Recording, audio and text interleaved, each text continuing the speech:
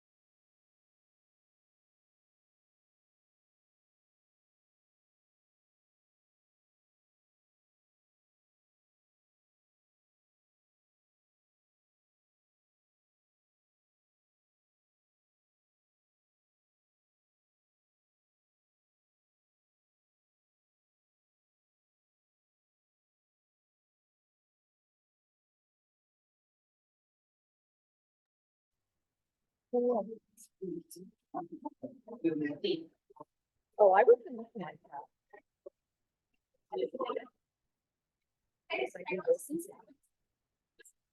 Oh, I guess.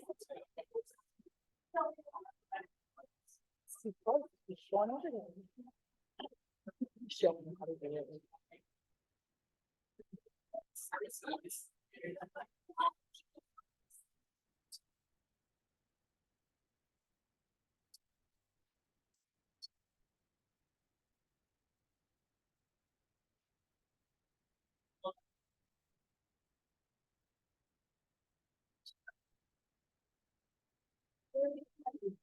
Or my tolerance. Yes. But we're gonna do Pledge of Allegiance first. Yeah. So we'll just, you don't even have to put up this line anymore, so we know she's there. So we'll just start it out.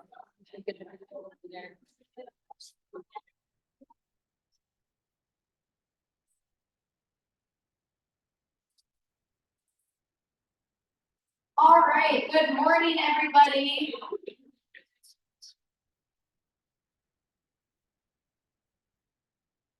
By my watch, it's 8:01, so we're going to go ahead and get started. Welcome, everyone, and thank you for coming. I want to welcome you all to this beautiful campus. It's a different location for us than we're normally in. So how about a round of applause for Miss Gigi in the back there, letting us have the stage. We're so happy to be here. It seems like this year we're celebrating we're introducing a higher education theme for all of our meetings. So we're happy to support our higher ed institutions here in Colorado. I just want to let you know a few housekeeping items before we get started. In the kitchen, that's where we'll be serving lunch and all of that jazz, but there's also drinks in the fridge. Please help yourself. We got those provided to us by Swire. So let's give Swire a round of applause as well. There's snacks and goodies and lots of coffee in there, so just help yourself. Restrooms are outside the doors here and to your left down the hallway there. There is an informational desk over there as well that has just some handouts that were sent to us on some different articles. It might be some good reading for you, so please help yourself to those as well. If you're coming up here a little bit, watch for the boards. They're black. The cover or the floors here are white, so it's easy to see the cords, hopefully. We tried to get them out of the way as much as possible. And then last but not least, this room does tend to get a little loud. So if you are having conversations, please take those out to the hall so that we can be respectful to our presenters. And then with that, I think we'll go ahead and get started with the Pledge of Allegiance first, and then we will jump into federal updates.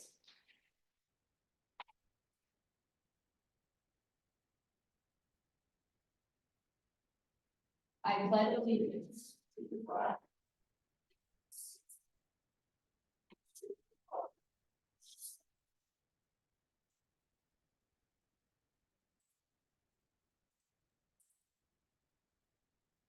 Thank you, everyone. So we will go ahead and get started with our federal update. I'd like to welcome up Senator Bennett's office first, and we have the lovely Miss Hillary Henry here. She is certainly no stranger, and we're so happy to have her here at our meetings again. Let's give her a round of applause.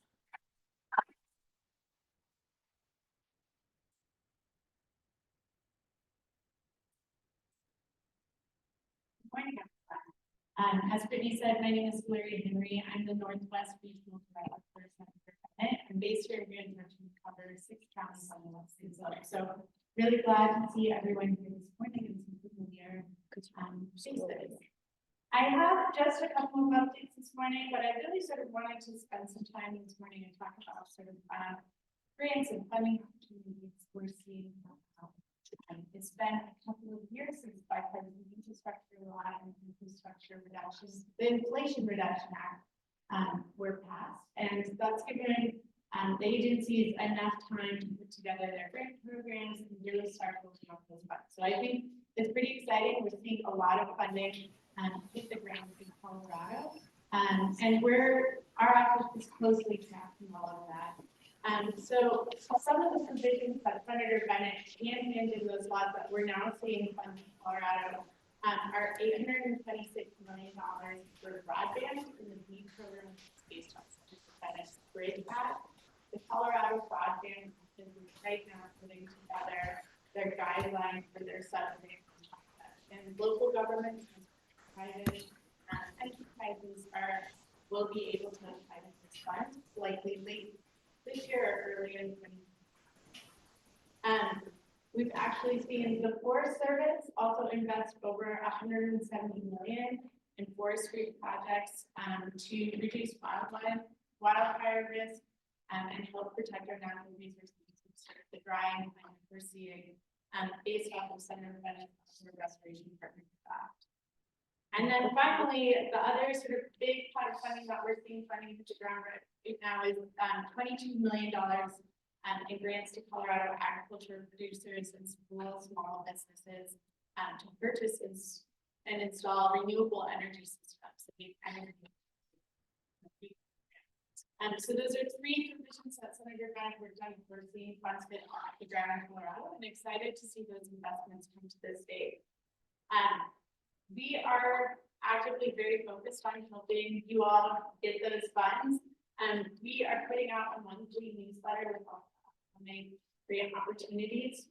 You are hopefully already on that list, but if you are not, please come see me. I'm happy to take your email and get you on there. I think it's a really good resource to track funding guidelines and see what's coming out. We are always happy to support you with a letter of support or with any difficulties you're having in I think it's a big priority of our state team to get as many. Hillary, would you mind speaking more into it? The folks online are having a hard time. Yes. And then the last thing I would say is that our congressionally designated spending process for fiscal year 25 is currently underway. We're doing a joint submission process with Senator Henry this year. That's new, and hopefully it will make the submission process easier and more efficient for everyone applying as well as for our offices. We currently have an interest form open, not optional, but if you're submitting a new project or you have applied to congressionally directed spending with our offices before, I highly recommend that you fill out the interest form. That'll give us an opportunity to talk with you and really help you make sure that you are tailoring your application to be the most effective and the most competitive possible. We expect the official CDF application to launch sometime this spring, but we don't have official guidance yet. So once that comes out, that is the mandatory part. Everyone will need to submit that, but we're still waiting to hear from the appropriations. Besides grants, one other update I wanted to give is that we are hearing a lot about the potential change in the post office in Grand Junction and their processing facility. I know that this has been top of mind for a lot of people and concerns around how will this affect mail delivery, not only in Grand Junction, but across rural parts of Western Colorado. Our office has been really engaged in postal issues for a couple of years. We've been sending letters to Postmaster DeJoy about concerns in staffing, adequate facilities, and timely delivery of mail. For a couple of years, Senator Bennett and Senator Quigley were invited him out to Colorado last year. They didn't get him out to Colorado, but they did get an in-person meeting in DC to talk about some of the significant issues with the postal service in the Western Slope.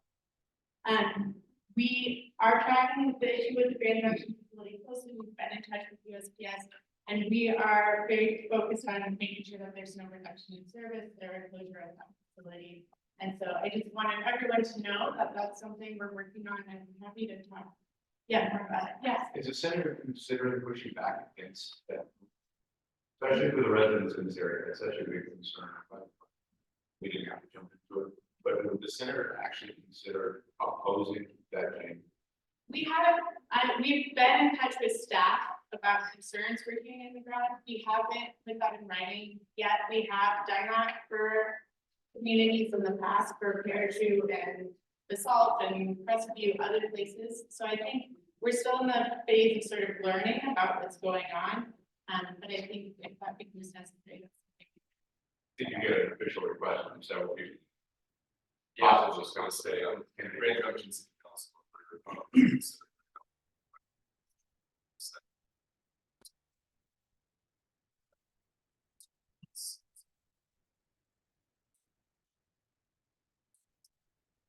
that's great. I appreciate hearing that. And I think what I've been telling folks is if you are passing resolutions or sending letters, making sure our office gets a copy of that is really helpful.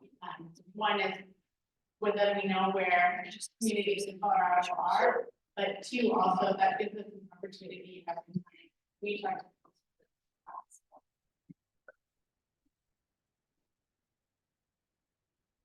Great, well, that's all I have for this morning, and please, and happy to connect all day today if you have any other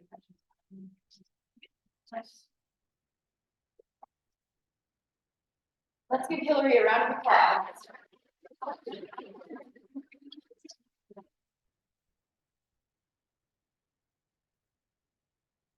So for the folks online, we're gonna try to use this handheld or the tabletop mic. Next, I would like to invite Sarah McCarthy over there with Senator Hagan's office. Give her a round of applause.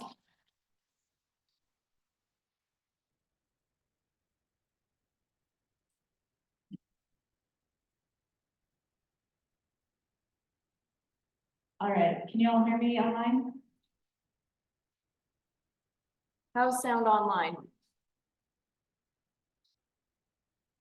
Bad. I'd use the other one.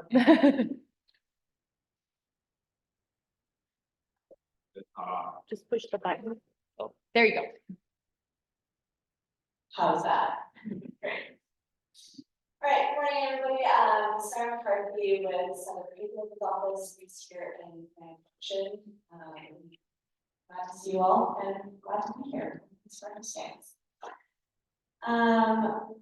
So a couple of notes on grants. Hillary covered a lot of that, so thank you, Hillary. We have recently brought on a person to focus fully on grants and overseeing federal funding that exists, and their goal is to get as much of that money to Colorado as possible. So yeah, we've identified grants we run and send this out in newsletters, so generally many of you should get out of this. So if you aren't, reach out to me and I'm happy to get you on that list. A couple that have stuck out to me that may be of interest to this group. There's a USDA rural development program called Rural Energy for America. It provides energy financing and funding for agriculture producers, small businesses for renewable energy systems. So happy to send you more info about that. It's funding deadlines, etc. Another one that has popped up to me, there are oodles of grants right now, but this is just another one that popped up to me that I'm super interested in. There's a low income communities bonus credit program. And this promotes costly clean energy investments in low income communities and transition communities. That's through the Department of Energy, Office of Energy Justice and Equity.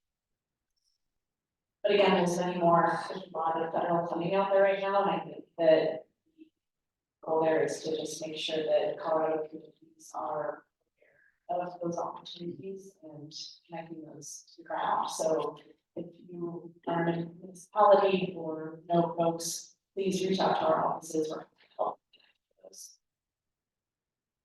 Right, so what has Senator Hazelwood been up to? I know that we're talking about business affairs today. Of course, that is holds a special place in his heart. He just introduced a bill called the Simplifying Subcontracting Act with Senator Rich. This is a really simple one-page bill, and basically it's going to make it easier for small businesses to apply for contracts with the government. It requires prime contractors to use plain and understandable language, creating more streamlining that process and just opening more doors. Also introduced the Bipartisan Retirement Savings for Americans Act. This is basically an extension of what government employees receive, a retirement TSP program that would establish a new program giving eligible workers access to portable tax advantage retirement plans. This would be applicable to full and part-time workers and gig workers who may not otherwise have access to retirement savings funds. So we're hoping to see that move through the Senate and onto the House. So keep you updated there next time. Chat. The workforce world, this is a big year for workforce.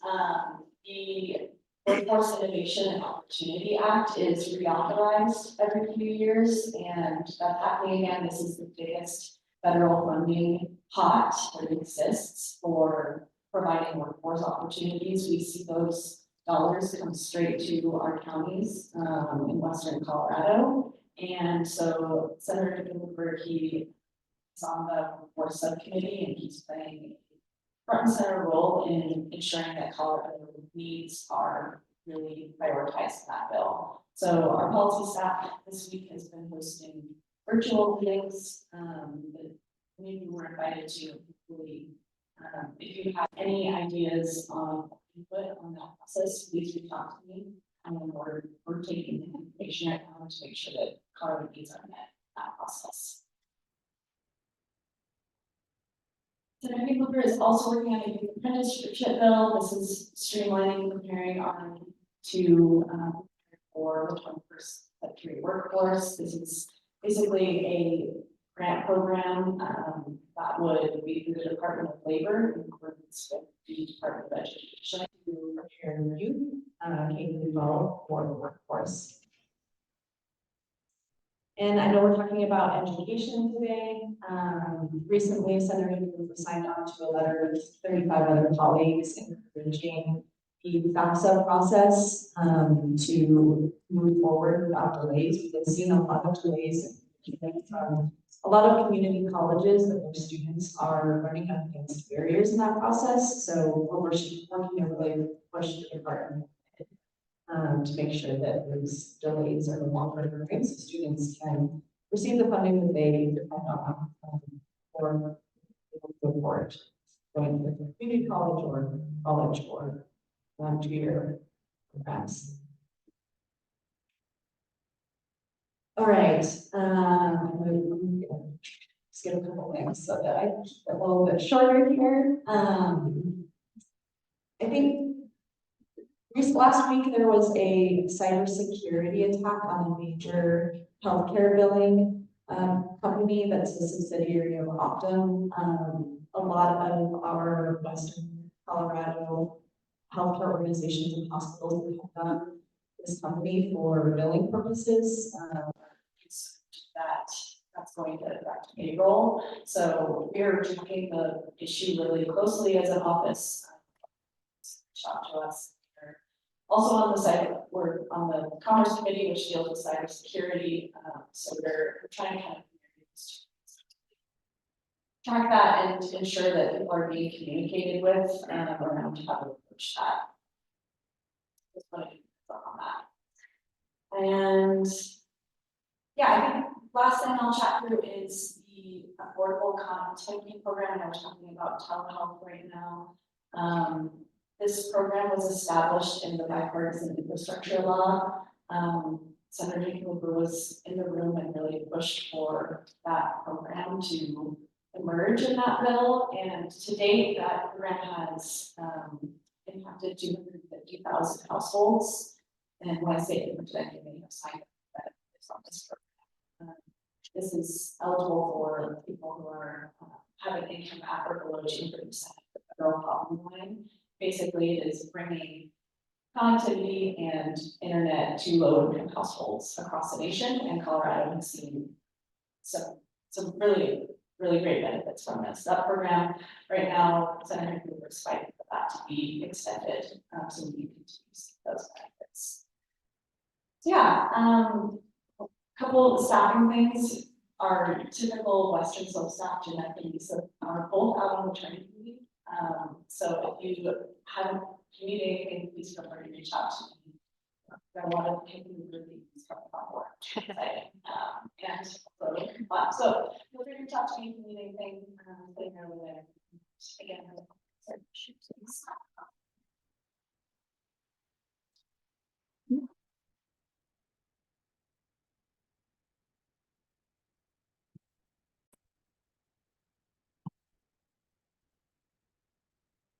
Okay, great, thank you.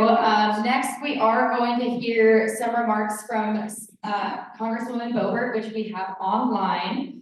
She does have a few staff members here in the room with us, McKenna and Clarice, so let's give them a round of applause, and I'm sure they'd be happy to answer any questions throughout the day or after this as well. Okay, perfect.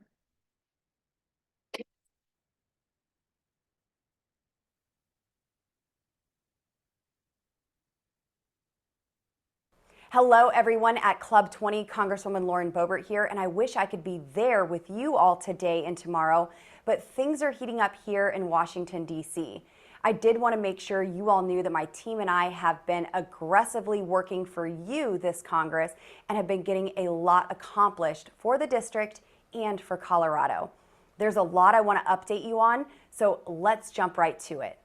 I am proud to have successfully passed multiple legislative initiatives into law, including the Pueblo Jobs Act, which will create at least 1,000 new jobs, as well as enacting 31 appropriations victories.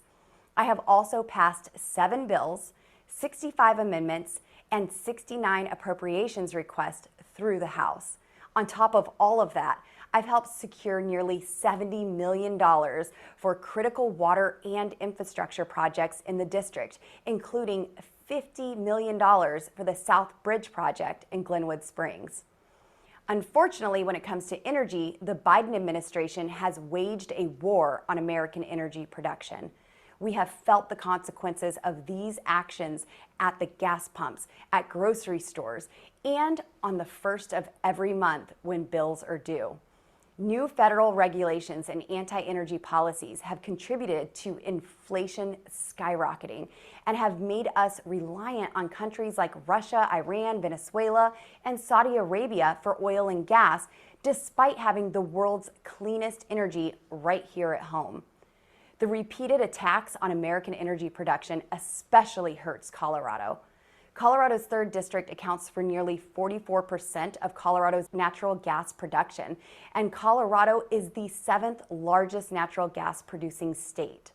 I have passed several pieces of legislation that aim to stop these senseless attacks on the oil and gas industries, as well as unleash American energy dominance. We need to bring these jobs back to America and support our roughnecks once again. I introduced the Restoring American Energy Dominance Act to block the Bureau of Land Management's proposed fluid mineral leasing and leasing process rule aimed at crippling American energy producers with extra costs and regulations. This misguided BLM rule will only worsen the economic situation for millions of Americans, burden small energy producers, make the price at the pump more expensive, and further destroy American energy independence. I'm happy to announce that this bill passed the House as part of the Interior Appropriations Bill, and the standalone version of this bill has also passed the Natural Resources Committee. My Colorado Energy Prosperity Act has also passed the House as part of the Interior Appropriations Bill and prohibits the Bureau of Land Management from locking up 1.6 million acres of land in Colorado from responsible oil and gas production. The BLM's 1.6 million acre land grab is yet another blatant overreach designed to dismantle the fossil fuel industry, increase gas prices, and force a green transition. Now is the time to ramp up responsible oil and gas production, not try to ban it completely. I am also pleased to announce that the standalone version of this bill will receive a hearing in the House Natural Resources Committee on the 20th. On January 26th, the Biden administration announced they would halt the permitting process for all new LNG exports. I voted for and the House passed the Unlocking Our Domestic LNG Potential Act of 2024, which overturns the freeze on new liquefied natural gas export approvals. Increasing LNG exports could create 453,000 jobs and add $73 billion to the economy just by 2040. Halting these LNG projects and restricting the export of responsible energy and freedom worldwide is reckless and against the best interests of our country. I have long been a champion of the oil and gas industry and will continue to fight against any efforts to dismantle it. Another issue that is really impacting Colorado right now is the accessibility of affordable, high-quality health care. Since taking my oath of office, I have been on the front line leading the charge to expand healthcare access in the 3rd District with special attention to our rural veterans. Recently, the House passed several of my appropriations amendments, directing millions from bureaucracy to rural areas to expand access to quality, affordable health care.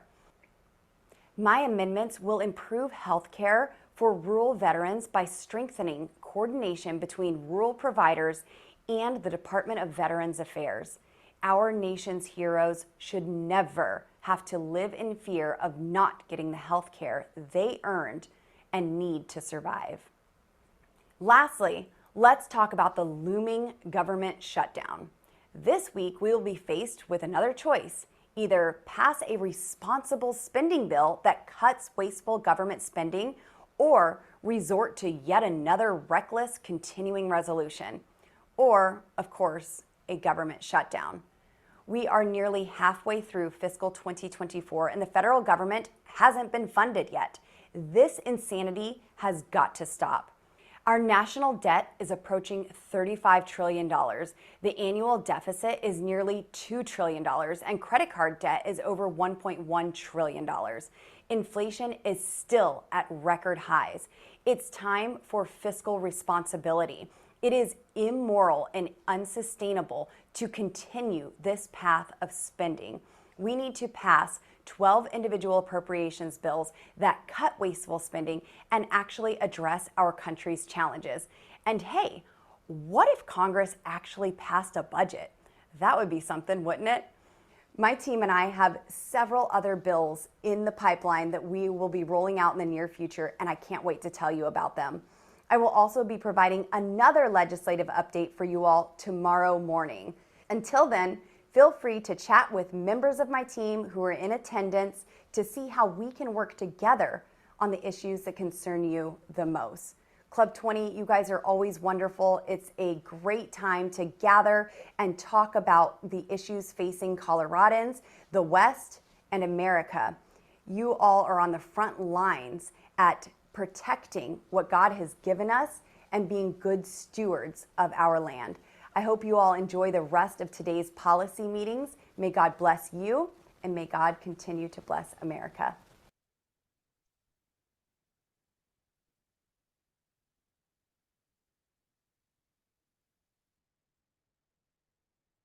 Good morning, everybody, and just a reintroduction for those that don't know me yet. My name is Makeda Farley, and Congressman Bobert's Western Colorado representative. And additionally, and a remark that I'm glad Hillary brought up in regards to the USPS issue that we're having for all of Western Colorado, not just Grand Junction, with the possible closure of the facility. Our office and staff spoke out at a public meeting last week in opposition to this move. Our team is also, along with the Congresswoman, drafting a letter in opposition to send the Postmaster General. So we are very aware and are actively working to ensure that this does not happen. It doesn't just affect us here in Grand Junction, it affects all of us regionally. But with that, happy to take any questions that you all may have. Perfect. Cool.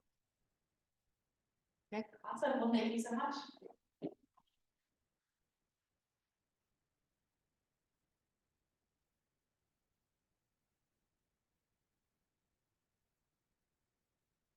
First of all, let's give legislators a round of applause and please. So good morning and welcome to the Transportation and Telecom Committee. We decided to combine our meeting. This is kind of on a trial basis for our other meetings. And we hope that goes well. We have a full agenda this morning. And before we turn it over to John Lee, which is going to be telecom presentation, I want to turn it over to my co-chair. We have some rules and regulations we are prompted to read before you see these. So I'll turn it over to Mike. Thank you, Rick. Welcome to Club 20 Policy Committee meetings. Before we begin, we'd like you to join us in, pledge of allegiance. Really like it. Go to the script. You can In accordance with our bylaws, we ask that only current Club 20 members participate and vote on matters of policy development. If you're interested in becoming a Club 20 member, please see a member, Ray, our chair for the membership committee, or any of our staff for more information. Discussion is open to members and guests. It is approved for our committee meetings. When asking a question, you can talk, please use the microphone and speak loudly so everyone can hear you. You have a lot of people online today, so that's why this is so important. For those sitting in front of a table microphone, please do not turn on your microphone until the committee chair has acknowledged you, and then turn off your microphone once you're finished speaking. For those in the back of the room, Club 20 staff, we'll be walking around with a microphone, but I also see that are passed around today, so I hope we don't have to do that. And then we have a number of folks that are joining us virtually. We need introductions. I'll go ahead and introduce all of them. So online, we have Terry Binder, Siska Child, Jonathan Hauk, I hope I'm saying that correctly, Janet Farmer, Nancy Fishering, Doug Monger, and Adrian Guerrero. Do we want to do introductions in May? Okay. Very well. So and lastly, we want to thank our sponsors today, venue sponsors and lunch sponsors, Union Pacific Railroad and Atlas Energy.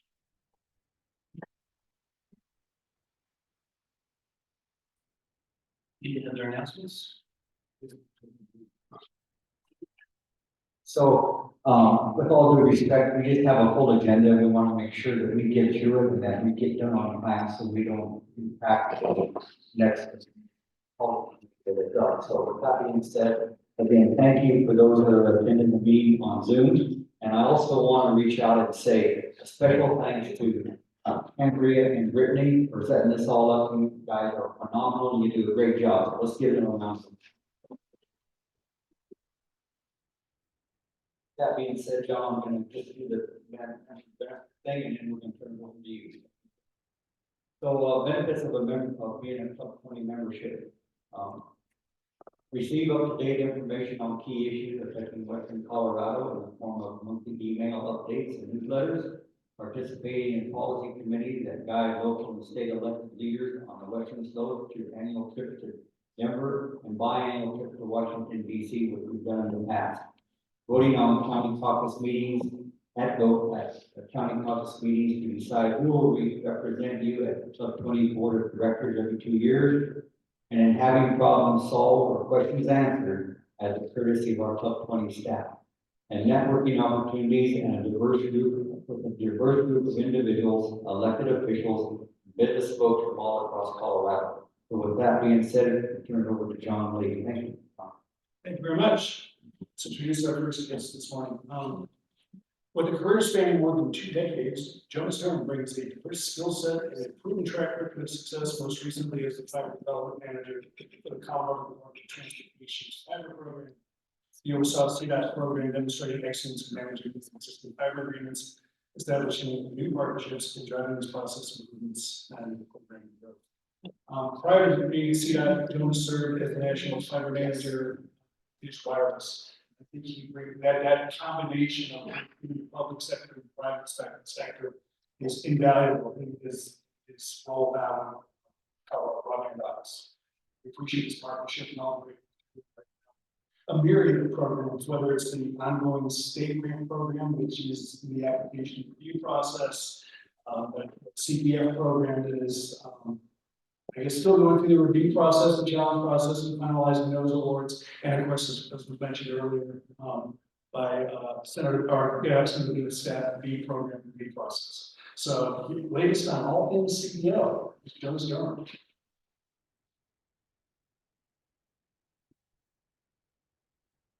And then there's a clicker up there on this podium.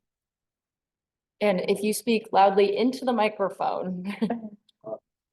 Yeah, you can use that one too. Yeah.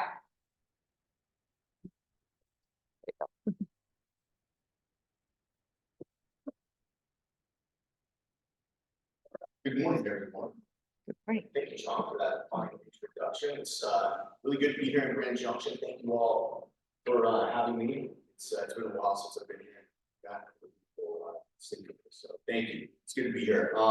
As John mentioned, my name is Jonas Durham, Senior Manager of the Colorado Broadband Office, and new to CEO. So I want to give you some background so you kind of know more about where I came from.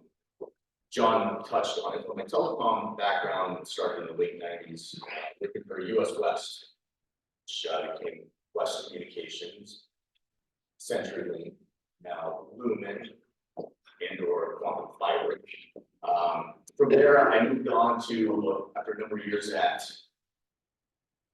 Quest, I went on to work for CLEC in Denver, managing a voice over IP program in Denver, and then that was acquired by Dish Network. So that's how I ended up with Dish and spent a lot of time there.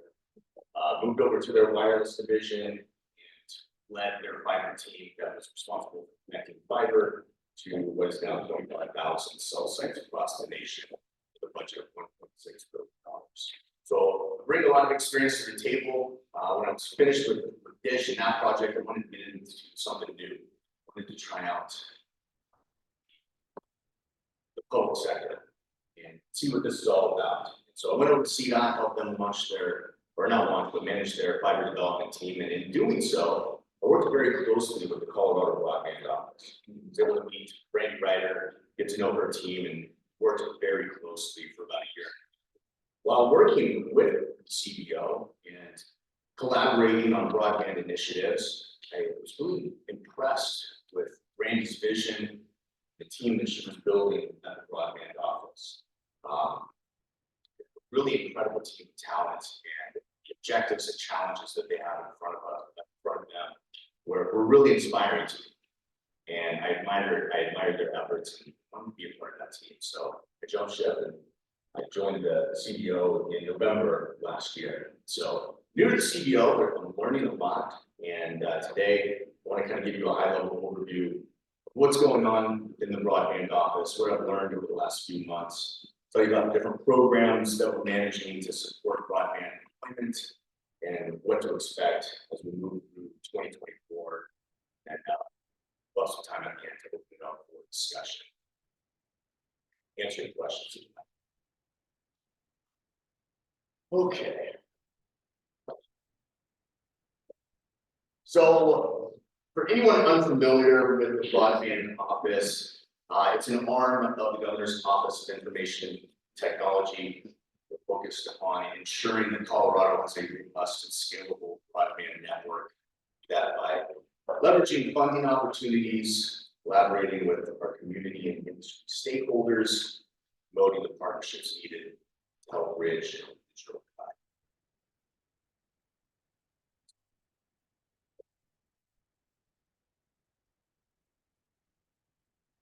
So we have a number of programs that we've developed that address the countless challenges of addressing broadband needs in the state. These programs have led to much of the success we've had in 2023. So I'll go over those programs. So first, I want to give you an idea of what we did in 2023 and how it sets the foundation for our success. We work towards our goal of having 99% of the state connected by 2027. So the CBO was very busy in 2023. Set the stage for 2 big federal grants, CPF and BEAD, while also driving state-funded opportunities as well. Those efforts have led to $218 million that were awarded to 128 broadband projects that will serve over 60,000 underserved locations statewide. So I'll talk more about those funding opportunities and the challenges that come with those opportunities as the CBO has been focused on solving.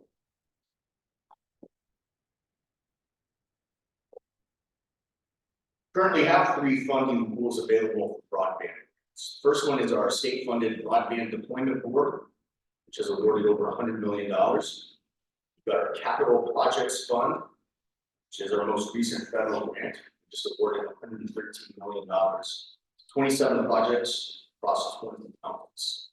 Those will serve nearly 19,000 locations.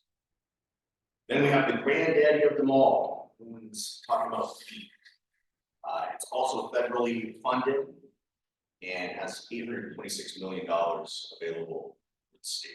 So all in all, Colorado is currently working with about $1.2 billion in broadband funding, while we've spent approximately $200 million to connect over 60,000 locations so far.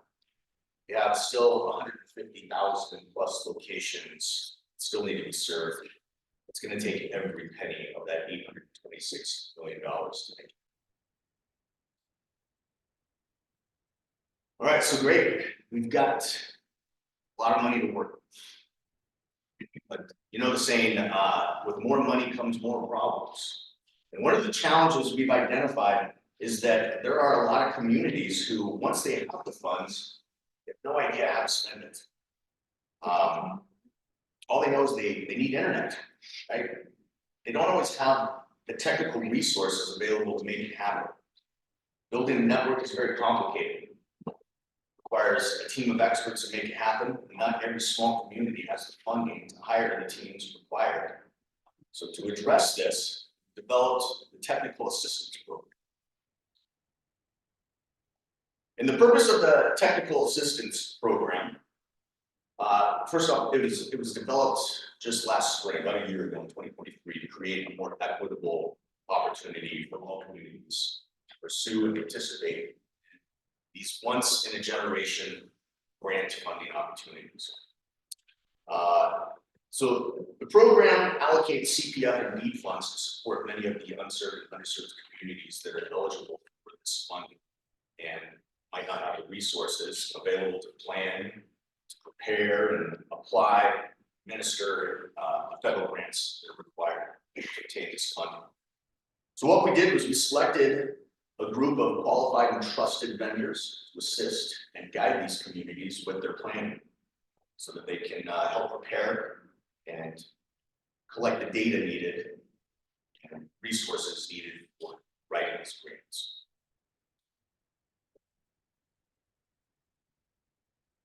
Program is available to any county, municipality, economic schools, and we partner with We can help them develop the planning, network designs, cost projections, and grant preparation, and permitting assistance, mapping, data analytics needed to connect their communities.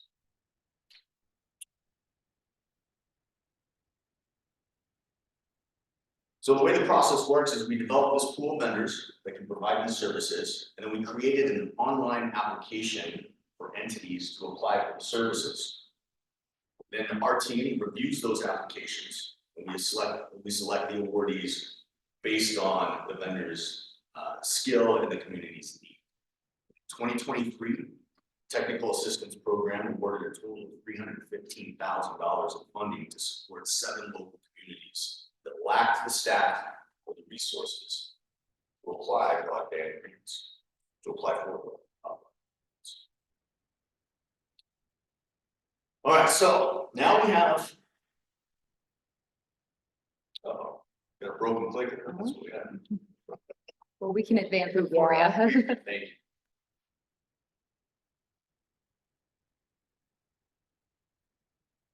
One more. There we go. All right, so we have the funding. We're providing technical assistance for those who lack the necessary resources to build a network. But what if when we build the network, people don't know how to use it? What if they can't afford it? So to address this, we've developed our digital equity and community engagement programs. Let's move to the next slide.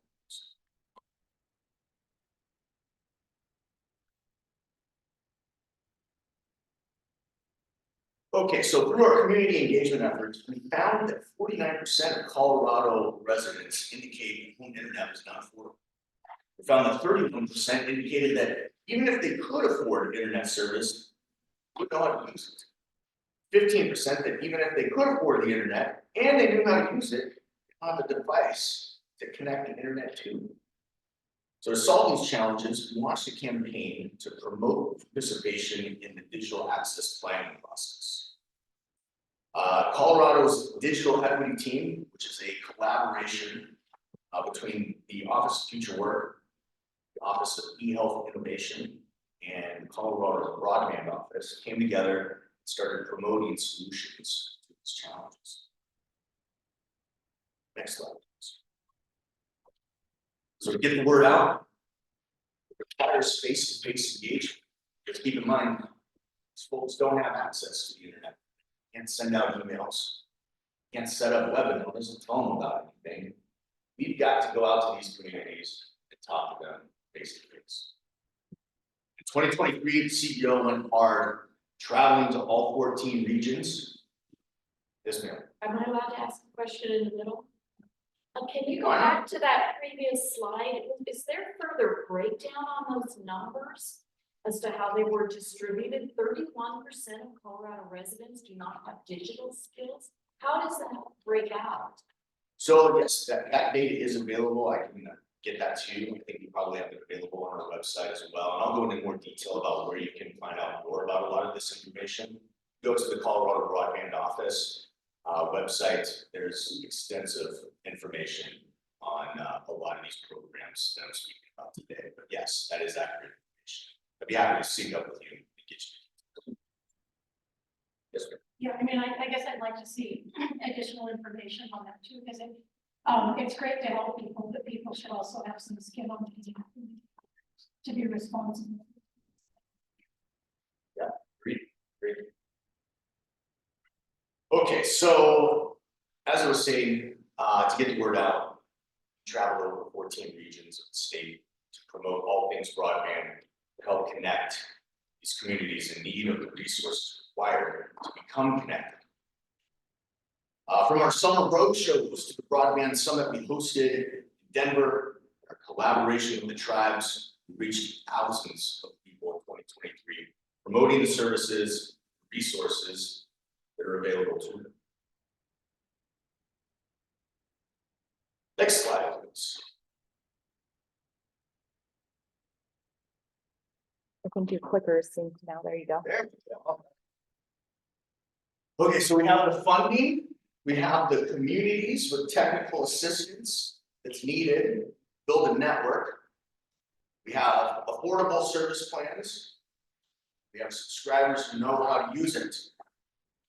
Do we have the workforce needed to make it all happen?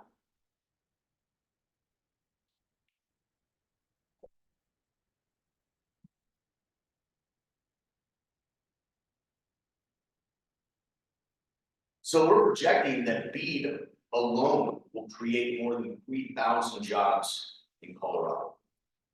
Keep in mind, there are still 49 other states who are also granted BEAD funding and are also building statewide networks. So there's a real potential for a nationwide workforce shortage when it comes to the construction and telecom jobs needed for these networks to be built over the next 3 years. To address this, we've teamed up with the Office of Future Work again. Together, we've collaborated on the development of the broadband workforce plan. This is currently published online, again, on our website that you can read more about. There's a lot of information about this. I'm not going to go into all the details because it is extensive. So I do encourage you to take a look at the details on our website. But the plan essentially explores ways to partner with local schools, colleges, universities, and to work with them to develop programs and degrees that support construction and telecom jobs. It's an ongoing effort, but we're committed to leveraging every option available to ensure that we have the workforce needed, to build the networks needed, to bridge the digital divide.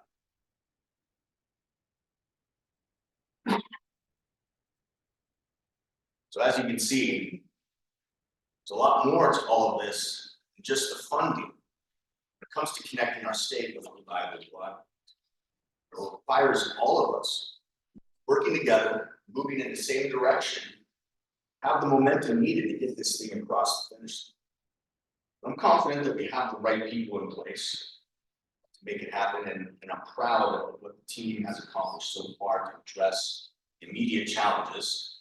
Excited about what we have in front of us, 2024. So let's talk about what that looks like. It's all about BEAD.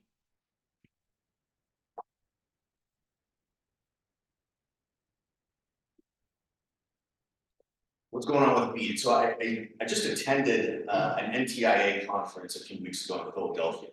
And the good news is that compared to all of the other states, Colorado is way ahead of the game and seen as a leader in this effort with BEAD. In fact, the only other state that's further along in the process is Louisiana, and it's not by much. We just wrapped up our challenge process, which is essentially, it's the process implemented to address any mapping and data inaccuracies related to ISPs reporting underserved and underserved locations. What I mean by that is we've got to be very careful about the projects that we fund and know exactly where these communities in need are, because we don't want to spend money to build fiber where there's already fiber. And sometimes that data isn't always accurate. So we're taking our time and we're working with all of our stakeholders to make sure that we've got the most accurate data available to pinpoint the projects that make the most sense. So that's what we've been working on so far the last couple of months in Q1. We're just now beginning the development of our project area maps and exploring our extremely high cost threshold options. What that means is the high cost threshold will determine what kinds of technology can be used where, whether it be fiber or fixed wireless, satellite, etc. Obviously, with the focus being on using fiber as much as possible. And as we move into Q2, we'll develop the grant guidelines for BEAD and launch phase 1, which is the application intake process. Starting around June, we begin phase 2, which is the official application window for BEAD. It'll take about 90 days to complete. Then we'll begin our review process in fall, with BEAD awards expected to be announced in Q1 of 2025. So while I couldn't be any more proud of the work our team has accomplished so far, I feel we're very well positioned as we begin 2024. there's still a tremendous amount of it to be done. And we'll keep you all updated as we continue to move through the year and every step of the way. Stakeholder engagement and collaboration is extremely important to the CBO. Your feedback matters to us. We host regular webinars, roundtables, consult with industry and community members monthly to gain their feedback, their input, help us make decisions.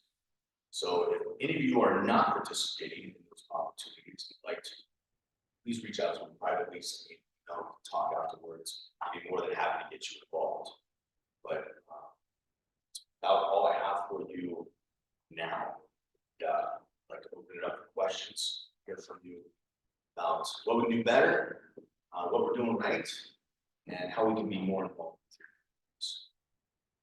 your questions. Any idea when volunteers is gonna get rid? Yeah, so we are working very closely with the NTIA. They just, let's see, I think just in the last week, we heard from them on some edits that they'd like us to make. So I think we'll be resubmitting that here, probably within the next week. And I would imagine it should be, we're hoping by the end of, maybe sometime early. That's the goal. And then, as we're working with communities, as we're working together collaboratively, and this, like you said, it's the village approach to this. It's private providers like my company, it's POEAs. What can the local governments do to help this process along? What should they be thinking about? What should they be prepared for? That so when the money is released, that these bills can actually happen in the From my experience, what I've seen is what they can do is start getting prepared. I think a lot of folks, they go for the grant first and then figure out how to spend it. They don't always know how much they need because they don't know what they need. Start really putting together the teams that you need to have in place to identify exactly what your broadband needs are, to identify what it's going to take to connect your community. Who the people are, how much money it's going to take, and how much time it's going to take. All of this needs to be known in order to apply for the correct funding. Start now, reach out to the experts in your communities. Don't have any, reach out to the broadband office, get you connected with folks who can help educate, provide the resources needed to apply for these grants, connect your companies.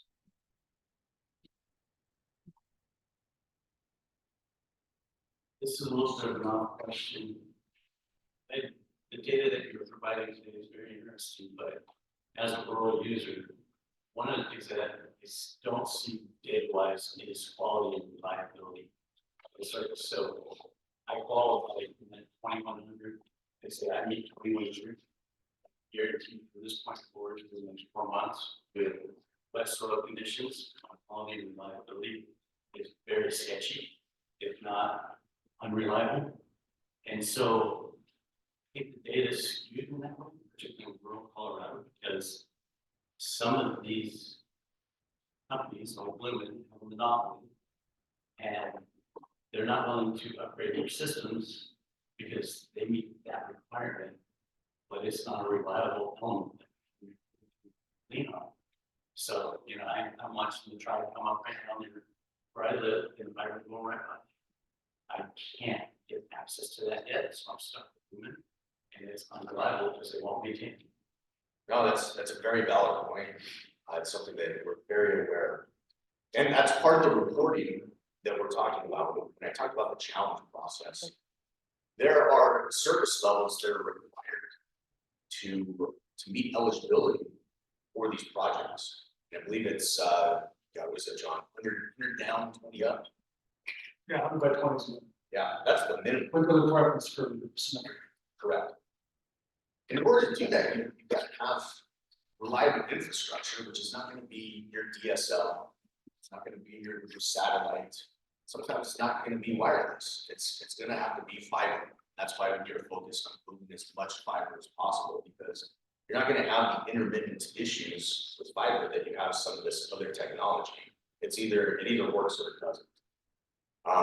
We're also holding our awardees accountable for the networks that they build and the reliability, quality of service that's offered over those networks. So there will be stipulations in the grant that hold these folks accountable, where they can close out their grant. There's a level of testing that has to be done and reporting provided to us before they get all of their funding and close out their project. Shows that they are delivering the network that they pitched to the entire state, said it would be available.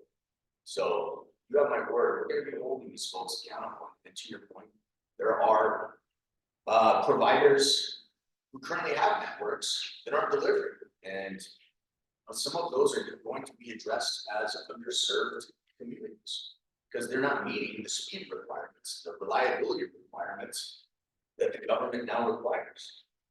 And some of these companies are going to see competition from these smaller providers for the first time ever. So we'll see what happens, but competition is going to be good. It's going to drive the level of connectivity that is necessary in order for these communities to thrive economically. Yes, ma'am. So there are several companies that have either books. There are several companies that received RDOF funds but did not use those funds. There was certainly talk about instead of allocating new money, that we go back and use those funds. Do you know the status of it? I do not. But I'd be happy to find out for you.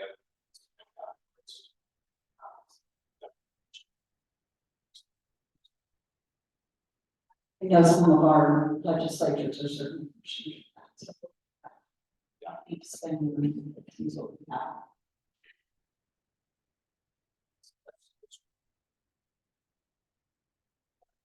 Sure that you're concerned about duplication of efforts. I live in Mesa County and our subdivision currently has 3 high-speed internet providers. The last one that came in used our utility units. We didn't think that we needed any more high-speed internet. But they said they had the right to put it in. So they did. I don't know if they used federal state funds or not, but it's by law. And they proceeded to tear up a bunch of other infrastructure. And then I get on the HOA board, and I get an email from a fourth company. It says they are exploring the possibility of putting in another internet provider. About our utility. So can you address those issues about duplication? Yeah, that's certainly an issue. You know, as John mentioned right now, we're wrapping up our capital projects fund, which is a federal grant, taking a little bit longer than we anticipated because of that challenge process.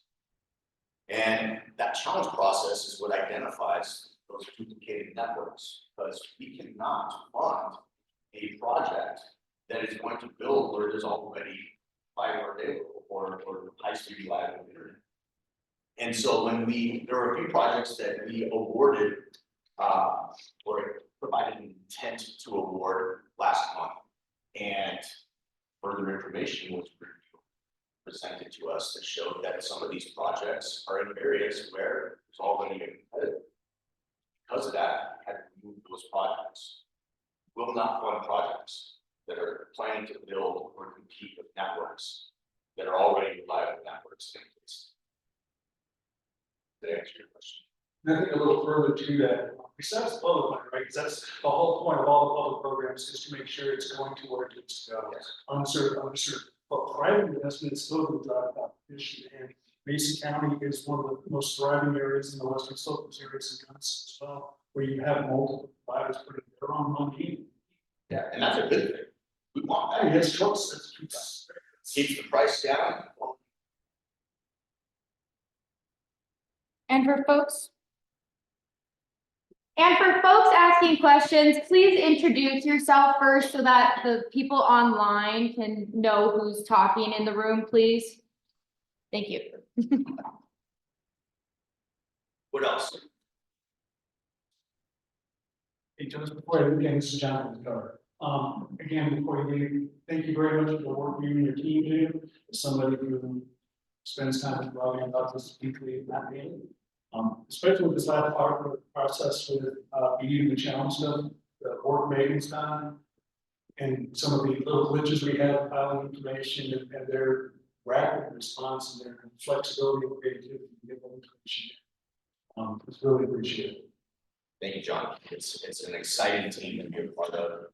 Everyone's very passionate about the work we have ahead of us. And it'll be worth thrilled to be a part of it. So if there aren't any more questions, thank you again for having me this morning. It's been an honor to share.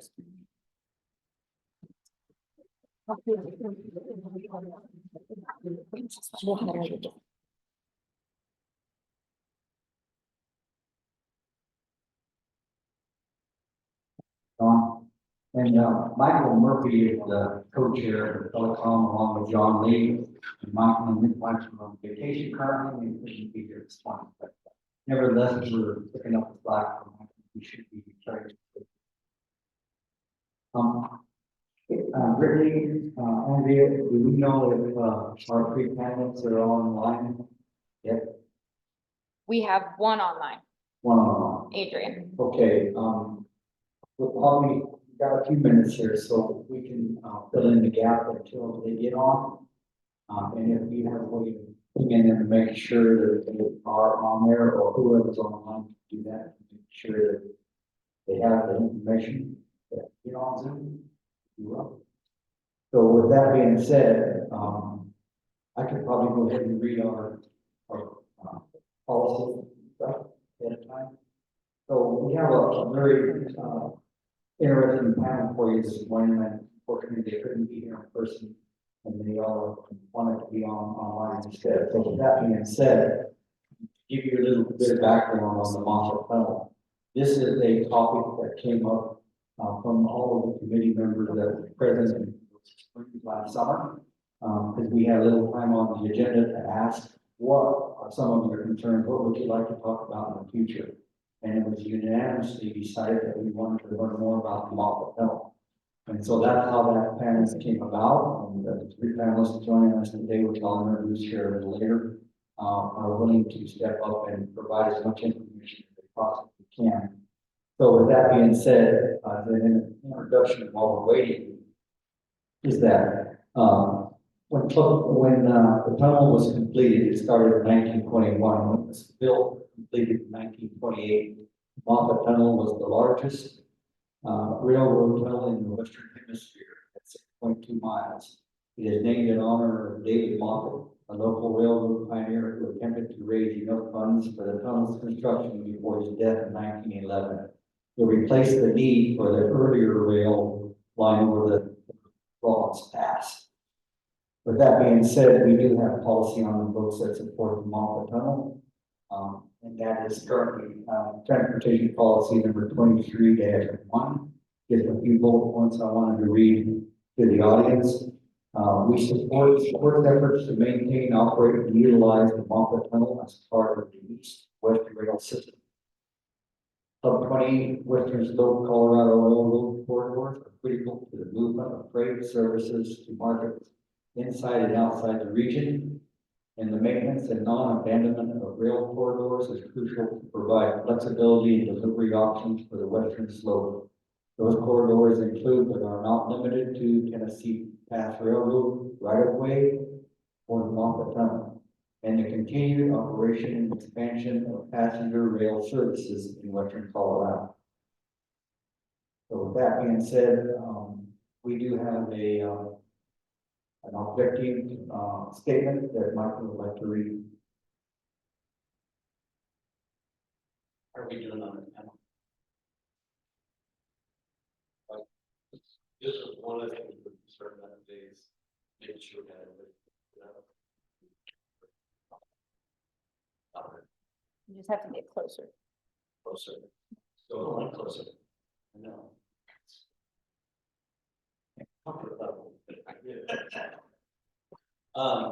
One of the things about this panel today, this is the lease negotiation between the state of Colorado and the Union Pacific Railroad. So, one, we're very fortunate to have you here today, and we should have Scott joining here shortly with us. But the objective of this panel is to inform the public and key stakeholders of the importance of the tunnel to commerce and rail transportation across Colorado.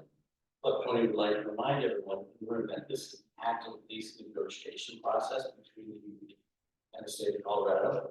And there may be questions or items of discussion, as we will open this Q&A, where one or both parties may not be able to answer your question just because it is not a negotiation.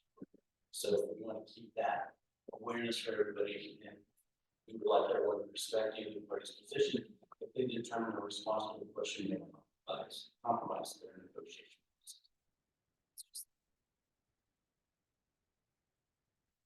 Okay, so can we actually see Adrian on the screen? Yeah, awesome. Yep. Can you hear me? We can hear you. Excellent. So Adrian Guerrero, with Union Pacific. We also have Chris Enright with CDOT and John Hookman. I think, is he with CDOT or with DOLA? John is also a C. Okay. Anyways, hopefully they'll be on. Otherwise, Adrian, we're gonna label you as the Lone Ranger. Not my first time, it's okay. Okay. All right. So with that being said, I think we are gonna go ahead and move on, and hopefully, when they do come on, Andrew, Brittany, just inform us that they're on the panel so we can share the load, or Adrian can share the load with the Q&A. So we have a list of questions here that we'd like to ask. We're gonna start out with, I felt like safety was at the forefront of this conversation, safety of freight and passenger rail.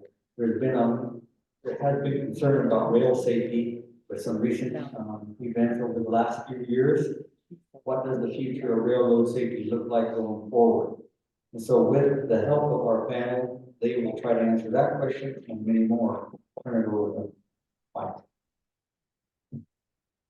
Some of this now currently is also involving some current legislation in Colorado. There's House Bill 1030 railroad safety requirements. This has actually been brought before the Housing and Local Government Hearing Committee. The hearing that was actually yesterday.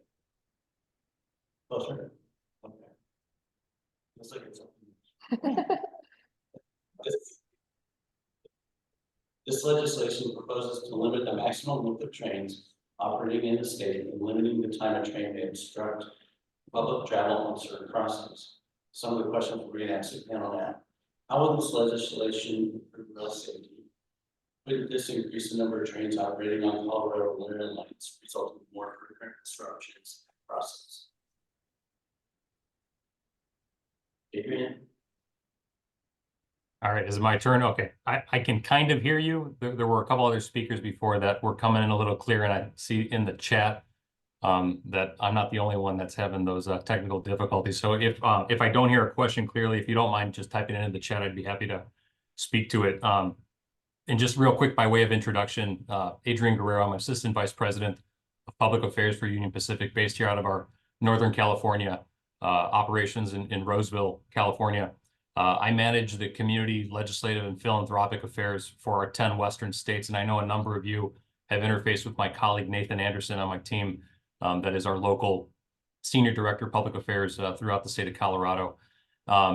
Separate of my background, just on Union Pacific alone, largest operator in the Western frontier. We operate in 23 states, a little over 32,000 miles of track. 1,500 miles of those tracks are in the state of Colorado. And when I think about rail safety, one of the first things I talk about is our workforce and our investment. And a lot of that is actually our investment in our workforce, whether it's through training, through resources, through the assets. But it is incumbent upon the railroads in order to operate our business safely to do so and do so efficiently, obviously, for our communities, our customers, and our employees. And over the past 5 years in the state of Colorado, we've invested over 250 million alone, and that's just in track infrastructure. Primarily, we do have some bridge infrastructure and signal infrastructure as well. That does not include our maintenance costs, but a large portion of that capital expenditure in that timeframe was specific to Moffett Tunnel. So I'm happy to highlight the investment. It is a very capital intensive operation. And again, it's incumbent upon us to keep our employees, our communities safe. The legislation that has been recently introduced, while we share the intent of interest in safety, the way that the legislation has been drafted, we are opposed to the legislation. We feel that it's been misguided, but there are components there that we think warrant further discussion, and hopefully we can find some opportunities for partnership with the state to identify what we've really identified as the larger rail safety concerns in the form of grade crossings. With that, we spend a considerable amount of resources with our hazardous material team, training local first responders, planning, coordination, and so forth. And we have our MXV rail facility in Pueblo, Colorado. So there's a lot of good things that are out there, and we think we can capitalize on that. And that is a component of the legislation that we think warrants further exploration, and there might be something there that we can partner on. As it relates to train length and the block crossings that are identified in that bill, there is no correlation and there is no data to support train length and rail safety are conflated issues. We use Precision Train Builder to build our trains on our lines at our terminals and operate on the main lines. What the legislation is proposing to do is limit trains to 8,500 feet. What that would mean is more trains on the system. And the issue that leads to, and an unintended consequence, is by having more trains on the system, that means that there are more train activity within the grade crossings. And as I stated before, the #1 incident we face is grade crossing incidents, and that is driven by poor pedestrian and driver behavior. And so that is the piece that we want to continue working out with local law enforcement, with road authorities and local communities to help address. For block crossings, there is never a time when we want to be stopping the train. We are driven by metrics of performance and success to keep those trains moving, to get to their terminals, to get to customers in order to operate on time and be safe. When we do have a work event or a mechanical failure on our lines that lead to grade crossing and being occupied for an extended period of time, we work with our local partners to work through those issues. And in the event of a specific emergency, we do have the ability to break that train. So we don't take it lightly. If there is an operational change on our end that can be implemented, we are happy to pursue that, and we have done so in the state of Colorado with local communities. Separate of a short-term solution, we are looking for long-term solutions on that front as well. And that speaks to the infrastructure and the need for more grade separation throughout the state. So we are hoping that by highlighting rail safety, we can help pivot the real focus on those issues to grade crossing eliminations, continued training and planning with hazardous material and emergency response teams, and then also focus on what our infrastructure is throughout the state as it relates to wayside detectors and our track system.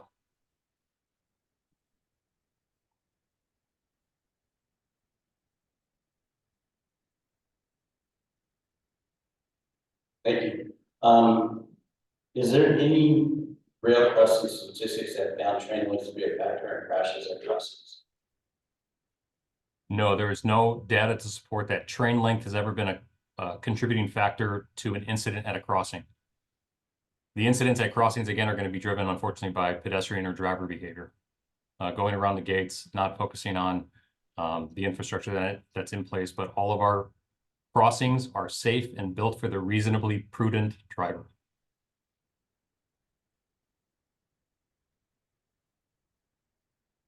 All right, we're gonna keep going on, and we don't have our other panelists yet, but Adrian, you're carrying the load for the other two, so they're gonna owe you. That's at the end of the day, so you just might remind them of that. So again, I know I'm among friends, so I'm okay with that. Okay, so we're gonna go on with our Q and A. How passenger rail and freight can thrive in Western Colorado is our topic. Currently, the Moffett Tunnel supports both freight and passenger rail. Colorado's desire to increase passenger rail in northwest Colorado can help offset the economic impact of communities affected by recent coal mine and power plant closures. Question: when Colorado desired to increase passenger rail service to northwest Colorado, with Colorado's desire to increase passenger rail service to northwest Colorado, does the UP line through the Moffett Tunnel have sufficient rail capacity to support increased passenger rail service? Thanks for the question, Ray. So when we think about rail capacity, we look at our existing infrastructure and the amount of traffic that we currently have on the line and what we are thinking is going to be proposed future traffic, right? And that's really focused obviously on freight. When we start considering adding passenger traffic to a corridor, we need to work with the proposing agency on what the frequencies of that traffic looks like, where the stations will be, and the speeds in which they're going to be operating, because we need to make sure, again, that we have sufficient infrastructure to accommodate that. The last thing we ever want to do is work with an agency and help implement passenger service on there, and then we end up running into conflicts. If we don't have, when I talk about infrastructure, we're talking about, do we have sidings? Do the sidings need to be extended? Do we have the appropriate signal system that is automated? Do we have power switches on the line? All of those things have to be contemplated. And so when we are looking to do that, we will start going into modeling with an agency to map that out. So currently the capacity that has been identified on the line is for the existing services of both freight and existing passenger on there. To contemplate adding more, we will have to model that out, and that's something that we are in discussions with the agencies out there right now.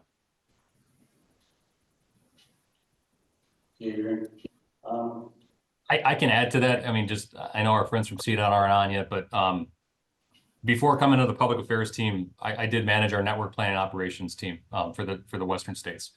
So I managed all of our passenger agreements and all of our PPP projects. And there is a strong model of success in how we accommodate and bring passenger service onto our network. And we have a number of those agencies out west in the state of California. We have other operations in the Midwest as well. And so when we have a partner that is understanding and willing to make the necessary investments in order to help accommodate that service, we see that opportunity really is extended, and we are able to pursue that in shorter order. And so again, making sure that we have the right level of infrastructure and the capacity is something that we consider. And going back to the last question that I just mentioned as it relates to train length, right? Again, if we're adding more trains to the system, that is going to tie up and chew up more bandwidth and capacity on our system. And there was a question that I faced yesterday in the legislative hearing specific to that. And the fact is, if that were to happen, that would limit our ability to continue thinking and considering passenger traffic and operations on our lines in the state of Colorado.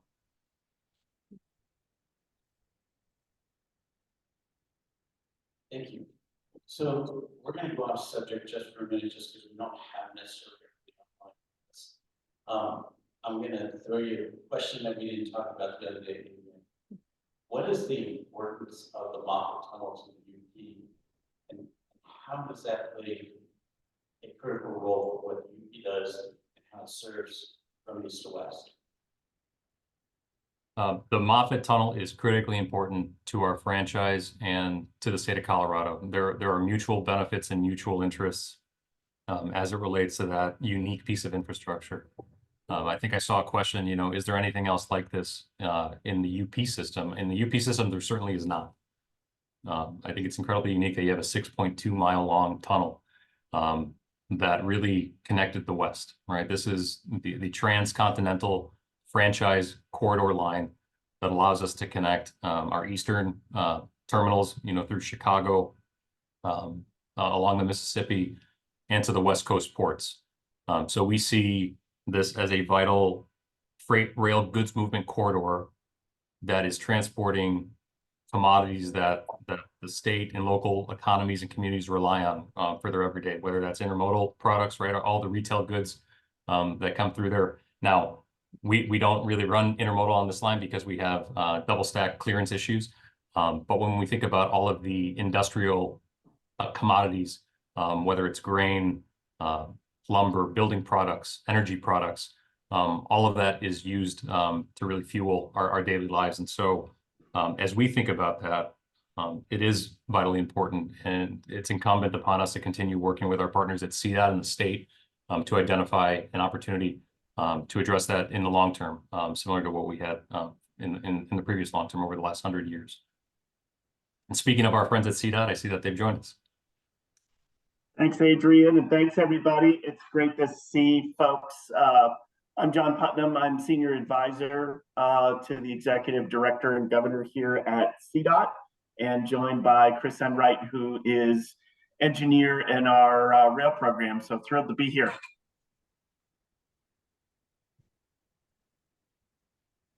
John, I just got a question from Mike related to what is the importance of Moffett Tunnel to the railroad, and was explaining not just the connectivity of the line itself and what it means, you know, for our east-west gateway, but also, you know, commodities that the state relies on in order for us to deliver to customers and obviously to local consumers. And thanks, Adrian. I think, you know, from a state perspective, we bring a lot of the same, you know, view on the importance of Moffett Tunnel and on the east-west line there, you know, going back to its original construction and replacing the original Rollins Pass, you know, route. You know, the intent was to better connect east and west in the state. You know, connect Colorado better to some of the transcontinental and other kind of more regional moves around the country. And so, you know, that remains true after, you know, about 100 years here. And, you know, from our perspective, will be important both for freight and for passenger service over time. And so I know one of the things that Ray and Mike shared with us is Club 20's transportation policy statements, including on Moffett Tunnel. And I think we can say we agree with all of those. And indeed, just last month, the Transportation Commission approved an update of our state rail plan, which contains, you know, language very similar to every one of those points. You know, we do see, yeah, got to keep the lights on there, Adrian. You know, we do see the continued importance to be able to, you know, have a good east-west connection to connect commodities and passengers back and forth between Western Slope and the Front Range, and make sure that we're well connected to the national economy. Okay, well, John and Chris, welcome. We had an opportunity to start a little bit early. So Adrian's been carrying the load for you guys, and at the end of the day, you're gonna owe him a beer. Just one of them. So I guess expect. Okay, with that being said, we have a bunch more questions we want to ask you. And so this is additional questions that we discussed with you guys earlier. Are there other railroad tunnel leases in the United States currently that you know of? So happy to take a start on that. We're not familiar with circumstances quite like this one, where you have a state that owns a tunnel or bridge or other sort of asset that is used primarily by a Class I railroad. There are other examples of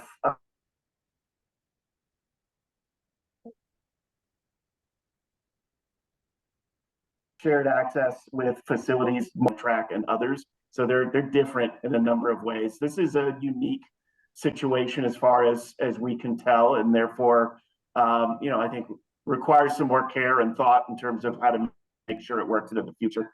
Adrian? No, I would agree with that, John.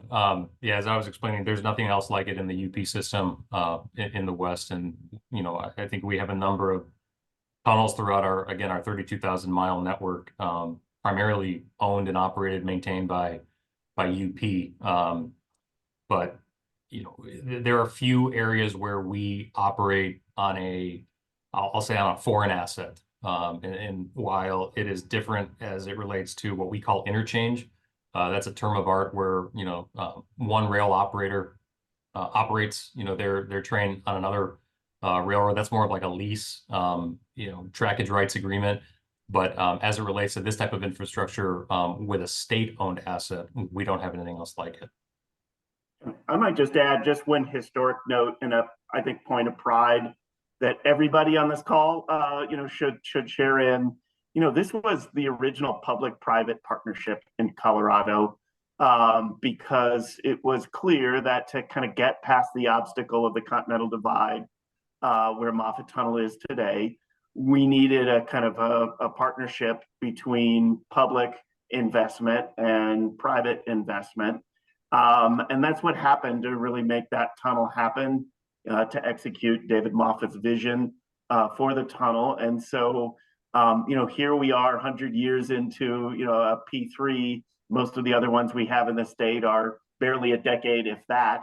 And that's true around the country as well. So again, it's unique in a lot of ways, and I think should be a point of pride because it did discharge the vision for that infrastructure, which was to better connect the state and to connect the state to the rest of the country. Thank you, John. Another question, probably more for CDOT than it is you beyond this.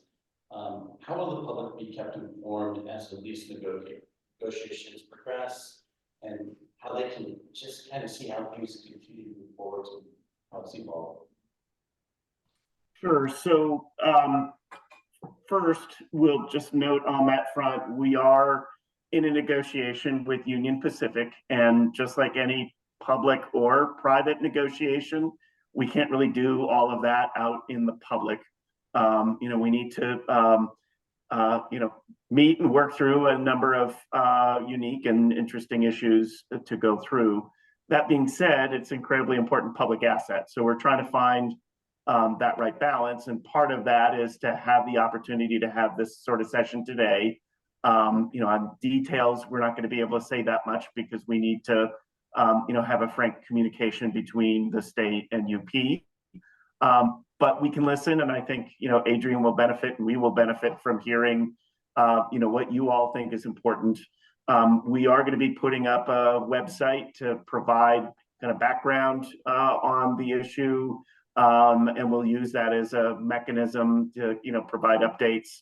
They'll probably be pretty minimal because we're going to be talking among ourselves, and then hopefully to work out something that will work out, and then, bring that out to the public when we have something that could be shared on that front. So we've had a number of touch points with stakeholders and jurisdictions, all the way along that Moffett line from Denver all the way over to the Utah border. We'll continue listening to folks and providing the kind of general updates that we could provide, recognizing that we can't get into the back and forth of particular terms.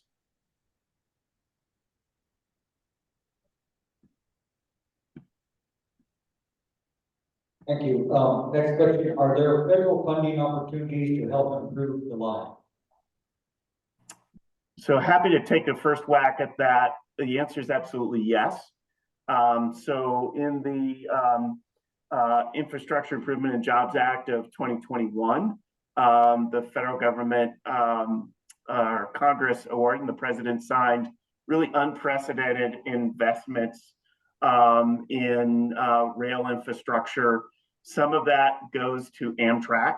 Some of that goes to discretionary programs that are aimed at passenger rail, but some of it goes to either mixed or freight rail as well. A number of those pots may be able to be used for capacity improvements, for safety improvements, for improvements necessary to bring or enhance passenger service to the line. So we are working closely on those areas. We've chatted with UP just to see if we could get a sense for where some of their priorities are. Burlington Northern obviously has priorities. Some of the short lines have priorities.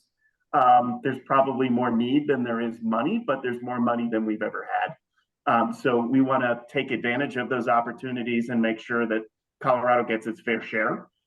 So as an example, not on the Moffett Tunnel line, but we applied with Burlington Northern for some railroad crossing elimination grant money that we received just short of a year ago on that front. And, that will allow us to improve safety, improve operations on the line for some very busy areas in Weld County. We think there are other opportunities both on this line and elsewhere to be able to take advantage of that federal money to speed up some of the piece. And I know we'll talk about rail safety in the future, but one of the places where we could get better safety is to have better investment in the line. And to the extent that we can add public investment to some of the private investment that UP is already making or BNSF is making, we can get to a safer place faster. Adrian, I don't know if you've got other thoughts from a UP perspective, whether in Colorado or elsewhere. Yeah, no, I would add just a few things. I agree with what John said. The vast majority on the federal funds, right, are going to be going through the USDOT programs, which are competitive grant applications, as John was mentioning in joining that effort with BNSF. UP's done a number of grant applications as well. We're going through, I probably have about close to 150 letters of support in my queue to sign off before tomorrow for, whether that's grade crossing elimination funds. There's port funds out there as well, and port could be an inland port as well. So we see it a lot on the logistics and intermodal fronts for associated infrastructure. But as it relates to, the CRISI grants and, consolidated rail and other safety improvements, we certainly welcome those. Again, anything that's going to help supplement, not supplant, but supplement the funding that UP is putting into our private system. Again, last 5 years, 250 million on average, 50 million. I think we did 55 million last year. Looking at a similar capital spend again this year. And again, that's just capital, it's not maintenance. So I think we certainly welcome it. As it relates specifically to Moffett Tunnel, I think we'd have to map out what opportunities on what programs exist out there, but we would be doing that in concert with CDOT because obviously it takes a public applicant to do that, and we would be supporting the effort. Gentlemen, we recognize that we have a couple of questions online. Before we get to those two questions, we do want to have one more question that we want to present prior to them online. So bear with us online, please. Great opportunities and growth. If unable to negotiate a new lease agreement between Colorado and the Union Pacific Railroad to continue use of the Moffett Tunnel, what impacts would that have on freight and the passenger rail transportation? Adrian, you want to take the first whack at that one, and then I'll kick it off, and mine will be very short. We're not spending any time on kind of that what if scenario. We are incredibly confident in working with John and the team at CDOT that we're going to come to a successful negotiation in terms, again, that benefit both the state as well as the rail operators through there. So again, I can't tell you, a what if scenario. We feel good about what is out there, and we both understand the importance of the tunnel and the operations of both rail, freight and passenger rail in the state. And I think from a state perspective, Adrian captured it perfectly. I think we share the vision of wanting to keep the tunnel open to freight and passenger rail. We have a lot of details that we need to work out that will work for both parties, but we're committed to work those out. And I think some of those what if will start going into legal issues that we probably can't cover here, but my hope is we never have to test those, and that's certainly our intention. And we think we can get there.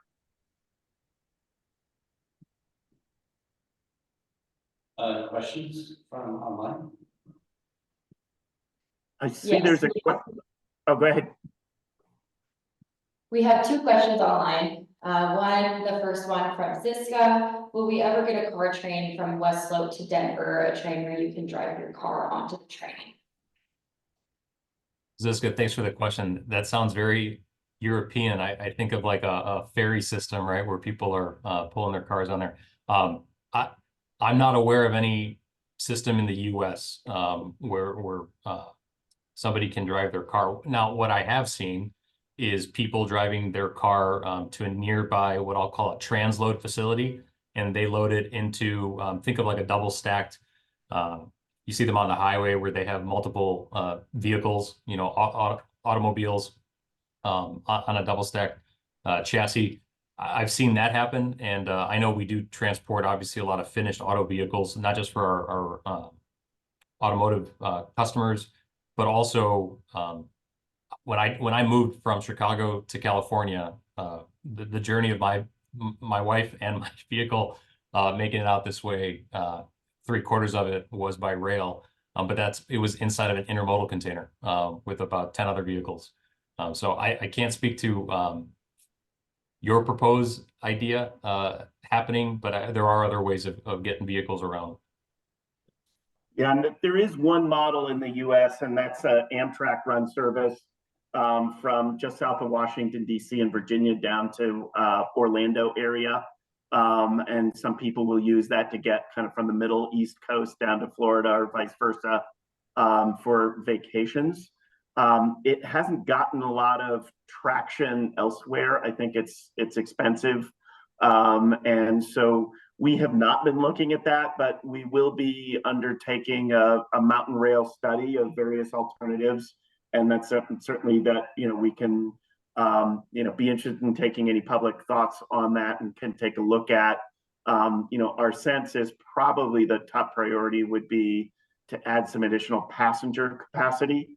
But there may be intermodal opportunities there as well. And I think, you know, one of the conversations, and we're focused more on freight than personal, but it could involve personal, or just, you know, are there things that could be done to improve the ability to put more of that cargo onto rail as opposed to always being on I-70 or disproportionately being on I-70.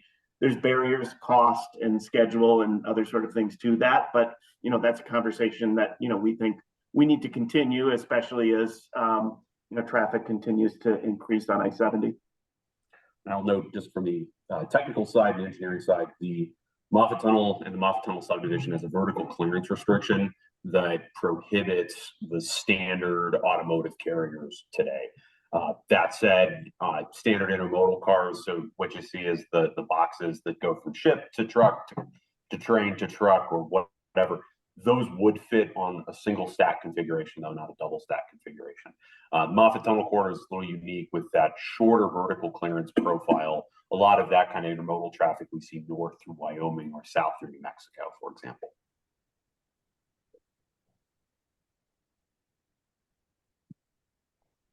So then the next question online comes from Terry Binder. Who are the users of the Moffett Tunnel other than UP? Adrian, you want to take that one since you're the host? So yeah, we in addition to UP that operates on our Moffett subdivision through Moffett Tunnel, you have the BNSF, you have some Amtrak service as well as the Rocky Mountaineer. And so the other users, the other rail users of that line operate through effectively, we'll call it like a lease agreement, network access agreement with Union Pacific.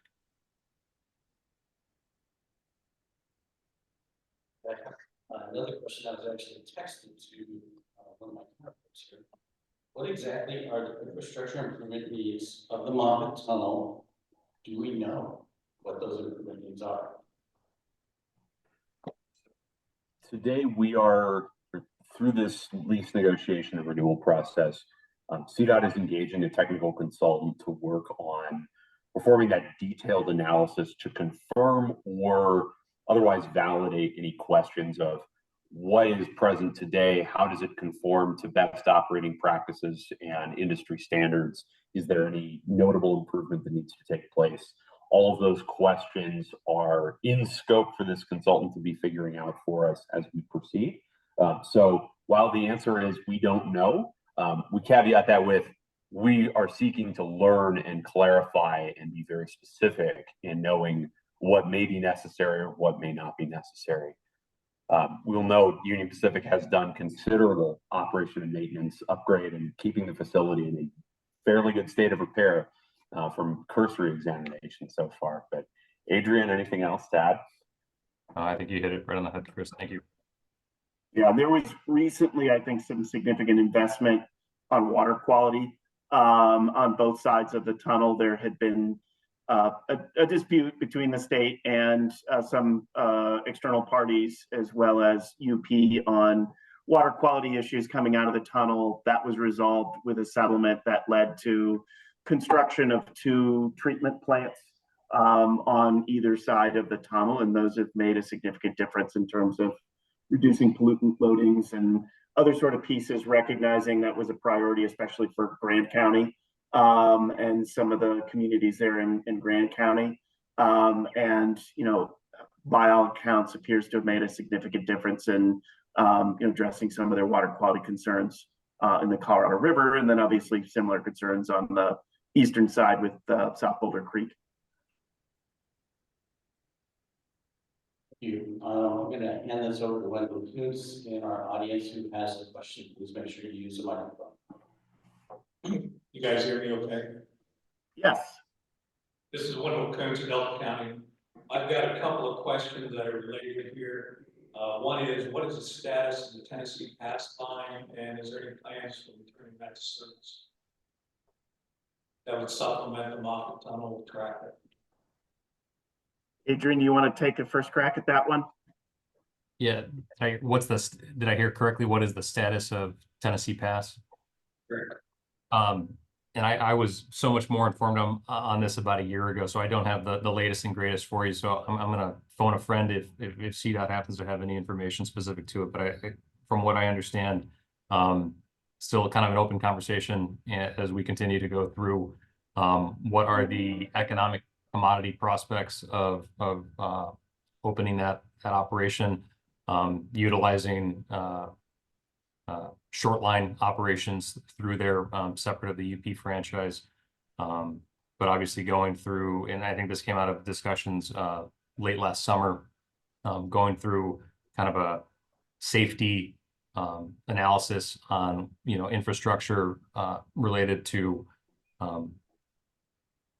updates in investments that would be needed in order to really open that line to what is being sought after. So beyond that, I can't tell you exactly kind of nitty-gritty details. I think from the state technical perspective, we've identified the Tennessee Pass corridor as a component of the long-range opportunities that exist in the mountains of Colorado as a part of our adopted state passenger and freight rail plan. Notably as a passenger opportunity, but recognizing it as a valuable duplicate asset to the Moffett Tunnel corridor as something that is of interest to us in a long-term perspective. Detailed analysis, timeline specifics, great questions. We'll get started. Yeah, I think just looking at it from a kind of a legal and technical perspective as well, that line is inactive, but has not formally been abandoned by UP. And so the exceptions to that are a little segment basically from Dotsera over to Gypsum, and then over to Rock and Rail just west of the Royal Gorge, down in the kind of south and east end of that line. Everything else in between there has been inactive for a few decades now, and so there is a lot of capital work that would need to be done to restart it. There was discussion a few years ago, if folks recall, of a couple of entities who wanted to force an abandonment and restart service there. They have to go through the Federal Surface Transportation Board to do that, and the Surface Transportation Board found at least that one of the applications was insufficient to move on, so dismissed that application. But that's an open question to both Adrian and Chris's point that in the future, it is a question mark that is still out there because it is a lot of investment to restart service on that. There are technical challenges, there are higher grades, there are a lot more curves. So it's probably not Adrian's first choice of where to move trains through Colorado, but it may be an option at some point. And, there are, I think, tough economic and public policy questions to figure out what to do. to Chris's point, our state rail plan does want to keep that, line assembled, so that we keep that option open in the future, recognizing that if it were completely abandoned and property got chopped up, we lose that opportunity as a practical matter in the future. Thank you. I just want to impress upon you guys that in the event of a physical failure in the Moffett Tunnel, having an alternate east-west route like Tennessee Pass available will be critical to the western slope. A couple other related questions, not particularly projects in Colorado that do affect western Colorado for freight and goods. I'm aware of 2 expansion projects that have been proposed. The first one is from the Port of Ensenada, Mexico, up to central Utah and even into western Colorado. And the second would be the 9 Mile Canyon expansion up to Vernal from Price to haul energy products. Is there any status update you guys can give us on that? But I have one follow-up. And I'm sorry, I don't have any details on either of those projects. So I can't speak to them. I'm familiar with, again, what the Utah Inland Port Authority is pursuing, not related to Port of Ensenada, but other kind of international trade routes, as well as what they're looking to do with the Port of LA and ports of Long Beach in Southern California. And so, what do those open lane operations look like, and what commodities? Obviously, they're going to be very focused on intermodal commodities. That's what the Port Authority is focused on. But then they've also taken a new statewide approach as it relates to building out more transload opportunities where you have industrial agricultural commodities that are trucked to a facility where they are then loaded onto the appropriate rail cars. I couldn't hear the second one that you mentioned. I think you said 9 Mile Canyon. That one doesn't ring any bells. Yeah, 9 Mile for the access to Vernal. Yeah, I'm not familiar with that one. Sorry. Yeah, and I don't know that we have much to add other than just general awareness of those projects beyond the details that Adrian provided. Well, thank you for that, guys. Last one I had is with the push for electrification, what's the status of electrifying locomotives, and is that really possible given the weights and requirements of locomotives? Yeah, we're a long ways away from not just further developing that technology, but implementing it. And there's going to be a lot of needed investment, not just for the assets themselves, but also the associated infrastructure. And so, UP is the only Class 1 railroad out there. We purchased 20 battery electric locomotives, 10 from Wabtec and 10 from Progress Rail. And those projects continue to get extended and pushed out. And so we are working with those OEMs on what that looks like. But I think, again, when I think of where UP is at, and BNSF would probably have a little bit different answer. And I don't know that they've been as public as we have in terms of putting out specific science-based target goals. But UP has a goal of net zero by 2050. We think that is incredibly aggressive, but that is what we think is a reasonable timeline. Unfortunately, certain states want to implement electrification rules in the next 7 years, which is just not feasible. And I think that is likely something that's, we're in the midst of litigation already with one of those regulations right now. And there's some others as well. So I think, the utilities are explaining to folks, hey, we want to be that service provider, but at the same time, this is going to be all of the needed infrastructure in order to accommodate the incredible energy demand that railroads will have. And so when we think about not just the weight of the cargo that we are hauling, but again, the grades in the terrain in which we are doing that, and from a reliability standpoint, that becomes one of the biggest considerations for us. And so, we've done various tests. MXV has done a number of tests with the OEMs over the years.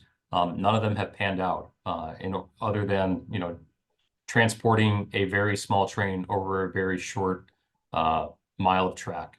And so in order for us to, again, as a national rail carrier, how do we think about our general road locomotives in addition to our switcher locomotives? those are the obstacles that are in front of us. But we think that there's probably more infrastructure, more assets to be had on the switcher space.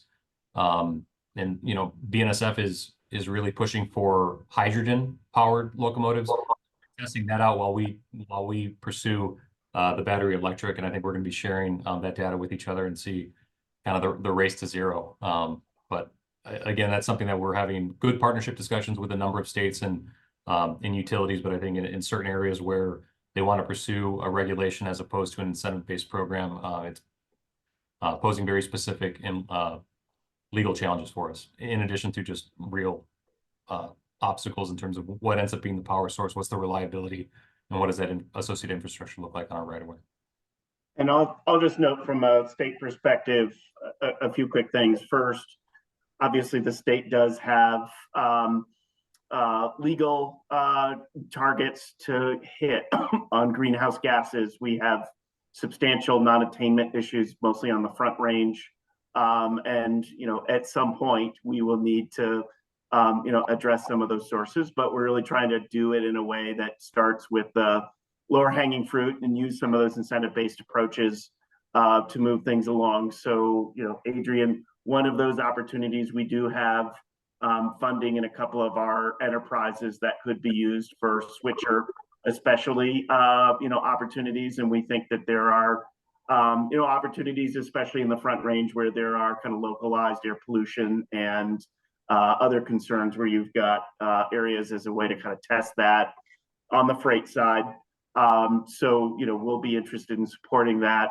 You know, we're actually lucky to have that facility that's operated by AAR and the Federal Transportation Technology Center in Pueblo, Colorado. So Colorado is very, very much on the kind of national map in terms of this research and the, you know, ability to test that in those areas. And I think the state wants to continue to do that as part of our overall economic development.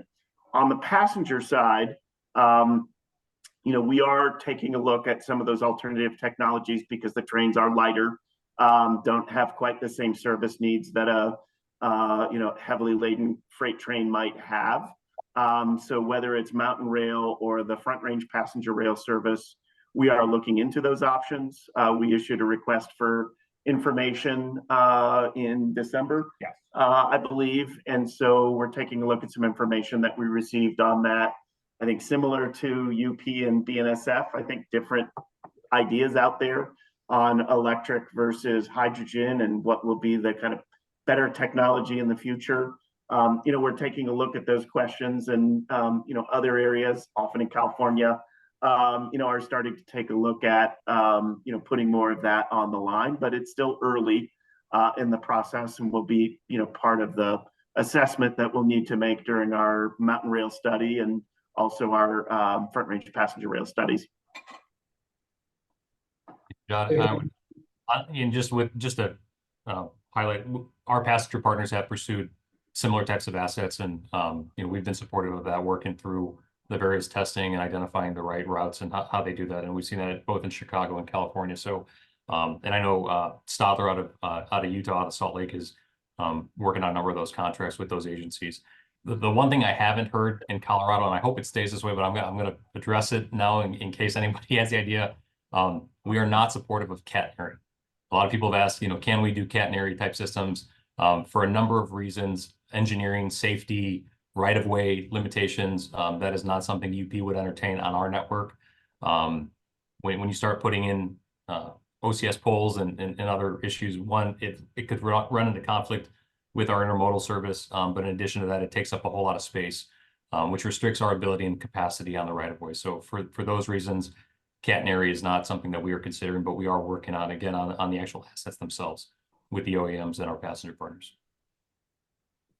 All right, Devin, we have 3 more questions here, and then after these 3 questions, we got to get back to our panel discussion. So this is from Jeff Comstock, Montgomery County Natural Resources Director. What is local government's role in the lease negotiations for the Moffett Tunnel, if any? I'm not sure I heard that question clearly. Maybe we can take the volume down.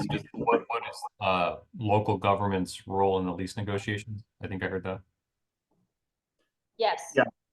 So I'll flag that question, or take that question as the state. So again, the Department of Local Affairs, DOLA, is the kind of holder of that tunnel right now. So they're the kind of primary party to negotiate.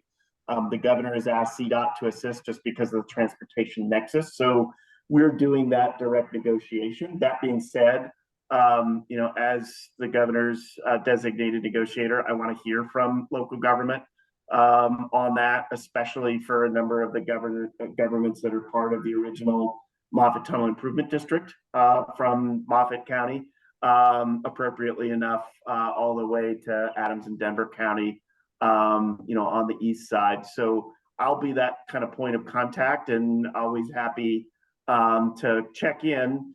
Again, as we talked about at the beginning, I think limits on what I'll be able to share in terms of some of the details of actual back and forth, but certainly want to hear a lot about people's vision about what a successful renewal looks like.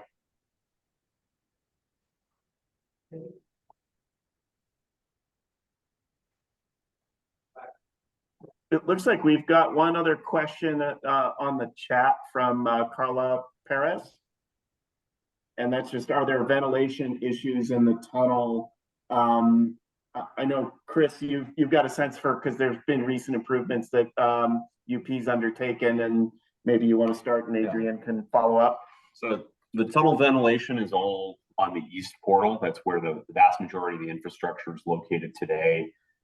Right now, it's based on a train runs through the tunnel, and then the exhaust fumes are exhausted out of the facility through that portal. As it stands right now, it appears that the system, and this is on cursory examination, I got to put the usual engineering caveats on it. Cursory examination, the facility and the ventilation system seem to be functioning great. It's a simple network. It's a simple network system. It's a simple operational scheme, and it's all based on really sensor driven and true. It's sensor driven with a timer as well. So there's clear air guaranteed really before the next train is able to go in. And it's a very efficient and very effective system, the way it's operating today and in kind of the use regimen that exists. Would there be potential for improvement in the future? Possibly. I think with today's configuration, as diesel particulate matter and other kind of that PM50 and smaller decrease with locomotives getting cleaner and more efficient, the need for ventilation starts to diminish a little bit more as well. So it's likely satisfactory. The other caveat is we're having our consultant do that detailed analysis to verify the specific CFM rates, for example, work and our yes, thank you. All of our the airflow rates and the pressures generated and all those different components all work out correctly. From having gone through the Moffett Tunnel a few times on various passenger trains myself, you notice a little bit that you're in a tunnel, but it's not a big deal. I've had worse air in parking garages. Adrian, anything to add on the ventilation front?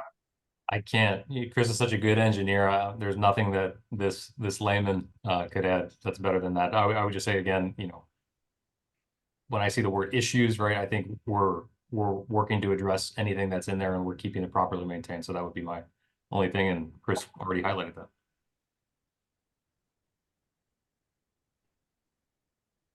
Good morning, Cindy Jojer, Executive Committee of Club 20. Thank you all for being with us this morning. This has been very informative. I would like to go back to an earlier subject in the discussion of train safety, and I think it was HB 1030. And I wondered if there was any qualitative or quantitative data on the fuel usage for these more increased numbers of shorter trains versus the longer trains, but Adrian, I know you testified in the House Transportation Commission yesterday, so maybe you want to take the first crack at that. So and if I heard the question correctly, it was, is there any analysis on the fuel usage of, yes, I'll say, of certain train lengths? It was more on longer trains versus shorter trains. Yeah, there hasn't been any specific discussion on the fuel usage, I guess what I would say is there's likely going to be more fuel associated with the more number of trains you have out there, right? So that has been an ancillary benefit or silver lining benefit of the way we have been currently building trains. So the less locomotives we have operating, the less emissions that are out there, the less fuel that is being used at the end of the day. I think we have seen that. Obviously, fuel prices have greatly increased over the last 4 or 5 years. And so, but I haven't seen any specific correlating data that ties train length to fuel usage, but I'm sure that there's something else out there that does speak to that.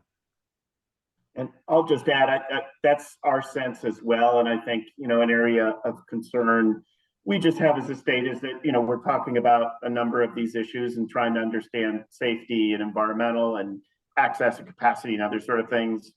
And the data is sometimes hard to come by. And I think from our perspective, it's important to see if we can get more and better data on these. The federal government is working on some of those issues as well. And so have had conversations with Federal Railroad Administration just about, how do we get better information and transparency reflecting or respecting that there are confidentiality and competitive issues between the railroads that we need to respect, and some safety and security issues. We don't want real-time data on, train consists with hazardous materials. But putting that aside, there is a lot less transparency on the information related to safety than any other mode of transportation. So from our perspective, something, over the long run that we need to work on so we can have best informed decisions, whether they be investment, regulatory, or otherwise, so that we can, pursue a goal of, more efficient service, better service, but also safer service. My quick addition to John's comment is, so I think, if it's hard to compare, right? You're comparing apples and elephants when you say the data that's out there, right? We are a private operated, private maintained system. And so there is going to be sensitivity to the level of information. It's not that any railroad just doesn't feel like providing information. We're the most heavily regulated industry in the U.S. When you look at it from both federal and a state standpoint, there's considerable data that we provide both at the Federal Railroad Administration, Surface Transportation Board, Pipeline Hazardous Material Safety Administration. And so all of that, there is a number of different data sets, but when you look at a common carrier, national carrier kind of system, there are going to be nuances there to what level of information is going to be publicly accessible. And so a lot of times when we have a local agency or a state agency that says, hey, we want to better understand this, we feel like there's not any information in that space, we're happy to meet with that agency, and we will pull the curtain back and we will share information. Putting it in writing and putting it in a publicly accessible form does pose a number of challenges, both from a proprietary, competitive, and SSI, sensitive security information standpoint. But it's not that the railroads are not wanting to share information. It's just that we have to be very mindful. We have shared information in the past, and it has led to issues in a number of fronts, and that's not something that we are looking to open ourselves up to again. And so we think that there's a safe path to provide both PUC and DOT, information from the railroads in a safe way that addresses any concerns and helps clarify any of the misinformation that's been out there. Because unfortunately, that is what we're experiencing right now. And we understand that, right? We understand that there's a lot of scrutiny on the railroad industry as a result of East Palestine, and we're not ignoring that. But having a informed and reasonable conversation with policymakers and with local communities is vitally important to us in order to help really navigate what the concerns are and where we want to land at the end of the day. And I do want to make clear, when we've asked to engage in a confidential way about information, for example, about the traffic through the Moffett Tunnel or details related to that, UP has been good to work with in terms of, being able to come up with non-disclosure agreements, other sort of things to share some of that data. We have not done that to date on some of the train length issues or, other safety issues, and appreciate, Adrian, that may be something we want to talk about more into the future. And then we have one more question in the room here that like to happen at this time? Good morning. My name is Cody Kennedy. I'm a member of the Grand Junction City Council. And thank you all for being here and answering our questions today. Just a quick one here. I read this morning that the Federal Railroad Administration is working on or finishing up a study regarding the Amtrak Pioneer Route, originally from Denver to Seattle, connecting like 7 major cities, including Grand Junction, and say 1.5 million estimated people. What's the is this valid? Is this going on? Is this going to happen? Do you have any insight on that? So I can start at the planning side. Pioneer? Did Well, you say Pioneer? I'm sorry, I couldn't hear you. Yeah, it's kind of a return of the Pioneer. Addressing the Federal Railroad Administration was charged by Congress as a part of the IIJA to perform a broad study of long distance trains across the United States. Included in that were what old routes were worth looking at potentially reviving, as well as are there new city pairs, are there new corridors that are worth evaluating. As a part of that long distance study, CDOT has been heavily engaged by the FRA and their team in looking at these alternatives and really being in that early planning discussion about what long range city pairs make sense. As a part of that, yes, the Pioneer Corridor was identified as a potential future expansion of the existing long distance network. There are a few other corridors through Colorado that have been identified. Basically, this new map that's been rolled out by the FRA that you can find, I think, at fralongdistancestudy.gov or something simple like that, that I can't remember. You find their map has got a half dozen routes or so that intersect or interact with Colorado. So we have the Zephyr and the Southwest Chief today. These are potentially 4 more routes that could be added to our state's network of intercity trains and really interregional trains. Obviously, this is super early in the planning stages with the FRA really thinking big picture, thinking long range, thinking blue sky. We've got a long way to go before those even reach, I think, Union Pacific's desk officially, which is explaining Adrian's look a bit. Well, and I'll just explain it, a few of those, jumps that will need to happen. This is Congress, as Chris said, charged FRA with doing the study of, service that Amtrak would provide in a kind of long distance sort of way in the future. That doesn't mean that's what Amtrak wants to do. And so, that will need to be part of the conversation. Beyond that point, if Amtrak were interested, we would need to convince Congress to provide the funding to operate those various services and prioritize it over other services. So that will be, a critical part of the conversation. And then accessing Union Pacific or BNSF or other lines to be able to provide that requires discussion with the railroads about what kind of capital improvements or other arrangements would be needed to get there. And, one question, we have interest as the state. Amtrak has some interest. Rocky Mountaineer, as Adrian pointed out, is on this line. There is, at least in its current configuration, capacity limits. There's only so many trains, freight or passenger, we can put on. So part of the question is how you work through, what fits on the line. I will say from a state policy perspective, we're very interested in exploring any opportunity that increases operations and access for folks in Colorado in this area, including the line through Grand Junction up to Seattle. That being said, it kind of takes us to the next level, which is really to study it. How many people will use it? What would the cost be? Capital and otherwise. How do Amtrak feel? How does UP feel? Other railroads who may need to accommodate that line. So there are a number of steps. I think the critical next piece, though, some of the information is available on that website that Chris mentioned. The FRA has solicited public comments on those ideas. They have a due date, I believe, of next Friday, the 8th, but everyone should double check that to make sure I'm not giving the wrong date on that. But I believe we've got about a week that if people want to provide comments on that, and if City of Grand Junction or other communities want to, let FRA know, I think they do listen closely. We intend to comment on that. We expect other folks will comment on that. I'm sure the railroads will have thoughts on that and should share those with FRA. But if there's a desire to kind of keep that in the mix in terms of things to study and evaluate in the future, this is the time to let FRA know about that. To kind of keep it in the conversation.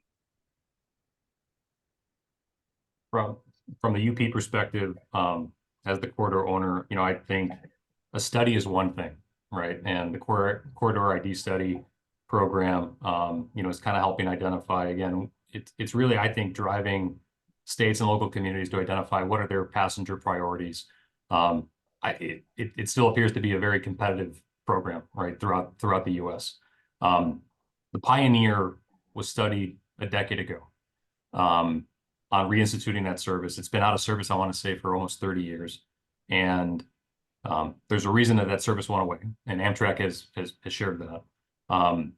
To reinstitute that service in order to make the necessary infrastructure improvements, I think it was to the tune of $4 billion 10 years ago. So it would obviously be a considerable investment for whichever agencies or states are coming together attempting to try to compile that. And obviously I've seen a lot more on, other states to the west that have either identified it as a priority and other states have not. So I think before UP is approached by a singular entity, I think we'd like to just better understand what are the expectations and what are the priorities amongst those states. And so we've had this similar conversation with other passenger routes that have been contemplated in the CID program. That said, as I understand it, it's not only for Amtrak, right? And we have seen the model of success with third-party operators that have been more cost competitive for local agencies and have shown a willingness to make the necessary investments in order to accommodate a stronger passenger service, on-time performance, more control of the operations, what we call a direct service model agreement. And so we think as that gets studied and as we continue conversations with local communities and with various states and the FRA, we want to make sure that everything is on the table when that's being considered. So that's all I have to add. All right, gentlemen, thank you so much for this. We need to move on to a few other elements. Right now, I do want to remind everybody of our transportation policy principle 23-1. Club 20 encourages our policymakers at the local, state, and federal levels of government to support legislation that continues to provide and expand affordable, accessible, and reliable transportation options throughout Western Colorado.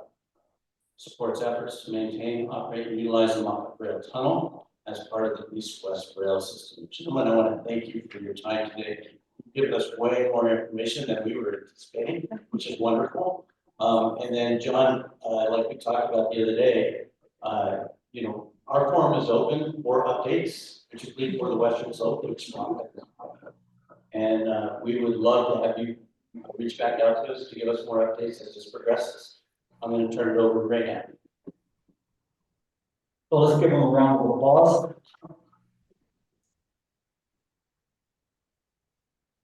So with that being said, gentlemen, we recognize the fact that you guys have been members of Club 20 for a very long time. And not only members, but you also sponsor a lot of our events.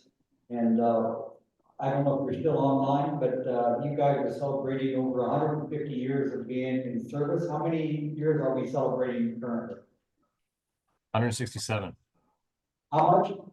167. 167 years. I mean, that is huge. I mean, how many other businesses do we know have been around that long, right? So there's only one other business, only one other publicly traded company that's been around as long as us.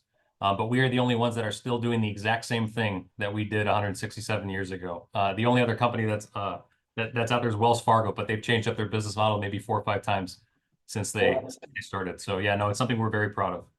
Well, again, thank you for your time and hope to see you in person at future Club 20 meetings. Same here, Ray. Thanks, everyone. Look forward to it. Thanks, all.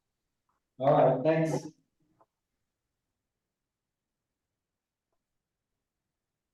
Okay, we have some telecom information that we wanted to share with you, and just read our telecom principles That's TE 05-1. Affordable quality, widely available access to advanced telecommunication services and broadband service is critical to present and future viability of all our communities, business and residents, which I know we all agree on. And so with that being said, Mike has some information he wants to share with this group, and then we want to talk to you just a little bit before break about some of the current legislation that is going through that we need everybody's help. Go ahead, Mike. Yes, so with that, we did put a handout on the table here today for people for Senate Bill 24-91, right-of-way permits for broadband deployment. This was assigned to the Transportation and Energy Committee. There hasn't been a hearing date set yet. But this is really looking at, CDOT had gone through a process over the last few years to try to establish a fee schedule for fiber line in state right of way. And so they put that in place right now. I believe it's priced out at 3 cents per foot of fiber optic in the right of way. That's an annual fee, and this legislation is actually going to change that. So we want to make people aware of that, and be looking at that. It's really to remove those fees and open the right of way to improve that broadband exposure, which is so critical to us on the western slope. So I want to make people aware of that. Okay. All right, thank you, Mike. So we have a few minutes left here. We just wanted to encourage you as Club 20 members to be as active in this bill session as you possibly can, as you have time for. So just a little update. Michael and I have, we've been meeting for over a month now. We have a bill call every Monday morning. We've been doing that since about, I don't know, 5 or 6 weeks. And then we take those bills that we flag that we feel is important to Western Colorado and the Club 20 region. And then we submit them to the staff to either oppose as a suggestion or support or just continue to monitor. And with that being said, we have Andrea and Brittany that jump on our call with us every Monday morning. So we do this collectively for the Club 20 membership and Club 20 region. So with that being said, we have a couple of bills that we flagged that we think are very important to our quality way of life. And one of them that is coming up for hearing is the anti-aviation bill. This aviation bill will be discussed is going to be heard in the House Transportation starting at 1:30 p.m. on March 6th. That's going to be through Transportation, Housing, and Local Government. Bill, if you can sign up for that, that's House Bill 24-1235. That's House Bill 1235. This is will be very detrimental to the way that the Division of Aeronautics is currently set up for the state of Colorado, representing 66 public use airports. It specifically targets Centennial Airport and Rocky Mountain Metropolitan Airport. In our opinion, this is very much a local control. It's a self-serve piece of legislation that we think is going to be detrimental to our local airports, whether it be general aviation or commercial aviation. And so we need you to follow that bill. And if you have the opportunity to testify, we would appreciate your support. And if you need more information, you can get together with myself, Michael, or Brittany and Andrea. We have more information that we can provide you in terms of the time and testimony. So that is one bill. The other one that we're following is, of course, I think it's Senate Bill 100. It has to do with the massive overreach of government. In our opinion, it has to do with the chain law from Morrison. Originally was from Morrison, Colorado, down to .0, whereby they were going to be required to all commercial vehicles carry chains at a minimum cost of $250 per set or per chain. I don't know what that is, but it's going to be a huge impact to our truckers, and most of this is coming from out-of-state truckers, which I don't know why they don't target them rather than make all of us pay for this. It'll be in that bill. They're also saying that they can't use the left lane except to pass and have a certain level of speed.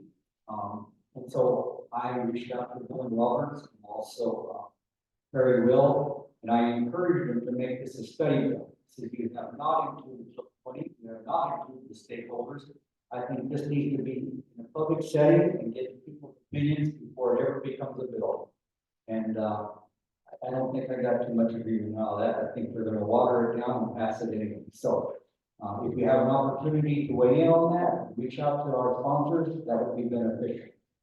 We also have a TPR rulemaking session coming up. If you remember last year, they tried to pass a bill that would impact the transportation, regional transportation TPRs and divide those districts, which would have not allowed or taken away some of our representation on the western slope.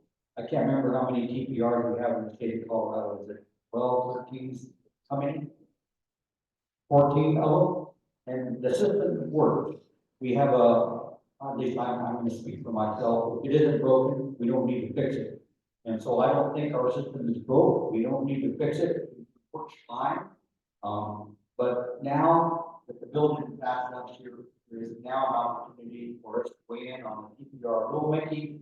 There's 2 hearings, if you will, that are coming up where you can weigh in. One is March 6th and one is March 11th. You can sign up for one of both. You can do remote testimony, or you can in-person testimony, or you can do submit written comments for them. Well, so we have information on that. And Sean Rieger is one of our advisory panel members. We have a meeting set up between the Transportation Advisory Committee and our Club 20 staff. We're going to have a meeting Monday morning to make sure that we're all on the same page with the same talking points that will be ready for the March 6th and March 11th rulemaking comments. So those are 3 bills that we have, plus the ones that we mentioned in the presentations that we're currently involved in. We encourage each Club 20 member to be on board with this. Sean, do you want to say anything about that particular rule? Yeah, this rulemaking that is coming up, there were some concerns. It does redistricts just one of the areas for the transportation planning, but on the other side, it has a lot to do with disproportionate communities, and that one is a huge fear, especially when it's funding for rural areas. So if you have a chance to look at that rulemaking or you need more information, please contact Brittany to get more information on that, and then hopefully we'll have everything together before March 6th and 11th for those meetings.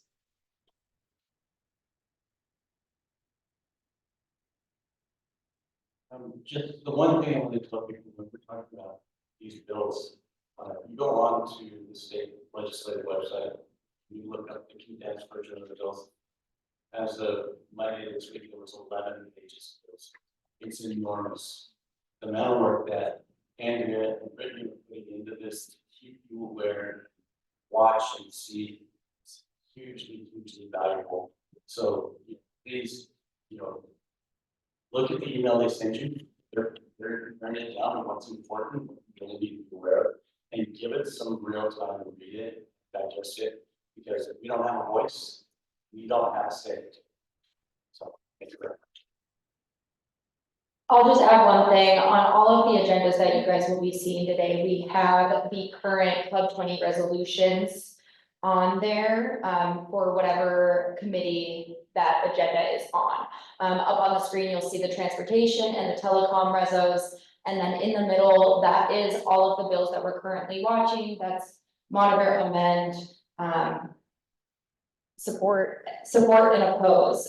So all of those are in there. We also have a few more pieces of information that you can find on our website as well. I recommend you keep a close eye on our emails that we send out weekly. That has all sorts of links to bring you to our website to look at more things in depth. So please utilize those emails. And if you're not getting those emails, if you're a member, please let us know. That's an important piece of all of this, and we want to make sure that you are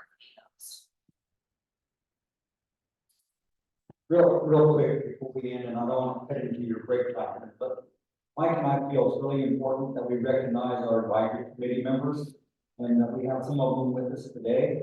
So our committee advisory members are Mr. Sue Hansen, Rachel Richards, Cindy Dozier, Kathy Hall, Mike Billsby, Terry Binder, Sean Krieger, Tracy. Did I say that? And she's online. Okay, thank you, Tracy, and Carla Perez is also online. So we take it and admire and honor people that serve on our advisory committee. If you want to be on our advisory committee, contact Michael or I, and we can make sure that you get on there. In fact, I had a call from Barbara Goldman, who is taking Kathy Hall's place on the Transportation Commission for the state of Colorado just yesterday, and she wants to be on our advisory committee, so I got to make sure that we put her on. As well, so that would be good. And Tom, you had a statement? Just a brief one, I would like to thank you, staff, particularly for keeping us updated and tracking all of those bills. This legislature is on steroids, and they're at a mad dash to do everything they can do that they think we should be doing. We need to be, I'm not saying it's bad legislation, but we need to be paying attention, because there's a lot of it.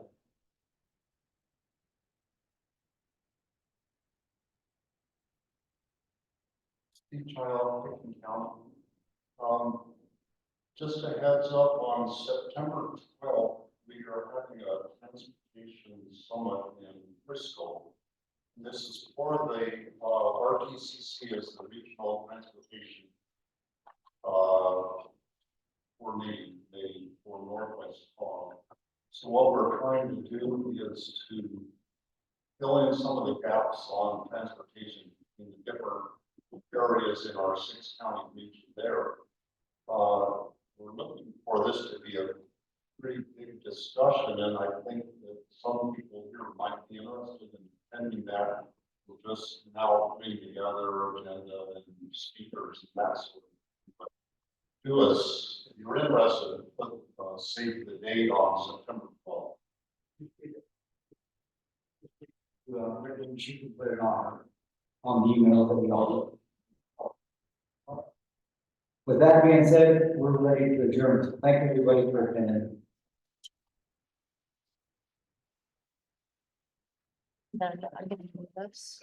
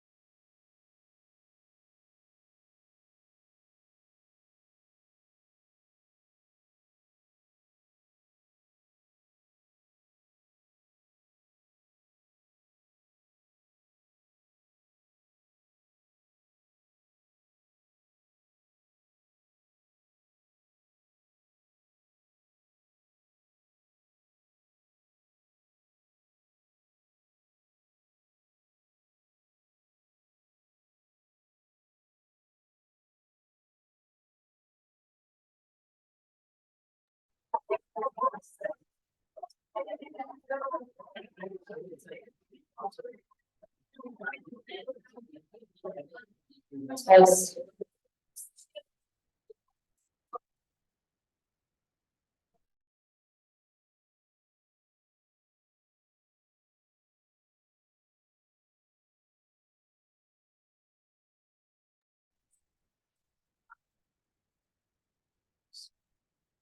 Test.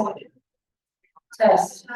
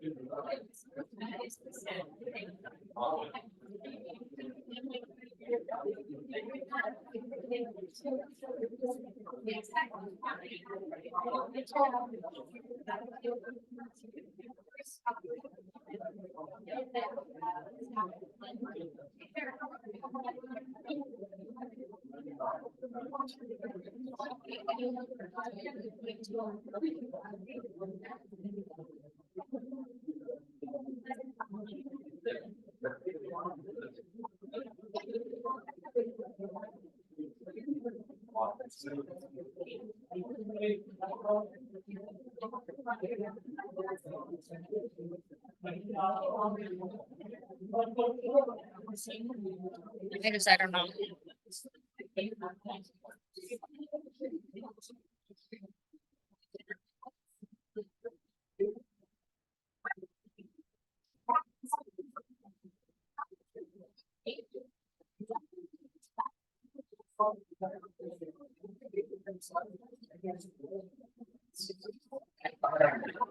If everybody could start to find their seats, we'll try to get started here.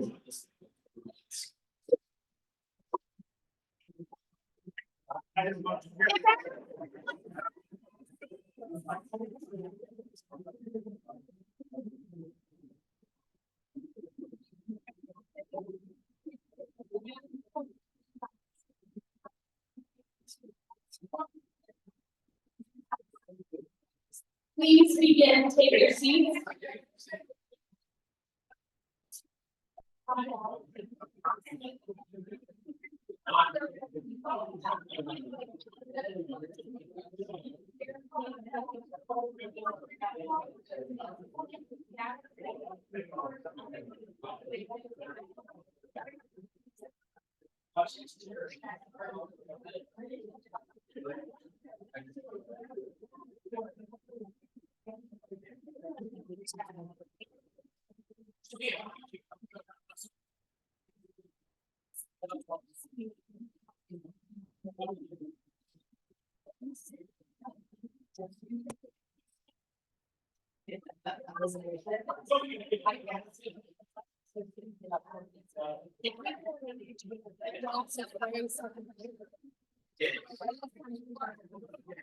Yeah.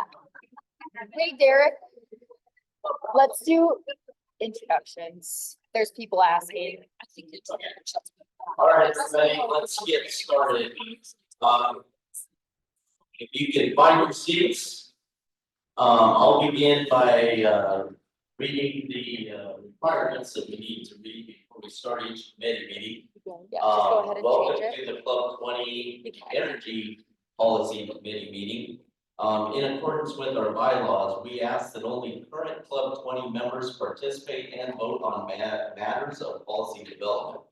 If you are interested in becoming a Club 20 member, please see a member of the staff or the membership committee chair, Mr. Ray Beck, for more information. Discussion is open to members and guests and is a critical part of our committee meetings. When asking a question or making a comment, please use a microphone and speak loudly so everyone can hear you. We also ask that you state your name as well before speaking. For those seated in the front of a tabletop microphone, please do not turn on your microphone until the committee chair has acknowledged you, and then turn off your microphone once you are finished speaking. For those of you on the side of the room at the tables, there are also tabletop microphones, so please raise your hand and then you can move a microphone to you and turn it on before speaking as well. We will now, we did skip introductions this morning, so we will try to quickly get through some introductions and then move on. So we will now ask the folks who are joining us virtually to please introduce yourselves. And I'll just run through the list here. We have Doug Monger, Janet Farmer, Jonathan Houck, Nancy Fisherine, and Tracy Sakaguchi. Okay, thank you to those joining us virtually. If you are online and have any questions during the meeting, please submit those questions online. We'll try to get to those. Next, we will ask everyone in the room to introduce themselves. So we will start with Mr. Ray Beck. We'll go around the table up here and then go to the side tables. Thank you, Mr. Chair.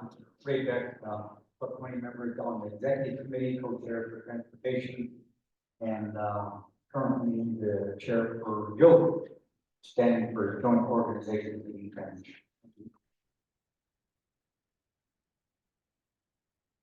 Cindy Dozier, currently executive committee of Club 20, former board chair, former Hinsdale County Commission.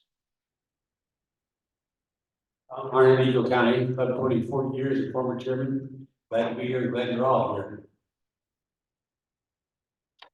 Brad McLeod, Excel Energy, Mason County, your current chair for Club 20. Diane Schwinke's benefit taxpayer. Chelsea Guerra, Westfield, Colorado, Wheeling Association.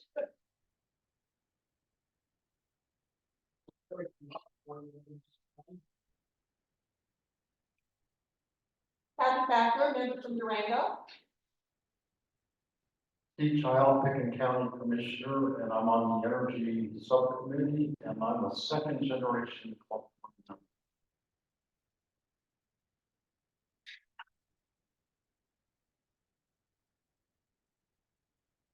member. Nathan Lambert, wife of Burn.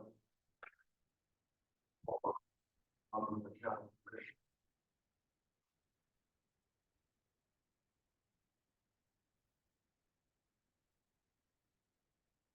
Go over here. Lois, do you want to start? The primary. Lois,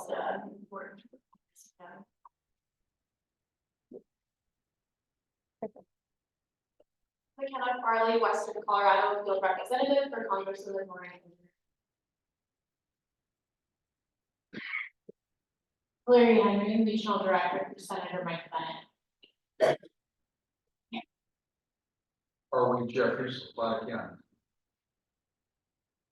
Diane Schwinke, first of all, taxpayer Brad. And secondly, Schwinke Solutions, member of Club 20 and on the business committee.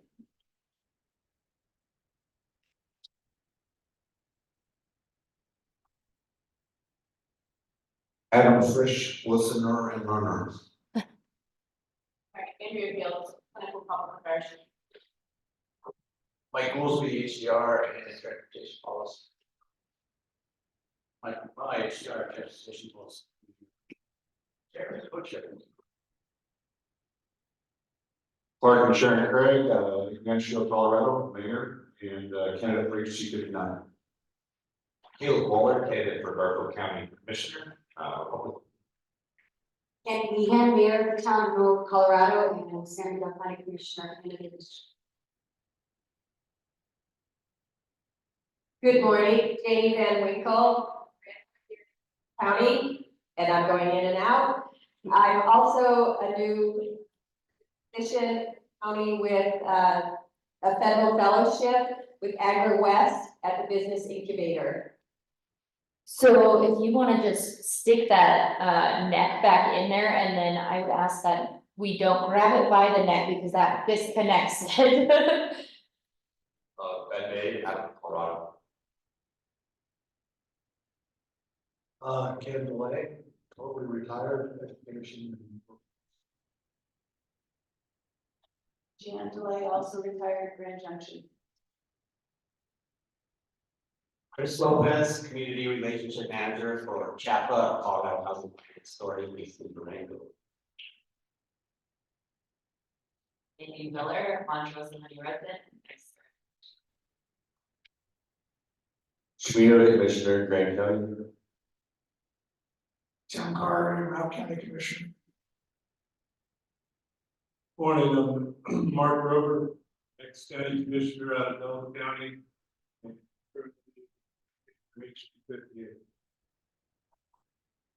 Wendell Coon, South County Commissioner. All of you, we got Mr. Rover here. Club 20 executive.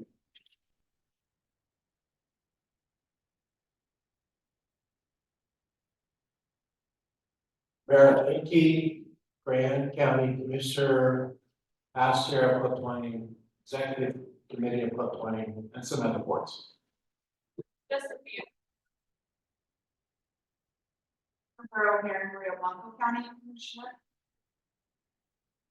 Bill Rhodes, an observer. Carolyn Sandy Hall, observer. Jason Auslander, Community Affairs for Black Hills Energy over on Western Slope. Brian Lewis, visitor. Esther Smith, observer. Hi, I'm Rita Sanders, and I'm a visitor from Grand Valley Tower. Greg Hart, member, trustee, Dennis.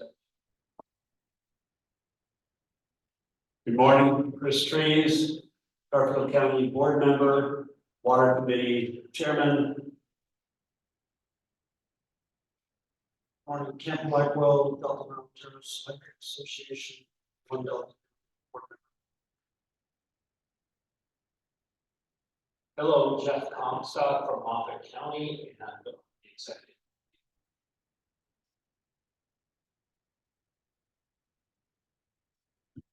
Banner, Colorado Farm Bureau, and co-chair for the Club 20 Act Committee.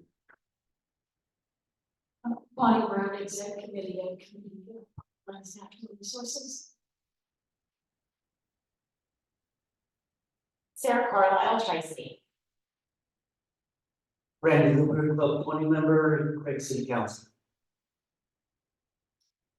Cody Kennedy, and City of Grand Junction City Council, and Club 20. Steve Don, Club 20 member, Mesa County Planning Commission Vice Chair. Tinker Dupa, Colorado Mountain College Writing. Catherine Riggio, Colorado Mountain College, Vice President of Academic Affairs and co-chair of the education.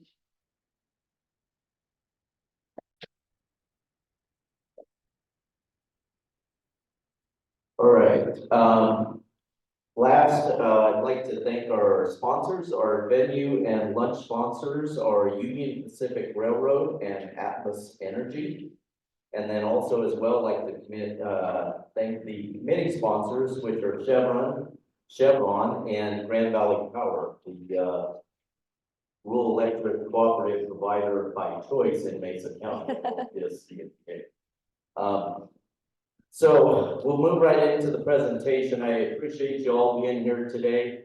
Those of you online, can you hear very well through this microphone? seem to be okay? Okay. Thank you all for being here today and thank you for the opportunity to present. This presentation really came about through some discussions over the last couple of years with many of you in this room.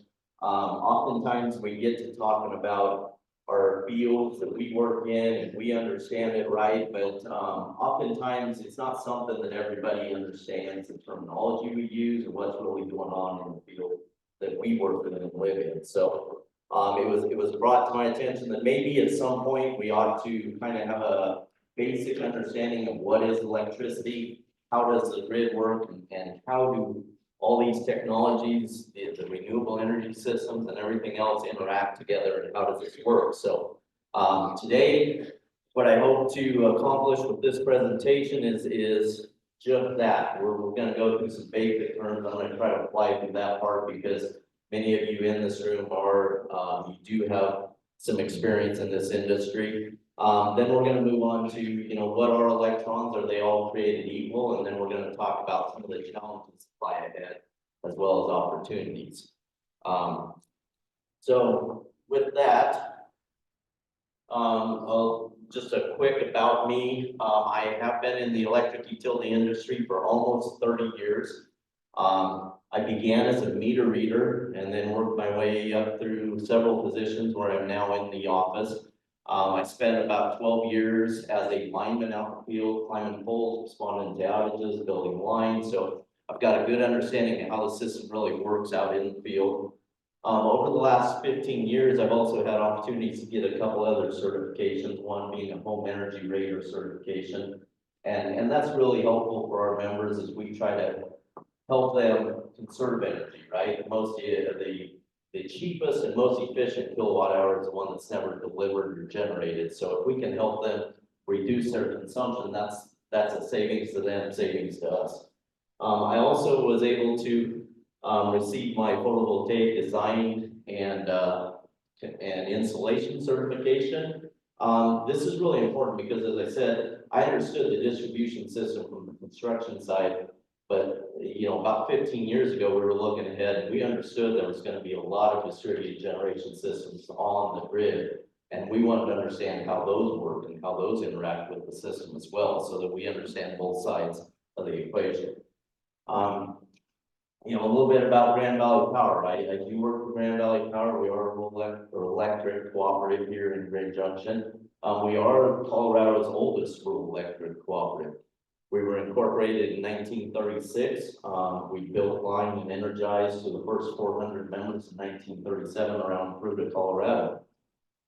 We currently have over 19,000 meters, and 88% of those meters are residential. Now that I'll bring up a little bit later, and that does matter. That changes across utilities, but when you have that many residential meters, you'll see how that impacts your operations. We currently have about 1,100 interconnected distributed generation systems on our on our distribution system. We are an Xcel Energy wholesale customer. In 2022, we provided over 48% of our energy to our members from renewable resources. We will be filing our 2023 report by June 1st. We anticipate that'll be over 50% renewable. So we're proud of that mark. We don't often, it's Holy Crosses and some others that often get all the credit for leading with renewable energy, and we're right there close doing it in an affordable and responsible way, we feel as well. We did construct and build the nation's first income qualified community solar array, and some of you may know where that is, along I-70 out by 29 Road. And as a result of that, we were awarded the REA Solar Partner of the Year from the Colorado Solar and Storage Association in 2014.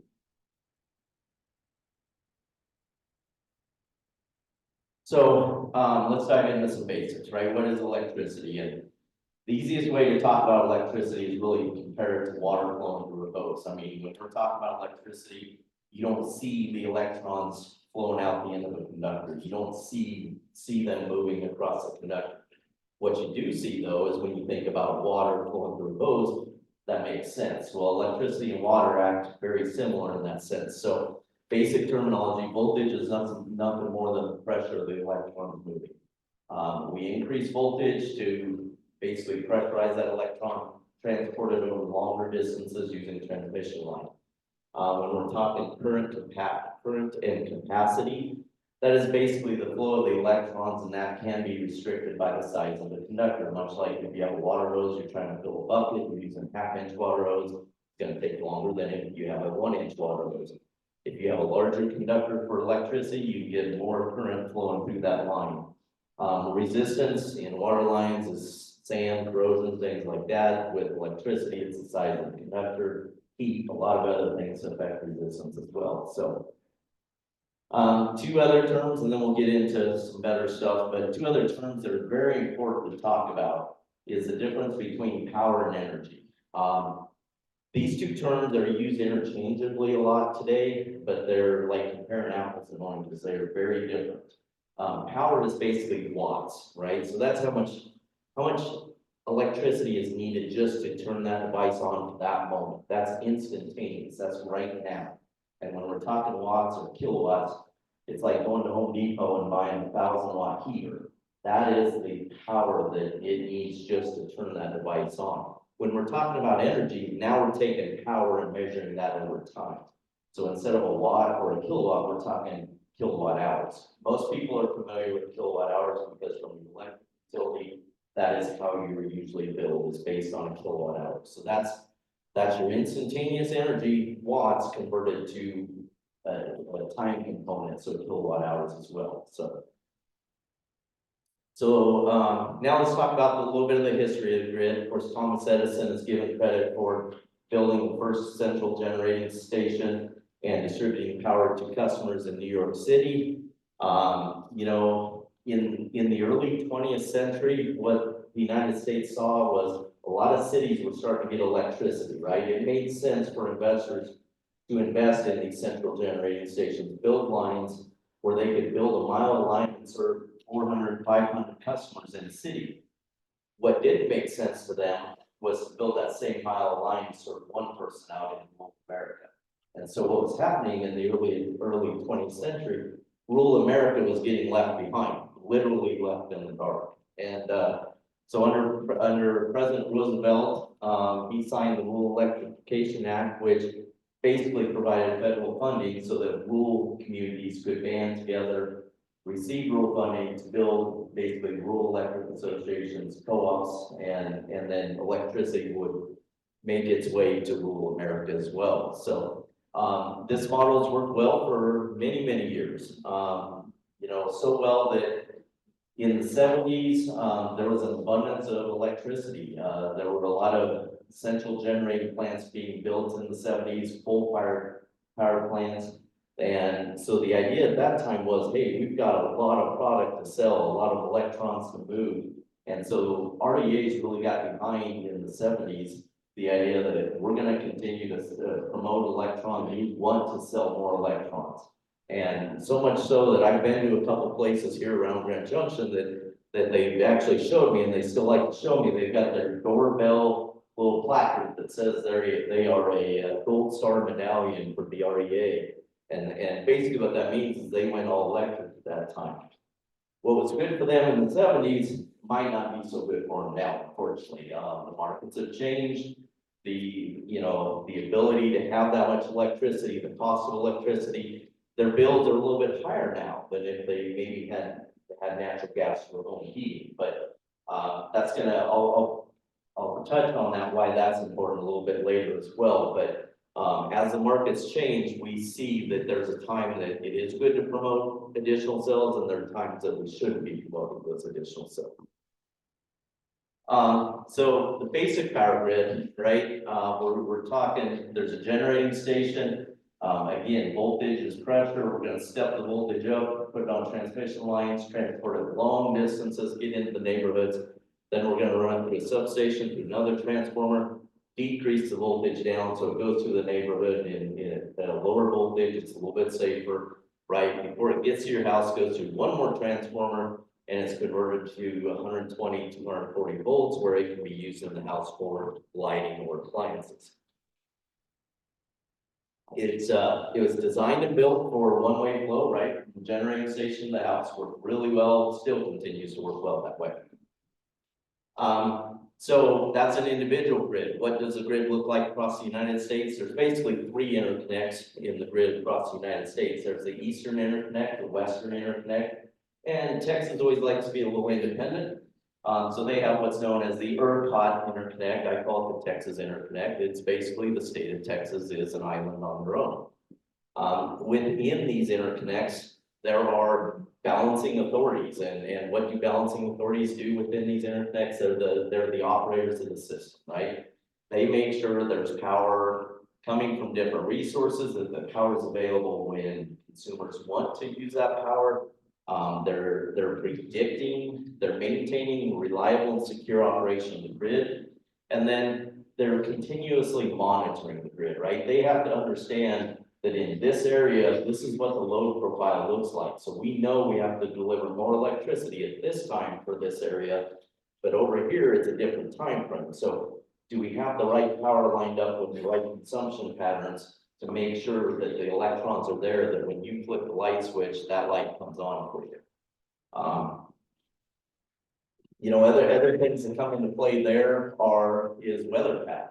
You know, you think back several years, Winter Storm Uri, what did that cold front cause, and the issues that caused is, you know, there were a lot of people who wanted to use more electricity. There were people who wanted to use more natural gas for heating their homes. So weather patterns play a big factor in this. And then, you know, you think about things like holiday scheduling. These are all the things that these system operators need to take into account just to make sure when you flip that light switch, the light comes on. So as we understand how the grid historically has worked and everything that goes into the grid, what does today's grid look like, right? Where it used to be one-way flow, it is now a multi-sided platform, right? There's interaction from both sides. Those electrons now are flowing both ways. It's like taking a one-way street. We didn't really change the infrastructure here. It's still the same wires, still the same poles, but we've turned a one-way street now into a two-way street, right? And so this takes a lot of coordination between different entities to make sure those electrons are flowing both ways. We have more generation resources where system operators used to focus on, hey, I've got a coal generating plant here, I've got a gas-fired plant here, I've got some hydro there. Now we have it coming from everywhere. We have multiple sources. And so they need to understand what the schedule of those resources are. When do they need to go down for maintenance? When are they operational? When are they most productive? Instead of just a consumer, right? Deliver an electron to somebody and somebody consumes that. Now we have what's called prosumers, which basically they consume electricity in 1 minute and they produce electricity in another minute. So now we have to understand how many prosumers are on the grid as well so that we can keep that balance. The invention of smart devices, right? We all can get on our phone and control something in our house from our phone. That has changed the way that we are consuming and using electricity in today's world. You know, today's grid, as I said, we went from a one-way street to a two-way street. It is very flexible. It has been very adaptive. We have embraced technology, but the important point I will make on technology is we need to continue to make sure technology is driving the change here, right? If technology is not driving the change, we're going to start sacrificing reliability and affordability. And I'll touch on that a little bit later because there is a current piece of legislation that's being floated around that it has big concerns for the utility industry. So now we understand the grid, right? And we know that electricity is nothing more than the flow of electrons. Are all electrons created equal? I don't know if we have any physics teachers in the room or not, but the physics teacher is going to tell you absolutely yes, all electrons are exactly alike. They are created equal, right? They have the same mass, same charge, and they are considered identical particles. There is no difference in an electron. From a utility perspective, when we think of this, we really are asking the question, is the force to move that electron from one atom to another, is that equal? And you know, commonly, the first thing that people think about is, what is the emission from the source that's moving that electron, right? That is how a lot of people like to think about, are all electrons created equal? Is what are the emissions from that? Well, it's not only the emissions from the output of that electron, you know, we should be looking at the emissions from the process to build the product to create that electron, right? There's mining involved, there's manufacturing of components. This is a life cycle that we need to look from cradle to grave as to what are total emissions if we're going to compare things that way as well. You know, moving electrons is one thing, having electricity is another thing. Really what it comes down to is and this is an important point, the delivery and consumption of electricity is an instantaneous transaction. And what I mean by that is the electron that's generated at the power plant is only there and available for you to use at the exact same moment that it's generated, right? So the electron that's generated at the power plant at 6 a.m. this morning is not really there for you to use right now at 11 o'clock. Storage, right? There is some storage, but the grid itself, most people think, well, I put an electron on the grid at noon and you ran my meter backwards, so therefore you stored it for me so I can use it at 6 p.m. That's not the reality. Unfortunately, that's the way we must operate within state statute. We must give you credit for that. The reality is that electron is really not there. The electron is only there at the exact same moment it's produced. So that's an important fact to keep in mind going forward here. Its timing is very important when we're trying to balance the production and consumption on the electric grid. When we think about that, these two charts that are up here, these are specific to Grand Valley Power. One thing to keep in mind is every single utility has a different load profile, right? This is the average hourly system load for only Grand Valley Power in 2 separate months. Now, remember earlier, I talked about 88% renewable energy for Grand Valley Power. That's important because DMEA, for example, Xcel Energy, others, their load profile is different than ours. So when you see a graph from Grand Valley Power, that is very unique to Grand Valley Power and only Grand Valley Power. And so these types of graphs, what they talk about when we're thinking 88% here is you can see that it starts at basically midnight and then ends at 11 p.m. at the end of the day. And so you can see hour by hour how, you know, with residential load, people are sleeping through the night, right? We get into the early morning hours. This graph on the left is July of this last year. In Grand Junction, we have it gets warm in July, right? A lot of houses have central air conditioning. If you have central air conditioning, you want to use central air conditioning to be comfortable. So as the day goes on, people are off at work, they aren't home. So our load doesn't spike early in the day. Our load gradually climbs throughout the day. And basically all it's doing is matching temperature. As temperature increases, our load slowly starts to increase. Where our system peaks in the summertime especially is usually about 7 to 8 p.m. at night. Now that's when people are home, they're doing things, they're cooking. They want to make sure their air conditioner's running great so they can cool the house down before they go to sleep at night. And then you can see as they go to sleep, it tails off drastically. Well, we take our exact same customer base and we look at it July of 2024, so just last month, right? This is, you know, and I scaled this down so that basically it correlates that you can see we don't peak near as high in the winter time. And that's, you know, we are driven by our summer peak. Again, I mentioned that because if you were to look at a Holy Cross average hourly consumption history for their membership, theirs is going to be completely opposite ours. They're going to be peaking in the winter time where we're peaking in the summertime. But in the wintertime, you see our load profile is pretty flat, right? I mean, people sleep, people wake up in the morning, get ready to work, go to work, it drops down a little, they get home, picks up a little, and they go to bed. So, you know, at the end of the day, from a utility perspective, from a generation resource, it's that graph in January of 2024, the one on the right, that is the easiest to serve. you know, when you think about efficiency, you want to utilize your resource at a nice steady level as much as you can.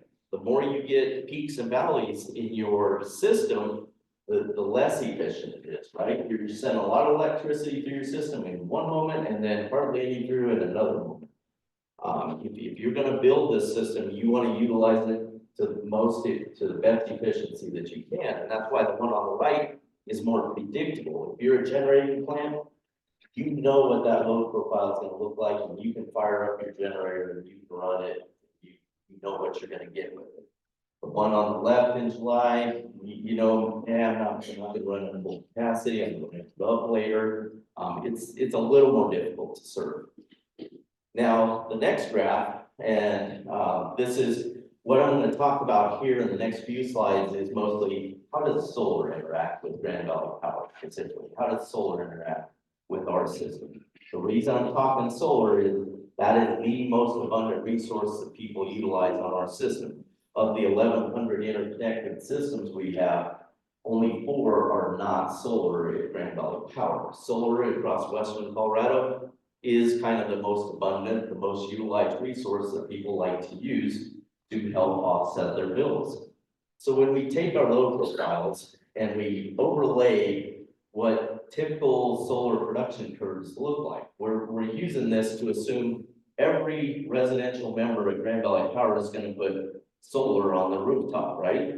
And with that, I mean, in the summertime, you're getting a little bit wider on the curve, right? The sun's coming up earlier, it's going down later. So your curve at the bottom is a little bit wider than it is in the winter months. But at the top, you're still getting the same nameplate production out of that system, basically. And so when you overlay the solar production curve with our load profile curve, you know, it doesn't match up quite perfectly. It really doesn't match up to help reduce the utilities costs in that sense. What distributed generation does is it helps the consumer lower their costs. And that is because the way the current state statutes wrote for net metering. So when you see these curves, you know, you see, okay, it is helping take out some of this load, you know, middle of the day, say 10 o'clock to about 3 o'clock in the afternoon in the summer. In the wintertime, there's excess, there are excess electrons on the system. And remember, from a utility scale perspective, that excess energy is not stored. The technology is not there at this time to store that amount of electricity to be able to discharge it for long periods of time to be used later in the day. So in the wintertime, there's clearly excess if that were the case. So what does all this mean, right? Remember we talked about serving load, being efficient, being more of a flat line. When we look at the net result, let's take the one on the left in the summertime. When we look at the net result, what we end up with is what's referred to as the duck curve in the utility industry, and is now becoming known as the canyon curve because the belly's getting deeper and the walls are getting steeper. But you know, if you use your imagination a little bit, you can see the duck in this graph, right? You see the belly there, you see the head to the right, you know, the neck going up, the head on the right. It's kind of got a long tail for a duck, if you ask me, but you can kind of see the impacts, and those lines are basically what is, as we've seen more distributed generation come online, what we've seen is the belly of the duck get deeper, right? Now, as a system load profile, what we have is we still have the same load profile through the night. During the day, what we're seeing is we're dropping off, and that's getting deeper and steeper.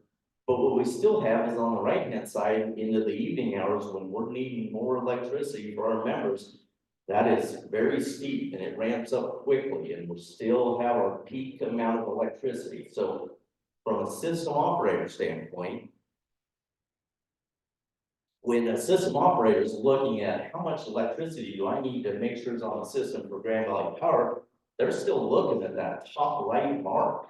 You know, they're saying, we need to have that much electricity ready for them at any moment, because, you know, again, let's talk about solar, right? If a cold front comes through and it gets really cloudy, even the middle part of the day, that belly's not going to be deep. So we may need that power at 3 p.m. instead of 8 p.m. as well. So from a reliability standpoint, we need to make sure that power is there 24/7, whether it's being used or not, unfortunately.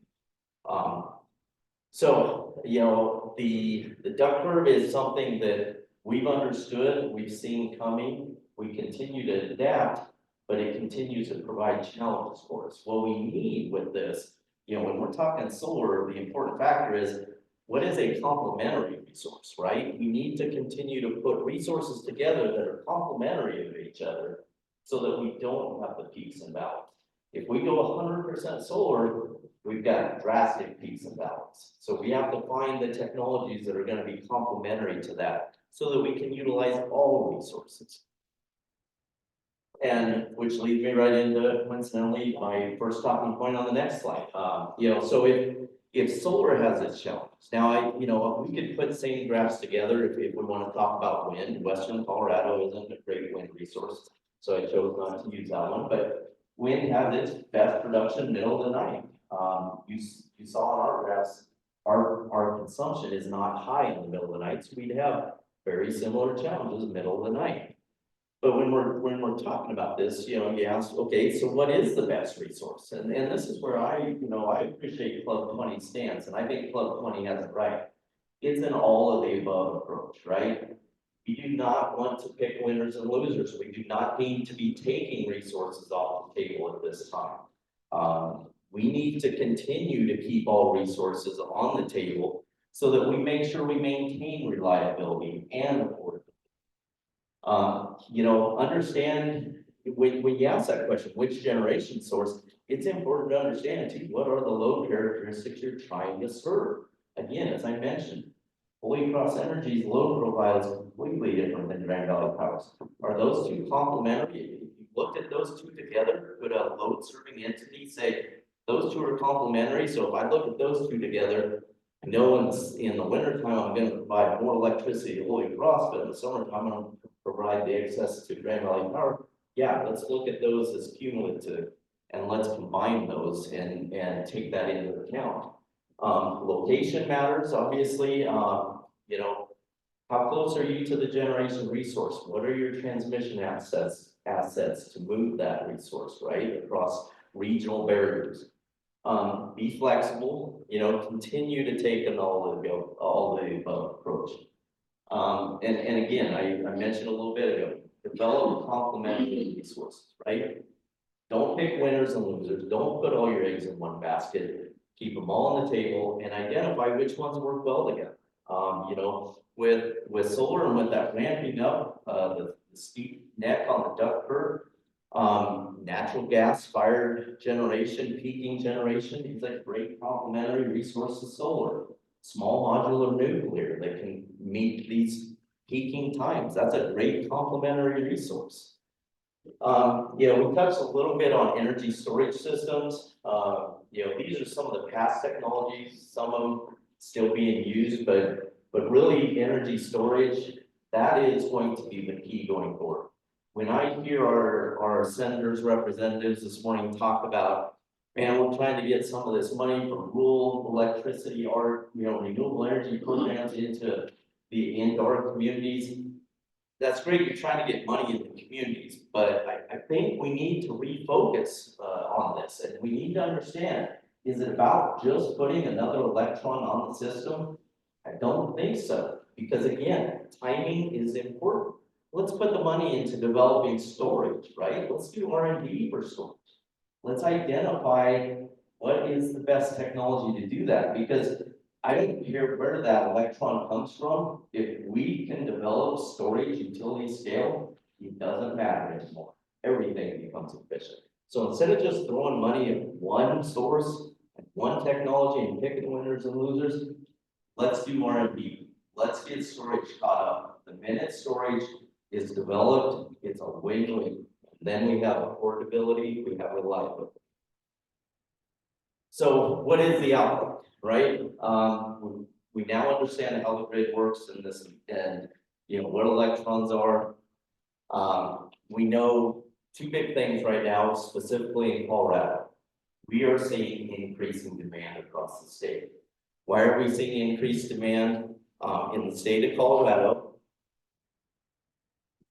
the term that's being used right now is beneficial electrification, right? Beneficial electrification, in my opinion, is a fancy way of saying all electric. And that's, we've gone through this in the 70s, as I mentioned earlier, where, we promoted all electric. Well, the market's changed. Now later on, maybe that's not the best thing, right? I mean, when you think about beneficial electrification, you see a utility person up here talking about all electric, sell more electrons.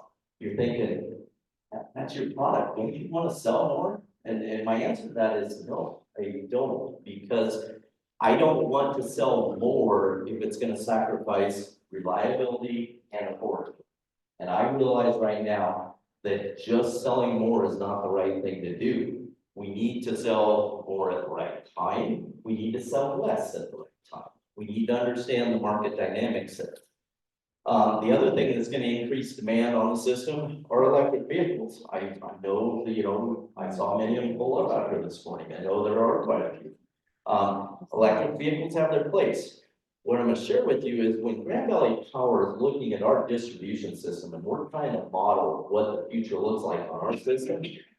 Remember, we're 88% residential. We use 6 kW in our models for the amount of power that's needed at one home at one time to make sure that when they flip the light switch, those lights are going to come on. So we take all of our houses and we put it into our model, and 6 kW is needed all over the place here. And our system is designed and built to exceed that. Now, when you talk about electric vehicles, if you buy an electric vehicle and you charge it at home, which I think most people do, you're probably also going to have a level 2 charger in your garage. A level 2 charger is simply a 240 volt plug that you put in your garage, and then you have that charger that probably takes about 6 to 8 hours to fully charge your vehicle overnight. When you plug in an electric vehicle to a level 2 charger, it holds 6 to 7 kW. So we model our system, right, to serve all these homes at 6 kW. Now, if EVs are widely adopted and overnight, which we all know that won't happen, but if that were to happen, we have overnight doubled the load on our system. Can our distribution system double overnight? And the short answer to that is no. We do not overbuild our system that much. We overbuild it, and we want to continue to overbuild it, and we're going to continue to plan ahead. But we cannot double our load overnight. Again, talking about selling more kilowatt hours, we know that the reliability is going to drop. So we understand electric vehicles are coming. We understand there's an adoption rate coming. We are factoring that into our modeling so that we continue to provide reliable power in the future. But to push it at such a rapid pace does have the risk that it's going to cause problems and risk reliability as well. So we're talking about increasing demand. That's something that's known right now. At the same time, in Colorado, we're increasing demand on the electrical power system. We're decreasing generation capacity. We are shutting down specifically baseload generating plants, coal-fired power plants. And we're replacing that, hoping to replace that with more intermittent renewable resources. You think about it, we're going to add more load to the system. We're going to take away some of your resources. I think every utility person in this room understands we've got some challenges ahead of us, and there are some risks here. That reliability and affordability may suffer. I mean, there is a point that we can make sure the lights come on, but at what cost as well? So we want to make sure we balance those two. And when you think about reliability, it's a little bit hard to see, but this graph to the right really talks about capacity factor. And from if you're the tri-states or the Excels that generate, transmit electricity, you're paying attention to capacity factor regeneration resources. Capacity factor is nothing more than the nameplate rating of that resource. And if it were to run every hour of every day, 365 days a year, it's running 7,670 hours a year. Say it's a 1 kW nameplate rating, that means it should produce 7,670 kilowatt hours that year. And if you know, is it producing 90% of that? Then 90% of that is your capacity factor. Now, I will acknowledge nothing has 100% capacity factor because nothing runs 100% of the time. Everything has to go down to maintenance. One of the best resources right now with the highest capacity factor is nuclear. Nuclear doesn't go down very often for maintenance or anything else. So, you know, nuclear, even though nuclear is the highest, it's still, you know, an 80% capacity factor, but maybe 85%. When we're talking about removing baseload generation resources and replacing with solar and wind roughly have a 20 to 30% capacity factor with it. So we're taking away 70, 60% capacity factors and adding on in 20, 30% capacity factor sources of generation. So, you know, we understand the challenges that lie ahead, and we just like to bring those to your attention. So, so how do we meet expectations? You know, I'm going to use a Frank Zappa quote here that a mind is like a parachute. It doesn't work unless it's open, right? Well, from a utility perspective, we are keeping an open mind. We understand the challenges. How do we meet the expectations? We're gonna continue to try to be efficient in the utilization of resources. The reality is there's probably going to have to be increased transmission as well across the region, across the state. You know, you think about the transmission lines, we have limited corridors anyway to travel across the mountains from the Front Range to the western slope. The same holds true for transmission corridors to get the electricity from the Front Range to the western slope. Technology is going to play a big part of that. When we talk DERMS is really it's a distributed energy resource management system. It's really the ability of the utility to interact with the end consumer to control devices in your home. You have to have consumer buy-in to also do that. So that is being done in certain places, you know, and they're testing the waters, but you have to basically get the consumer to agree, hey, let me discharge the battery on your EV when we need it on the grid. And sometimes that works, sometimes that doesn't. But one of the big things we're looking for, as much like Chelsea mentioned at the summer policy meetings from the natural gas industry, is political and regulatory stability. In the utility industry, that is key. We need some time for technology to catch up, and so that we can implement a lot of these plans that we already have in place. But the utility industry is a very capital intensive industry, and things don't move quickly overnight. So we are moving in the right direction, but we need to keep the goalposts where they are and quit moving them so that we can start accomplishing these tasks or the goals. The other thing that you're going to see from more utilities going forward is new infrastructure. So where I say the utilities have an open mind going forward, I would encourage you as a consumer to have an open mind going forward. Utilities need to stay in business, right? Grand Valley Power 2 years ago, we implemented time use rates for all of our residential members. That was a little bit of a challenge. We communicated often, we communicated early. It seems to be going well. And it's basically just sending the right price signal, right? Utilities haven't always done a good job of sending the right price signal. I will acknowledge that. We've always said kilowatt hour to kilowatt hour. And if you use it at noon, it costs this much. If you use it at 7 p.m., it costs this much. Well, the reality is it doesn't.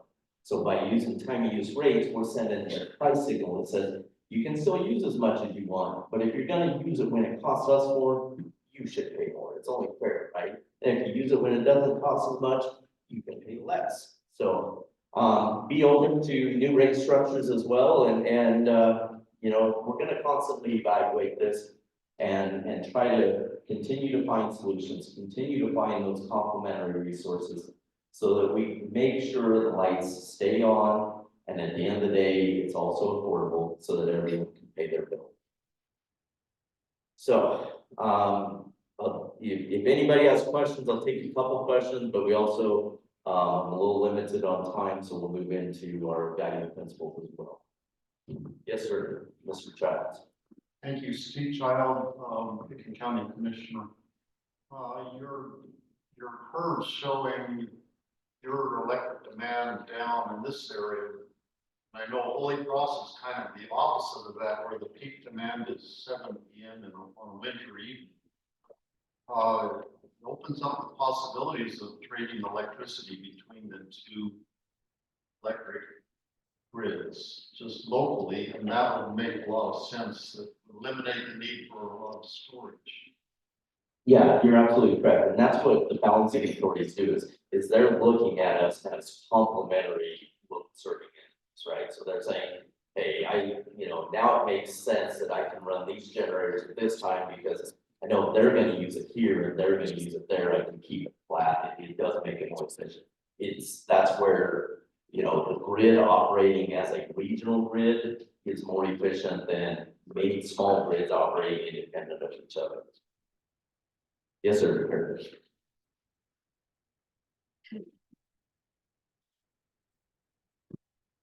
Harry Rules, Derek, you mentioned that you guys are moving in the right direction. Is that would it be better to say we're moving in which direction rather than the right direction? This is this is very educational. I think uneducated group out there that needs to see this. And one thing that comes to my attention, I'm sure you guys are forced to see this, but is there, when you read an article, what's socially acceptable or where the pressure is for the grid and renewable energies, it takes away from the emphasis on nuclear and fossil fuels. Why do we allow these people to come up with hypotheticals on technology that's 20 years out? I think that's false information for maybe going in a direction, not necessarily the right direction. It is a direction. I think for your purpose from the utility standpoint, isn't that forcing us to believe something that's going to happen tomorrow in this market? Yeah, great point, Harry. There's something I'll bring up here in just a couple minutes, that kind of touches on that as well. I've been one to make the statement before that you can't legislate physics, right? And at times that does appear to be what's happening. Are we forced to do this? I would say my analogy is, when I hit my thumb enough times with the hammer, I'm not forced to move my thumb, but I kind of start to learn I better move my thumb or else I'm gonna get hit over the head again, right? So are utilities forced? I don't know, forced, we're encouraged, strongly encouraged, and not for the wrong reasons, right? There are right reasons to be doing what we're doing. From a utility standpoint, we are, the most important thing to us is reliability and affordability, right? Let's not move before technology is ready for us to move. As I said earlier, let's invest in the storage. Storage solves all of this. Don't throw more money at one technology, one form of generation. Let's figure storage out. And when I talk to school groups, I tell young kids, I said, you want to be the next billionaire. You're going to skip the millionaires. You figure out utility scale storage and how to create that, and you're easily going to become a billionaire overnight. So that's always the challenge I focus on: is storage, efficiency. Efficiency is low hanging fruit. Storage is truly the long term solution. So I appreciate that. Sorry, I'm running a little bit late on time. I don't want to hold everybody from lunch, but I will be around the lunch. So I would love to have more conversations and take more questions with lunchtime. I appreciate that. But I do need to get back over there so we can continue with the rest of it real quick. And we'll make sure to share the slides with everyone as well. Yes, thank you.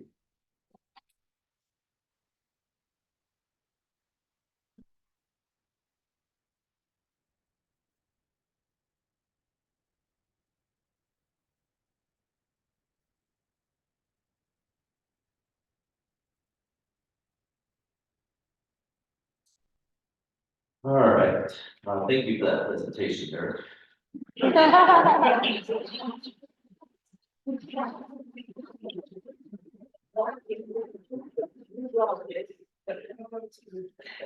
All right, now to move on to the resolution review and updates. You know, to let everybody know, the advisory group has really met, we met in person, we've had a lot of email exchanges. We've met, reviewed, everybody's provided input on the proposed drafts of the guiding principles. I really appreciate the advisory group, that we have at the Energy Committee. I think I shared with them that the group we have there, I would put up against anybody to get anything done. When we're up against a deadline, they do great. They really rally together and do a good job. So, can't say enough good things about that group. Also then, in addition to everybody that was a part of that group, special thanks for the second guiding principle, the climate greenhouse gas guiding principle. Kathy Backler and Commissioner Sue Hansen, they really took the lead on that one and took care of that. You know, they worked with Brittany. I know Brittany worked with other committees to pull that together and probably put that where it really should be, which is in the Energy Committee, greenhouse gas and climate guiding principle. So, you know, the advisory groups have worked hard. I appreciate their time. They're a great group of people. What the committee is presenting are the two included guiding principles to the board for approval. Comments, Brittany, Brad? Yeah, I'll just add that, you know, we've been working on this one, especially this first one, for almost a year now, and it's been vetted very thoroughly, by different committees, by different outside sources. And I think we've got it in a good place to fully represent the needs of, Club 20 in a good way for now. Obviously, the energy world is ever changing and we'll need updates further down the road. But for now, I think that this is a really comprehensive, both of these are really comprehensive and outline Club 20's positions pretty well. Yes, sir, Mr. Brad. Would you like a motion for discussion purposes? Sure. Yes, please. Okay, Mr. Chair, I move that we adopt and recommend to the full board, resolution EN-23 XX, guiding principles, regulations concerning the energy. Do we have a second? Okay. It's been moved by Mr. Beck and seconded by Ms. Dozier to recommend guiding principle EN-23XX to the board for consideration. Discussion. Question over here. And it is a question. I suspect I just need to educate Chris Trees, Garfield County. At the bottom of at least the page as printed, the last be it further resolved. Club 20 supports state level scrutiny that ensures agency officials understand operations in each basin, regardless of county lines. And I'm wondering two things. One, what basins are we talking about? We're talking about energy basins, I assume, being water guy, I think of hydrologic basins. And Club 20's traditional approach is to resist state level regulation. I'm wondering if we really are saying, or want to be saying that all regulations should apply uniformly statewide, or whether there shouldn't be some local specificity recognition of different conditions in each basin, whatever the basin is. Chris, could you say where that is again? It's the bottom of the printed page. On the first page, be the 1, 2, 3, 4, 5th, be it resolved. No, it starts with Club 20 supports state level scrutiny. So it probably is the top of the next page on the right. Yes. Thank you. So again, I'm looking for some education, perhaps more than a suggestion.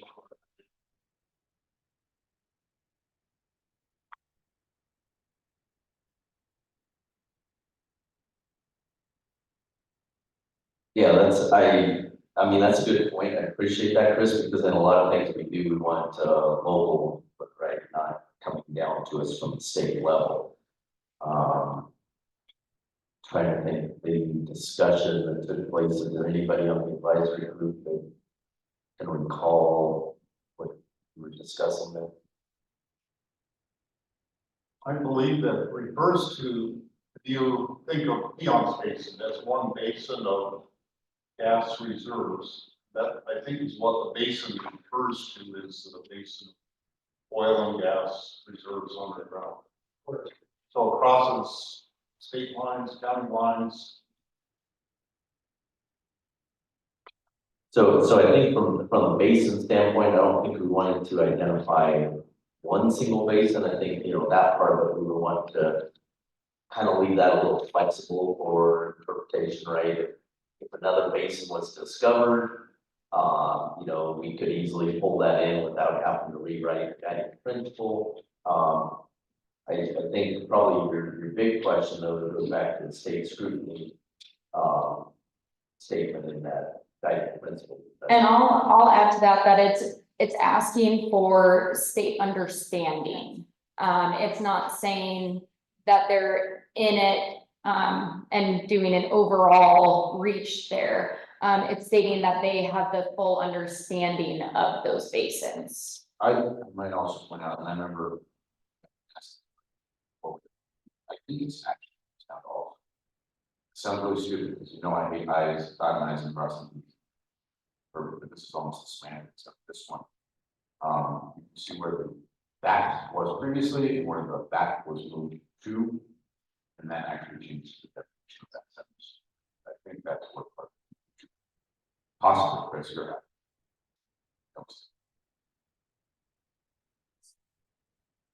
I'm wondering if we could reword it to say, Club 20 supports state level agency officials understanding the operations of each basin regardless of county lines. Would that be an acceptable? Right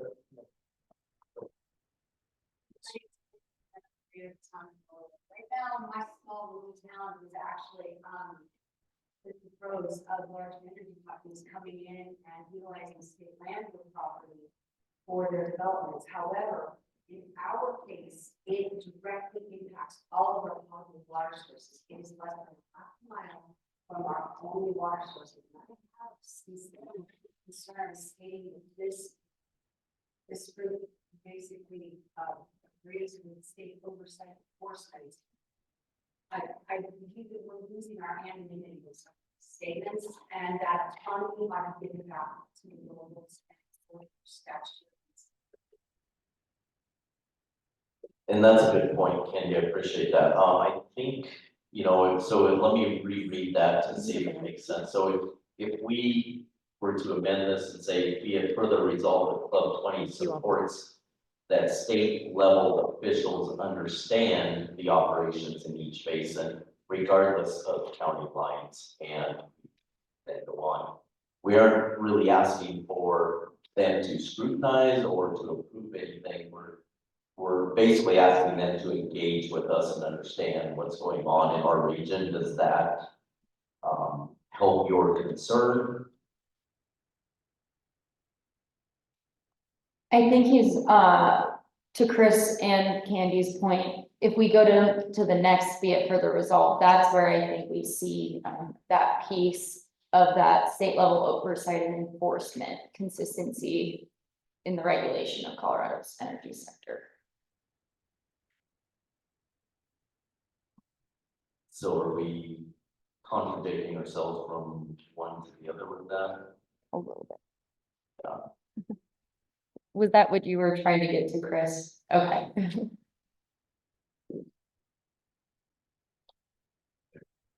Is there recommendation for any further amendment?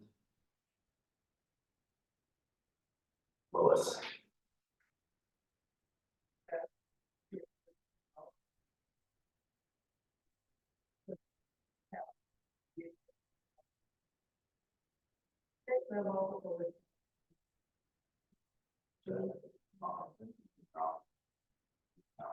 committee.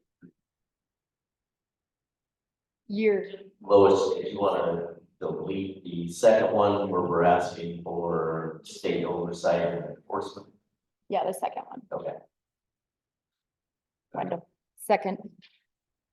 So we have a motion to amend, by removing the last be it further result on that page, a second, more discussion on that. Steve? Child Licking County, I agree with changing the first one and taking out the scrutinize clause of that, that makes sense. I don't agree with removing the state oversight, which I think it's important to provide consistency across the whole state. I think is important to the industry. That eliminates that part of it. I think that the state should be involved in the oversight of the industry. Just for the reasons it states. So I would oppose removing the second code. So what if we did, change consistency to clarity? So I think that the second one can be removed, Steve. The reason is be it further resolved before the one that we just edited. It talks about making sure that we have a statewide plan, that everything is vetted locally with the local governments, that we determine all these analysis.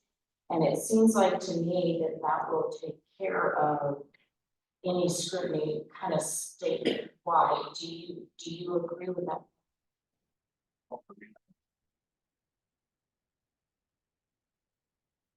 Harry, go ahead. The window had. Yeah. Go ahead. I had my, but also. I really don't think we need for the state of Colorado to do any more enforcement. Take that on for the election. And I would just share that, to Cindy's point, be it further result before that, we are asking any state agency to include the stakeholders, right? I think that's our consistency throughout all of our guiding principles and policies is we understand there needs to be oversight in certain cases from the state agencies, but we are always asking for that local input, stakeholder input, before doing that. I think that section talks about that in the sense of that has not been fully vetted in transparent forums, right? So we're asking for if they are going to have oversight or change anything, that at least have it fully vetted in the local or transparent forum. You alluded to it earlier, Gary. I think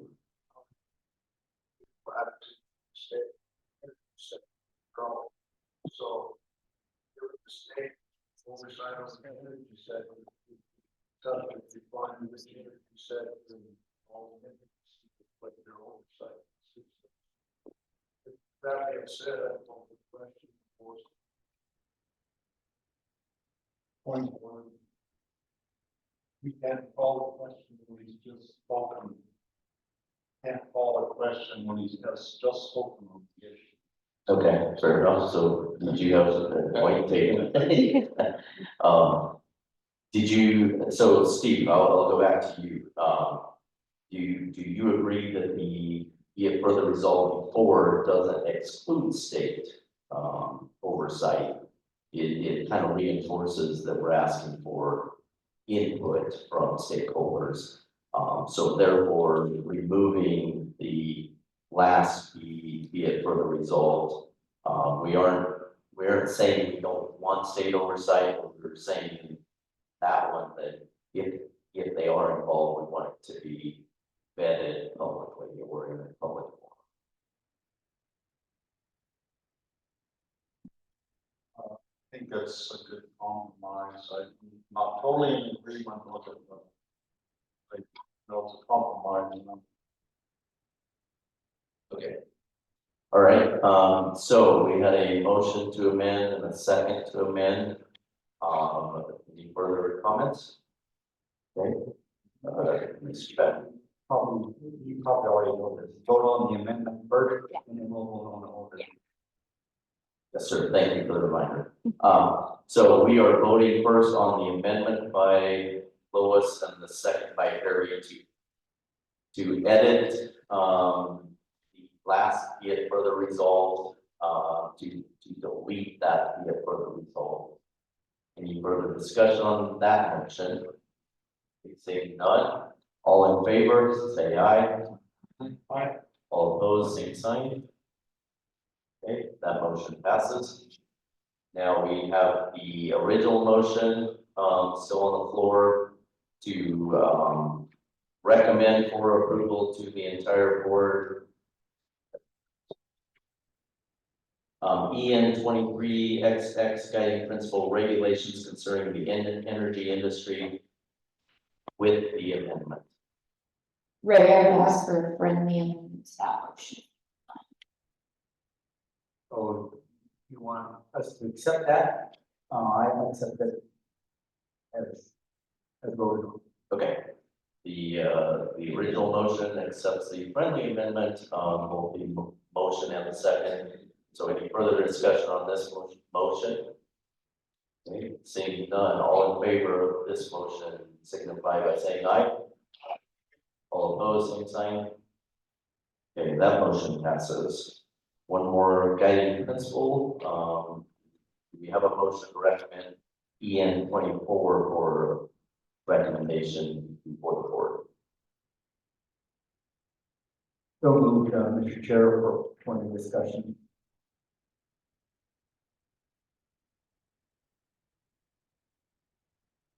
We have a motion and a second. Or do you have any question? Second. So we have a motion and a second, and, I have a question. okay, So if you go down to the, be it further resolved, first line, and then maybe I misinterpreted this because I got the graphic on the accident in this, but improves climate and environment outcomes over reasonable, achievable timelines. I want to read that with in conjunction. Typically, we write reasonable, achievable timelines. Should that be in conjunction with it, or am I misunderstanding? so we're talking about the statement that says all the above energy policy that improves climate and environment outcomes over reasonable, achievable timelines, balances the energy security. That section.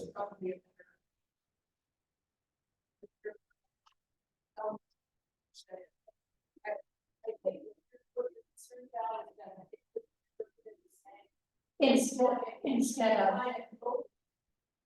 yeah. So I'm saying, maybe change it to in conjunction. Because when I read it the first time over, it seems like we're elevating that for something that's reasonable.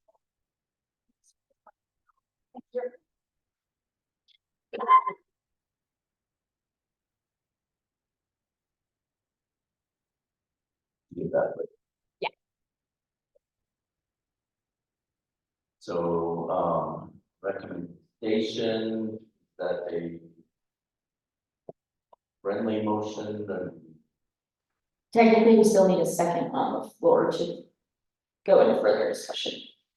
I think, yeah. Okay, you did accept, okay, thank you. For the, discussion. So we have a motion, a second, a recommendation to replace over with the phrase in conjunction with. Further discussion. Lost track. Right. Yeah, I said that amendment. So a friendly amendment to the original to just make that change. We have a motion, the second on the floor to move this forward, with the friendly amendments. Any other discussion? No further discussion, all right? All in favor signify by saying aye. Aye. All opposed, same sign. All right, motion passes. Thank you very much, everyone. We have lunch waiting for us out in the room behind us. So, with that, I would call for the Energy Committee meeting to get adjourned. And we are on a bit of a short timeline, so if you could try to move through that lunch line pretty quickly. We will try to push back, the business affairs meeting just slightly. But I do want to speak with that committee chair and those speakers as well to make sure that we are responsible or giving them the appropriateness.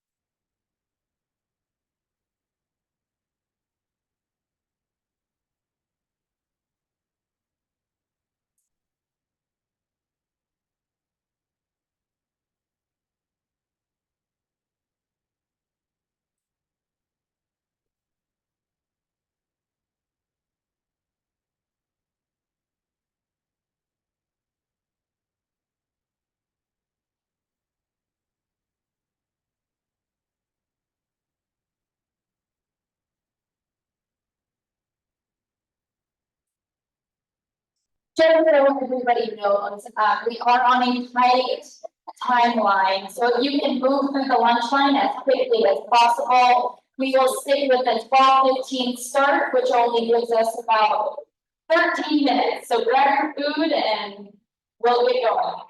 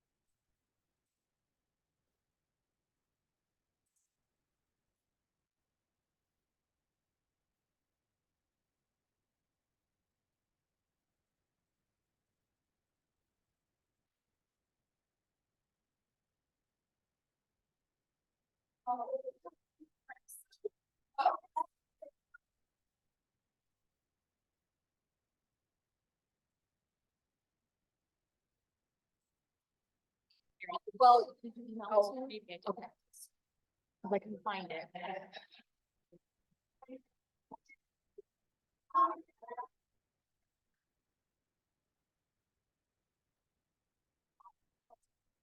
It's you. I think everybody else was. Mainly because I was standing. When I had gone over there, I got a couple different texts from people. Thank you. And then there said, thank you. I was about to start a campfire back here. But it, I mean, my hands. Big. The attachment on it.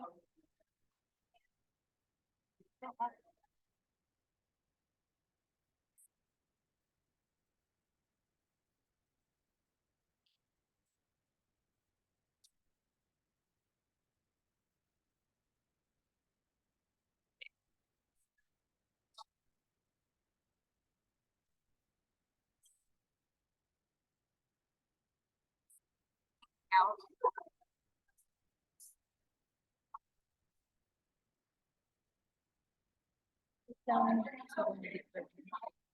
Try that. You might have just put the same side. Oh, there it is. Yeah.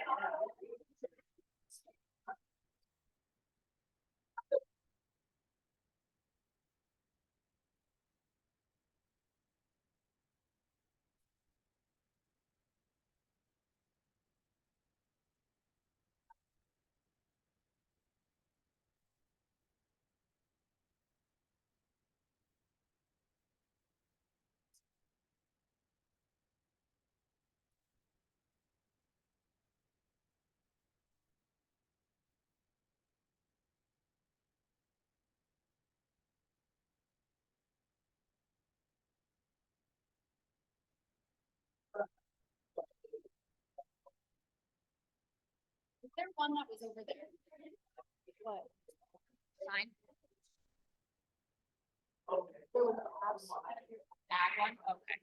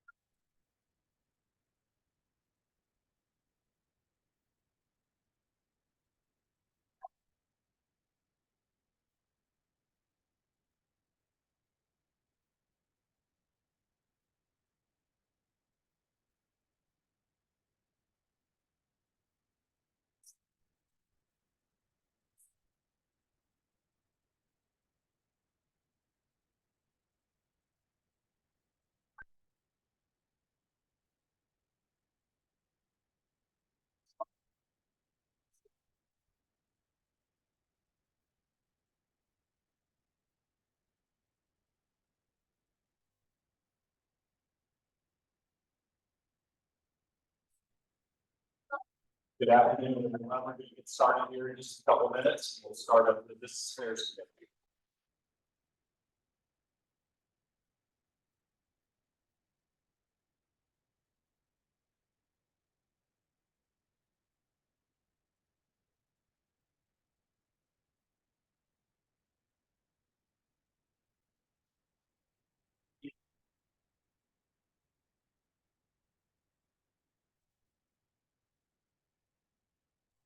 Sticks out. I got the rest of it, loving it, with all these paper cups. I was like, so what did you do? When I was peeling back on the wheels and the words, yeah, gosh, I just I really want to take me.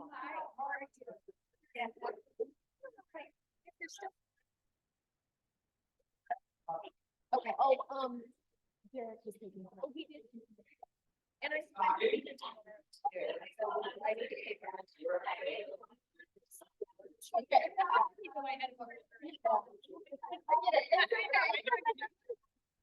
And then there's plenty of drinks in the fridge. Yeah.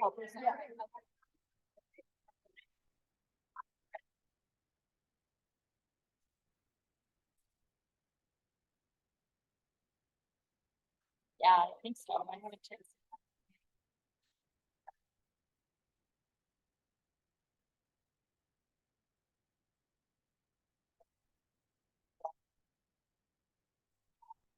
Well, I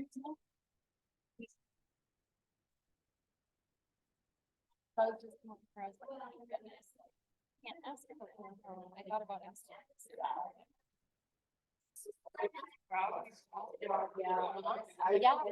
Yeah, everybody was coming in. We had 45 people registered. And we have about 60 people.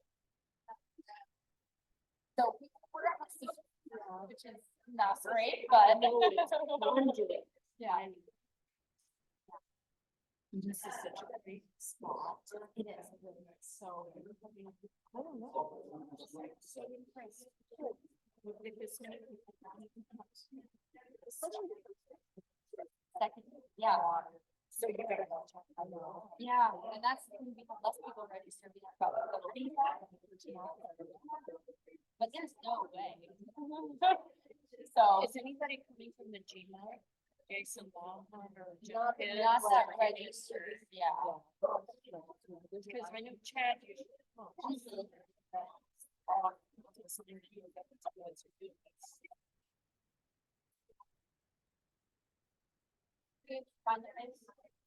Okay, so good. My phone took me right. The sign out front was very good. Okay. And the other sign. We were hoping that it would work because the ground's pretty. All it is retraining. Yeah. Cats. Yeah. But you know, having it's running having all these same so people no, it's a great group. Great group. And Jeremy. What a yeah, absolutely. Well, and he called us and All right, folks, good afternoon. You all come back together here, please. Phil Vaughn, I'm chairman of this. Glad to have everybody here today. Sorry for the time factor here, but I just want to make sure that I don't end up screwing up is a better term. Screwing up our following three meetings and starting late. So we are going to start on time. As always, I promise you we will finish on time. So folks, we want to start off with you don't have yeah, okay, there we go. Just want to start off with introductions. And so Andrew, why don't we start with you? We'll work our way around the room. Do we want to use Stein? Do we want to use this to surround the room so people can hear? Yes, and a reminder to not grab the neck, because it disconnects. That's a good one. Hello, everyone. I'm Andrea Wilson. I am the Policy and Operations Director for Club 20. Brittany Dixon, Executive Director of Club 20, and I'm going to go ahead and introduce folks online as well while I have the mic. We have Doug Maher, Janet Farmer, Jonathan Houck, Nancy Fishing, and Tracy Sakaguchi, the same folks that have been on all day and are showing great dedication. Name is Wendell Coons, I'm running for county commissioner. Right there, I'm membership chair for Buck County and former Moffett County Commissioner. Thank you. Cindy Dozier, executive.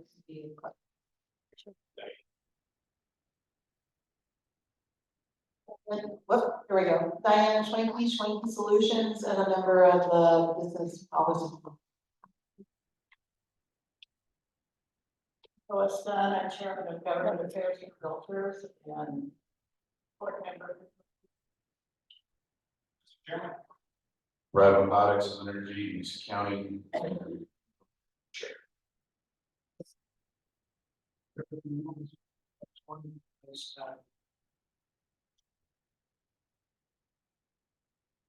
Good afternoon, Geraldine Francis with College.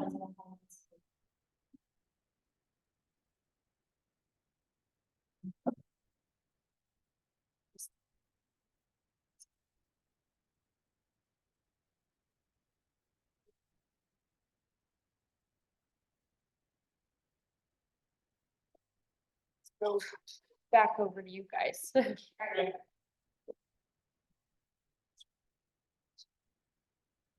Sarah Carlisle, Tri-State. Randy Newbert, Buck County member, City of Great Council. Cody Kennedy, Grand Junction City Council. Steve Down, mayor, member. Particular Colorado Mountain College Resident Campus. Catherine Radio, Colorado Mountain College Vice President of Academic Affairs and Co-Chair of the Education Committee.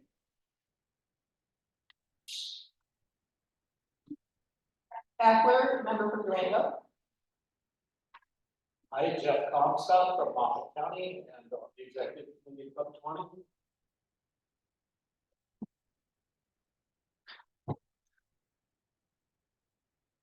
Brendan Bader, Colorado Farm Bureau, chair of the ag. Bonnie Brown, executive committee on committee on public lands and natural resources. Wendell Coons, I ride for the Ray brand. If he invites you to go to the train station, I'll be there.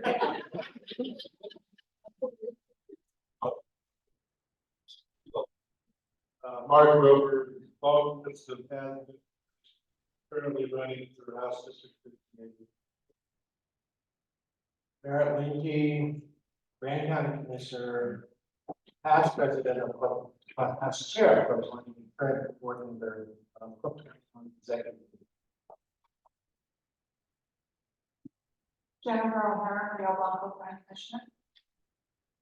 Tom Kleinschmidt, Director of Tourism, Moffett County. Kristen Jones, Atlas Energy. Chris Lopez, Chapa, Community Relations, based out of Durango, Colorado.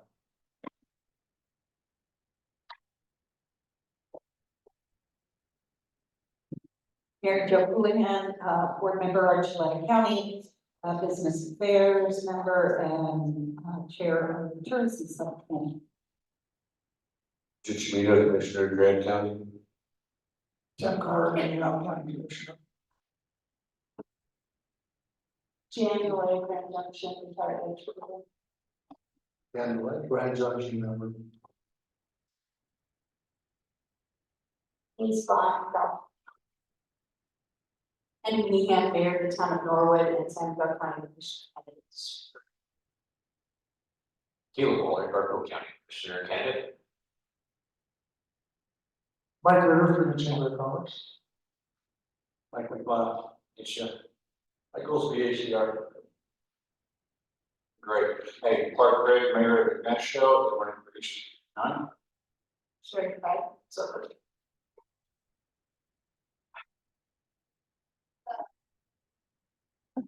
Alyssa Logan, Senator Michael Bennett's office.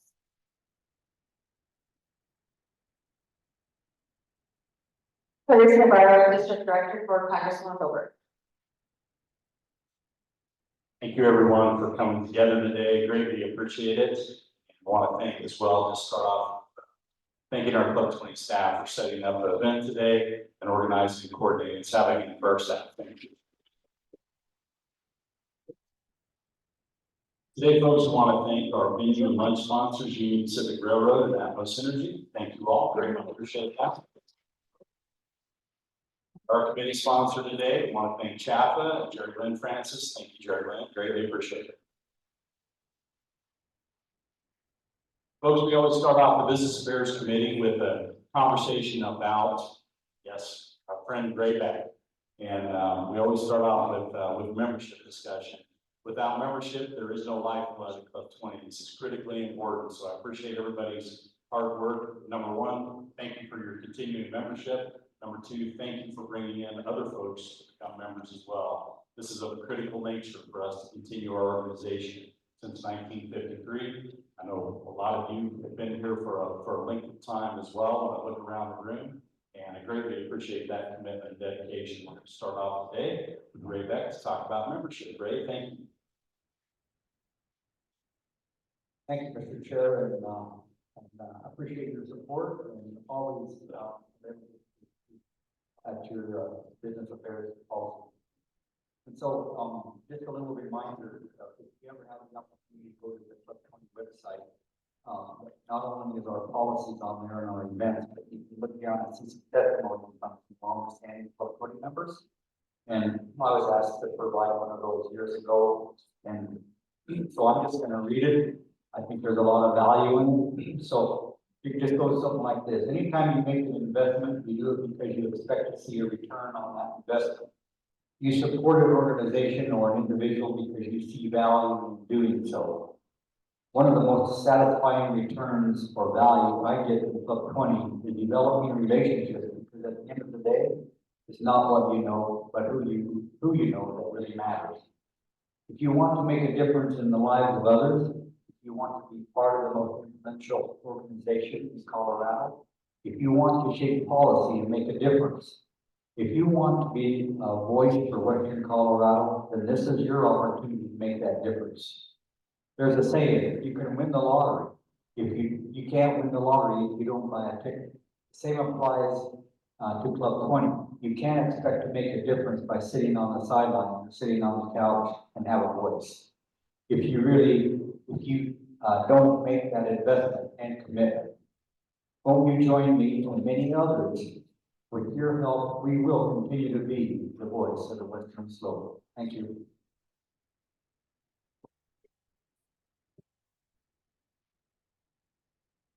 Folks, bringing in new members doesn't have great complexity. I was talking with a local realtor this past week and brought her on as a new member. It's very uncomplicated just to talk about current issues in Club 20 is discussing and to refer folks to the website and help them fill out that application. Again, for an individual, it's $100, obviously different rate structure on business and the like from there, but I think it's about the best investment that you're going to make on being able to have a voice in what's occurring both on the state level and on the federal level as well. Great, thank you again, brother. Sure appreciate your help. So today, folks, I want to start off with one other item here. At the back of your agenda, you all will see the Business Affairs Committee Advisory Panel. Kyle Alpha, Julie Baca, Mary Jo Houlihan, Jerry Lynn Francis, Mike Murphy, Joe Rice, Michael Murphy, Joe Rice, Cameron Reese, Tamara Ward, and Jasper Welch, and myself. Those are the folks that I look to on a daily basis to have conversations about what issues we need to be working on within the state of Colorado and what areas are of importance. I am interested in placing some additional folks on the advisory panel. If you have interest, please contact me. Talk to me after. I try to make sure that we have a good statewide presence. Obviously, these are all Club 20 members, but try to make sure that folks are from around the state. That gives us strength in what we do on the Business Affairs Advisory. Next up on our agenda today is our friend Jerry Lynn Francis. Colorado Housing and Finance Authority. She's the Chief Communications and Community Partnerships Officer, and her conversation today with us is going to be 2024 Colorado Housing Landscape. Let's give a warm welcome for Jerry Lynn. Good morning, everyone. Thank you.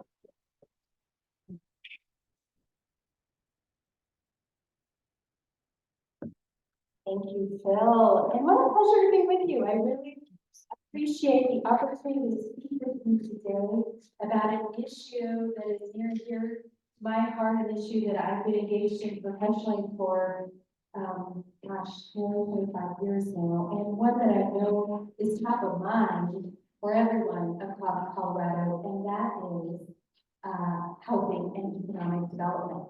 And so I want to first hope that my clicker works. Oh, there we go. I want to first put my clicker works. And give a little background into who is Colorado Housing Authority. What is the work we do? Why am I speaking today? So Colorado Housing Finance Authority is a statewide organization that works to strengthen Colorado by investing in affordable housing and community development. A lot of folks think we are a state agency, but we are not. That is a common misperception. We actually are not a state agency, but we were created by the state back in the 70s. We're actually celebrating our 50th anniversary this year. And thank you. Yeah, I'm going to talk more about it later.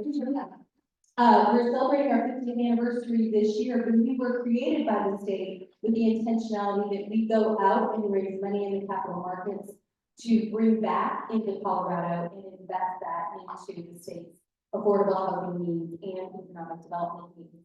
While we are not a state agency, we are technically quasi-governmental because our authority to exist is in state statute, and the governor does appoint our board of directors through the governor's boards and commissions process. So we are led by an 11-member board of directors who guide us in our work.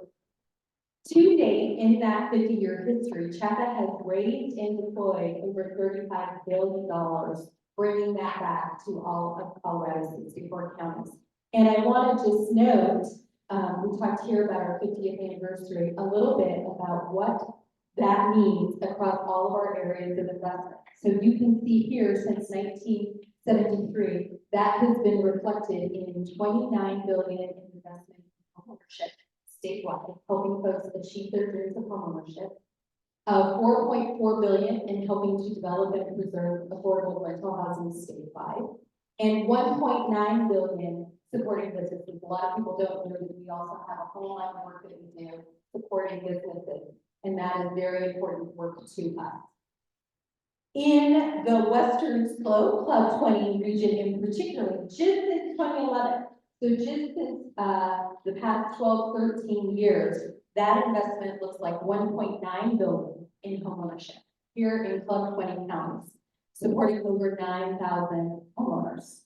$186 million in rental housing direct investment, including $51 million of state and federal housing tax credits that we have deployed in the Western Slope, and $223 million in our business finance efforts, helping over 2,000 businesses and supporting roughly 16,000 jobs.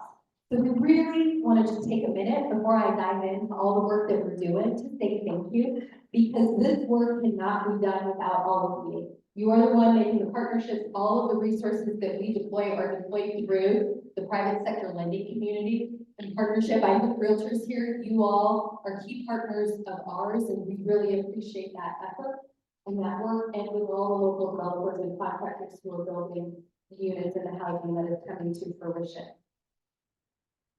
Since 2011, that total investment in the Club 20 region, the economic impact of that is estimated to be $5 billion. So we are very proud of that. Despite that, we know that housing is top of mind for many people in Colorado.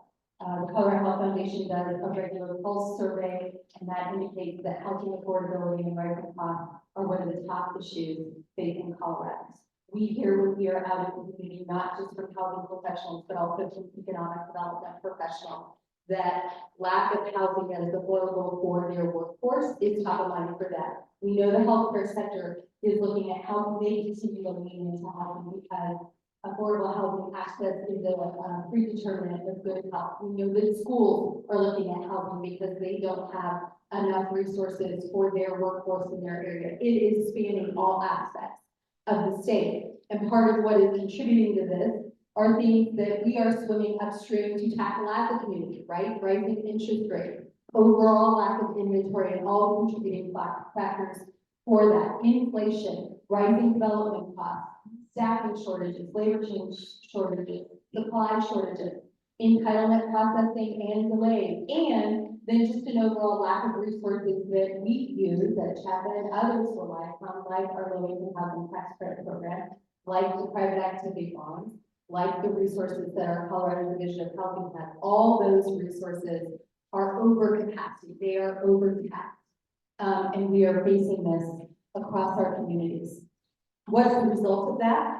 You can see here a chart from the National Low Income Housing Coalition, that shows how Colorado fares compared to other states in the nation in terms of what it is taking to afford a 2-bedroom rental apartment in Colorado compared to other states. If you can't see the number, it says Colorado, you have to earn $32.13 an hour, and you have to work full-time, 40 hours a week, in order to be able to afford that median apartment rent. If you look at how that compares to other states in the nation, we are now competing with the coasts. We're right alongside the Californias and the Seattles and the Eastern Coast as well, the Floridas, in terms of that price unaffordability, as I would say, right?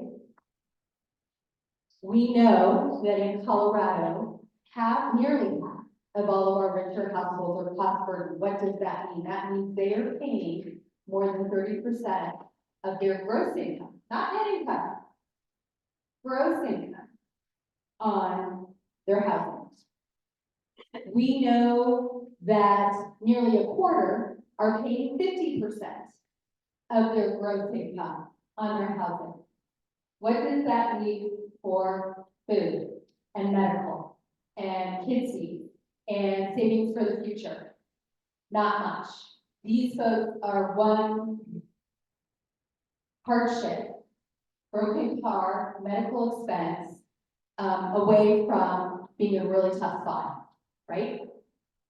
We know that 8 in 10 households statewide earning less than 50% area median income. And by the way, area median income, depending on whether you're using the HUD number or the census number right now, is at anywhere from 100,000 to 80,000 in annual income. Those who earn half of that, 8 and 10, are cost burdened, paying more than 30% of their household income on, 30% of their gross income on household expenses.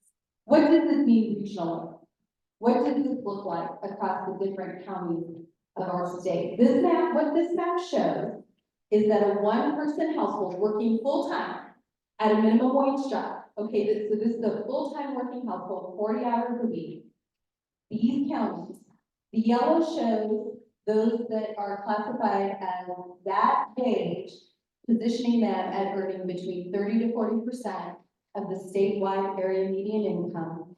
And the blue means that that 1-person household working full-time at a minimum wage job is between 40 and 50% area median income.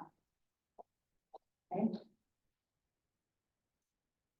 This is what that looks like if we consider a 2-person household with 1 wage. So this is your minimum wage worker with kids, single parent household, that gives you a feel, okay? So they may move up a little bit because when you consider AMI with those numbers, they're gonna adjust based on how many people are in the household. So, Yes. correct, can I just ask a clarifying question? When you're talking area median income, you're talking for the state, or are you talking for individual counties? It's adjusted for individual counties. These are HUD numbers, and they thank you. It's a great question. And HUD will adjust them based on each county's AMI. Yeah, thank you for that question. Okay. And let me expand on that. It's minimum wage based on region 2. So Denver's numbers look different from the other state minimum wage numbers. And that's an important distinction as well. A 2-person household with both people working minimum wage jobs full-time, right? Or if you wanted to consider that single person working 2 full-time minimum wage jobs, because we know that happens as well. This is what that looks like. still likely not earning enough to be able to afford what it costs in Colorado to buy a home. And still struggling to meet what it costs to pay that home. Okay? Trying to keep up on my slides and these slides. Here is what that median income needed for a two-person household to purchase a median price home in Colorado. These are state numbers now, these are not regional numbers. So as of January for October 2023, we were looking in Colorado, the median priced home of about 500,000, right? And the median AMI needed to afford that at 189% of every median income, 189%.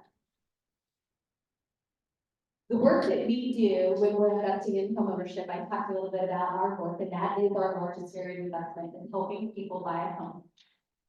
When we see people come in, our income limits allow us to support, because we have a mission to support low and moderate income households. Our income limits allow us to support folks earning up to 160 roughly thousand every year. Okay, the qualifying amount of the borrower can be. Right now, our average Chapter homeowner, because I call them that average AMI, is $100,000 a year. Okay, but so we're helping folks, but this is what it looks like in the conventional market. So just if we think about some of the challenges that are being faced. National Association of Home Builders did this great report, really valuing it, that shows housing affordability, housing opportunity index is what they call it. And they look at different MSAs all across the nation, and they share with us based on the median income for that MSA and the median home price within that MSA, what is the opportunity for affordability? How many of those homes in that statistical area are affordable to the median household in that same area? And so I looked at what Colorado was for us. I'm sorry, they don't have a Western Slope MSA in their report. I think we should write them about that. I really think we should. But I've given you what they do share for Colorado, okay? So they show, out of 241 MSAs that they publish on, Pueblo is ranked 88 in terms of affordability, opportunity for affordability. And these are numbers out of Q4 2023, with the median home price, home sales price of $279, and 49%, meaning that 49% of the available housing stock in that MSA is affordable to a median income household in that MSA. Half houses affordable, half not, right, 49%. Okay. Denver ranked 168 with the median price at $560. And almost 24% of the homes available are affordable to a median priced household in Denver. You can see how we go down, really in the Colorado markets that they reported on was the least affordable, ranking 200 out of 241. 200 out of 241. Price point 500,000, but only 18.4% of the available stock was affordable to a median income household in that area. So it kind of gives you a feel of how that's changing in different parts of our state. So what are we doing about it, right? We know the landscape.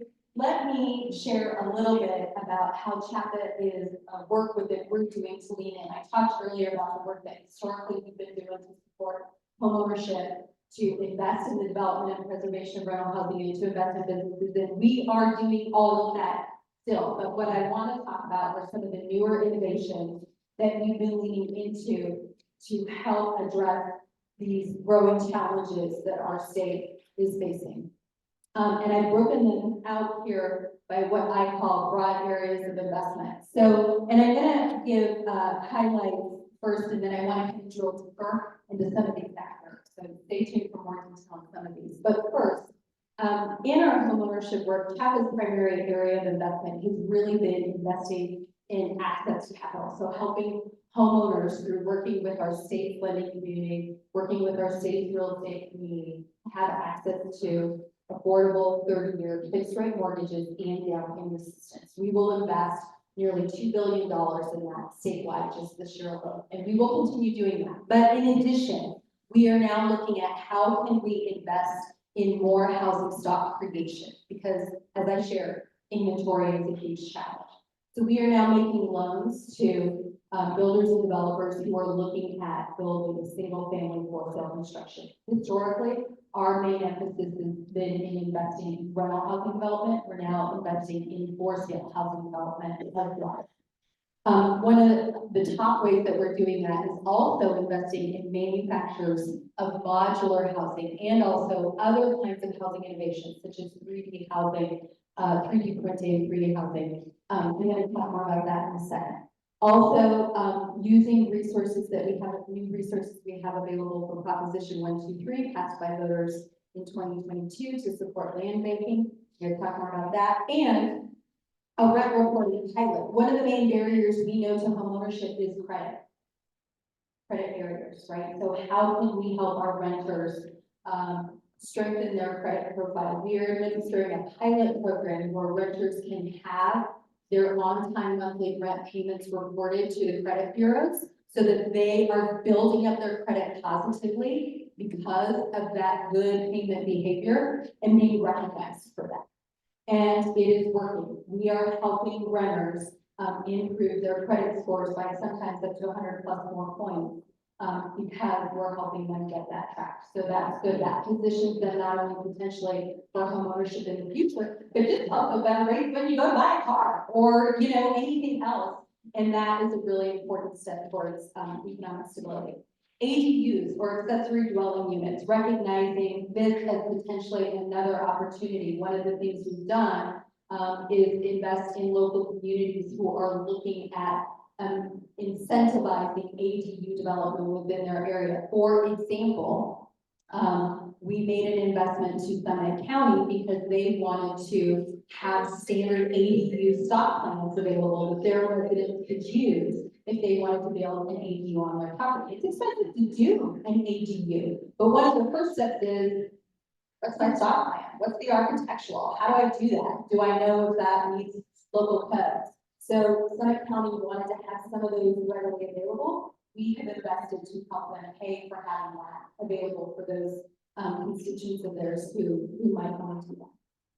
I'm going to talk more about rental housing and small scale finance, but I want to skip over to the community partnerships. The other main area of innovation for us is really thinking through how can we provide more technical assistance to local communities who are wanting to lean in more into the housing space. So many folks that we talked to, I'm sure so many of you in the room might be affiliated with an organization that has, maybe a school district that has land, or a healthcare organization that has access to land or facilities, right? That you all are wanting to provide housing on or for. But y'all aren't housing developers, so what do you do? Where do you go? We have launched some new technical assistance programs and offerings to try and help you move that needle forward. We're going to talk more about that as well. Let's dive into the modular factory finance. Proposition 123, which was passed by voters in November 2022, dedicated a certain amount of state tax revenue already coming in, so it didn't increase state taxes, but it directed a portion of existing state taxes to an affordable housing trust fund. Those monies were split 60-40, with 60% going to the Colorado Office of Economic Development and 40% going to the Colorado Division of Housing. OED, the Office of Economic Development, has hired us to manage their funds for them. So we are managing that 60% of OED. And the measure said a very specific item for how we can deploy those resources.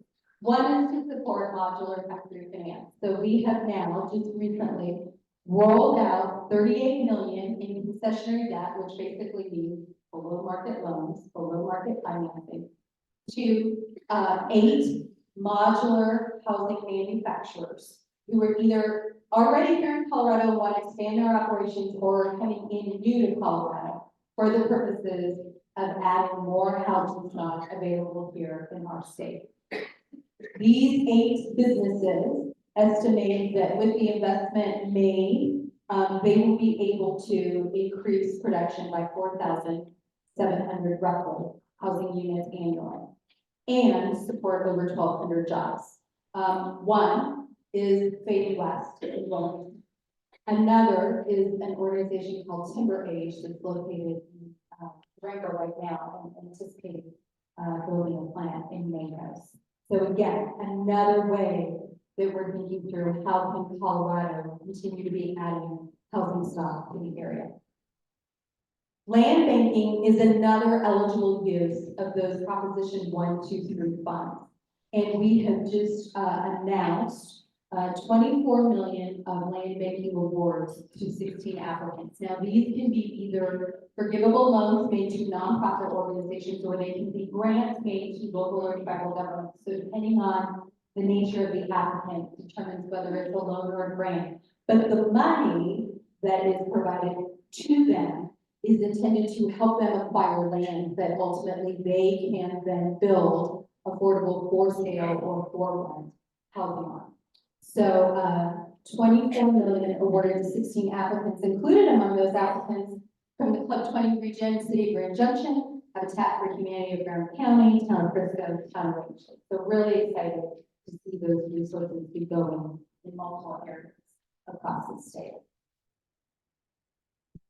Middle income housing is another area where Chapter has really looked to lean in. Now, these are our resources. These are Proposition 1, 2, 3 resources. Okay, so want to shift gears on that a little bit, but one of the things we know very much, and we have heard very loud and clear from our stakeholders, is that in the rental housing work that we've done, the resources that we have historically relied upon can only serve up to households earning 80% of area median income. And as we just looked before, there's a huge need for housing affordability even beyond that, and we hear that. And so to try and better address that need, we came up with a new innovative program called the Middle Income Access Program. And that provides loans to developers to build housing affordable to that middle income. Middle income meaning between 80 and 120% of area median income. We often call this segment of the housing continuum the missing middle because they can't necessarily afford market rate rent, but they also earn too much to qualify for historically affordable housing programs. And so they're caught in this gap, right? So how do we better meet this need? Well, the Middle Income Access Program is a way that we are achieving that. And you can see here, my map's not very big, so sorry about that. But you can see here, and I'll try and get out of the way, that a lot of the developments that we have been able to support are in fact in our rural resort regions, really high-class regions that have historically been hard to serve. We have 3 here in Summit County, one in Keystone, one in Silverthorne, one in Breckenridge. We have Sunlight Crossings in Steamboat Springs. And then we have Spring Creek and Gypsum. So those being in our mountain resort communities. Yes. Those are the rental. Those are rental units. Those are apartments. That's exactly right. I talked a little bit earlier about the way that we're leaning into more capacity building on how can we help folks who are wanting to build affordable housing really have access to resources available to do that. And this is our small scale technical assistance program. I think of it as matchmaking. We work with local community leaders who want to build affordable housing, and we match them up with affordable housing consultants to get the coaching so that they know the steps that they might need to take in order to bring that vision to fruition. It is intended to support developments that are 30 units or fewer. And we know that that is a huge need, particularly in our non-metro, more rural areas. Rural areas don't want a 100-unit apartment building. That's not what they need. But they might need a small 6-unit apartment building or 12-unit.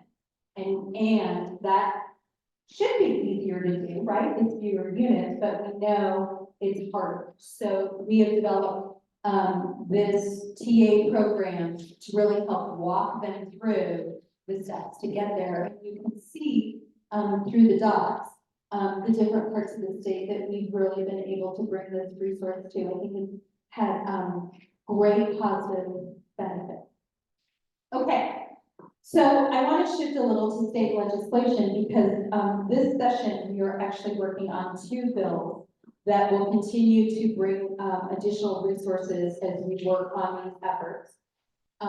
The first is our state affordable housing tax credit program. So the state affordable housing tax credit is modeled after a federal program that is nationally recognized as one of the most successful ways to raise capital to build affordable apartments.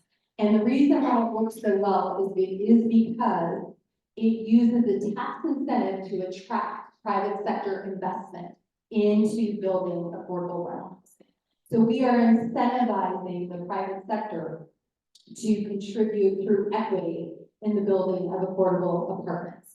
The state program modeled after the federal, and the federal was created in '86 under the Tax Reform Act that President Reagan's administration did at that time, has helped support the development of 11,000 affordable apartments statewide, helped raise $1.7 billion in private sector investment here in Colorado. So all that capital that otherwise wouldn't be coming in, it's coming in now. And leveraged over $5 million in resulting economic impact because we're building these apartment communities, because we have that related construction activity, and because people then who live there don't have to spend as much on their rent as they otherwise might, and so they can go out to dinner, or they can afford their grocery bill, or they can pay the medical expenses. So from all that, we have resulting $5 billion in economic impact. This program was originally reauthorized in 2014. We are currently authorized to award $10 million in state affordable housing tax credits through 2031. Because of its effectiveness, we are oversubscribed by a rate of 3 to 1. So we get $3 in requests for every $1 that we have available to award. These deals are by and large ready to proceed, good deals. We just don't have enough resources to help them move forward. So we are going back to the Colorado General Assembly, asking them to allow us another $10 million in state affordable housing tax credits. So giving us a total of 20 so we can continue to do this work. I want to take a moment to say thank you to Club 20 because you all have been great supporters of this legislation in the past, and we very much appreciate it. And so would also greatly appreciate your support for this bill. Bill sponsors will be Representative Shannon Bird, Representative Ron Weinberg, Senator Zenzinger, and Senator Simpson.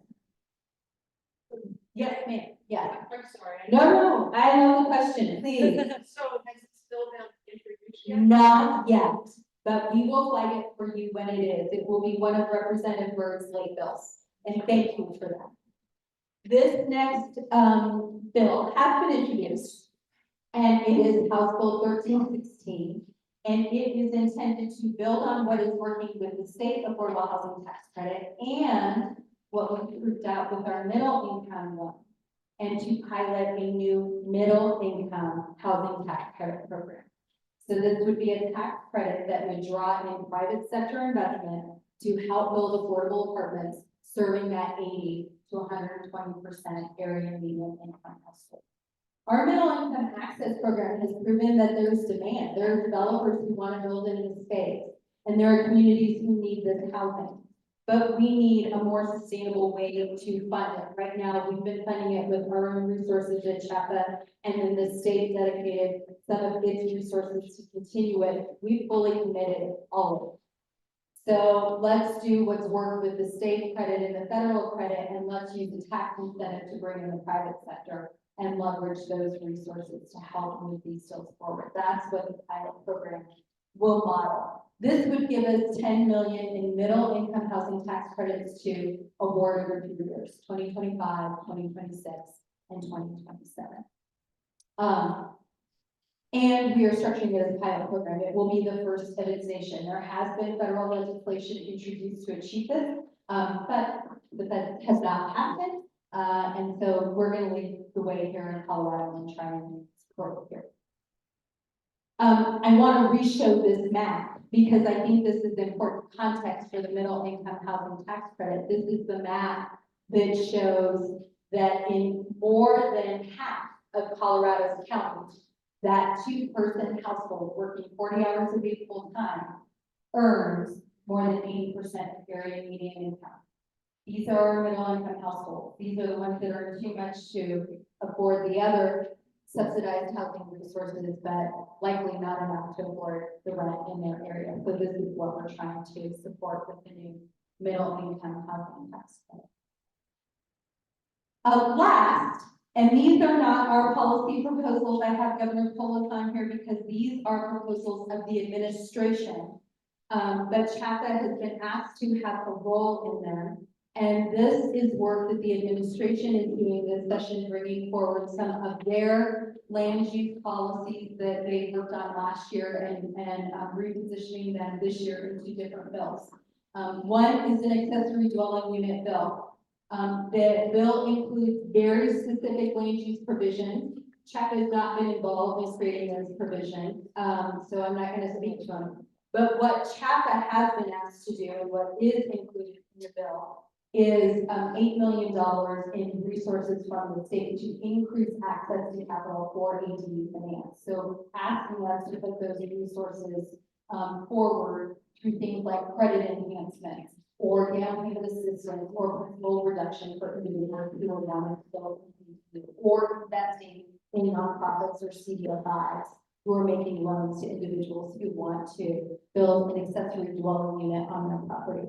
Another key piece of the governor's policy agenda for this year is around transit-oriented development, incentivizing housing, more housing and housing that is affordable around transit corridors. And as part of that process, there is, again, a whole land use component, a whole zoning requirement component impacting metropolitan areas regarding transit and their zoning allowance, which I won't speak to because we're not part of that land use piece. But what we have been asked to do is to administer a tax credit that the governor is proposing to incentivize development around transit areas. That tax credit would be available at a fluctuating scale between $8.6 and $3 million, starting in 2025 and running in 2025. So I wanted to note that for you as well. Not specific to CHAPA's work, but just all in all, housing is a huge issue at the Capitol. And these are just some of the bills that any number of stakeholders are working on. CHAPA is not an advocacy organization. We don't have positions on any of these. And I know many of you in Club 20 is well engaged in all these bills, and you all are engaged with CCI and CML, and they are representing local interests on all these bills. But I think what I wanted to observe here is at no other time in my history of working on housing policy have I seen this scale and scope of interest on housing policy at the Colorado General Assembly. So it is certainly a lot to keep up with. But we know, given the challenges that we're all facing, that this is an area of much needed addressing. So we appreciate the conversation. With that, I will pause. I'm happy to answer any more questions. And again, just want to thank you all for your partnership in housing and economic development for the past years. Thanks, sir. You know, very much.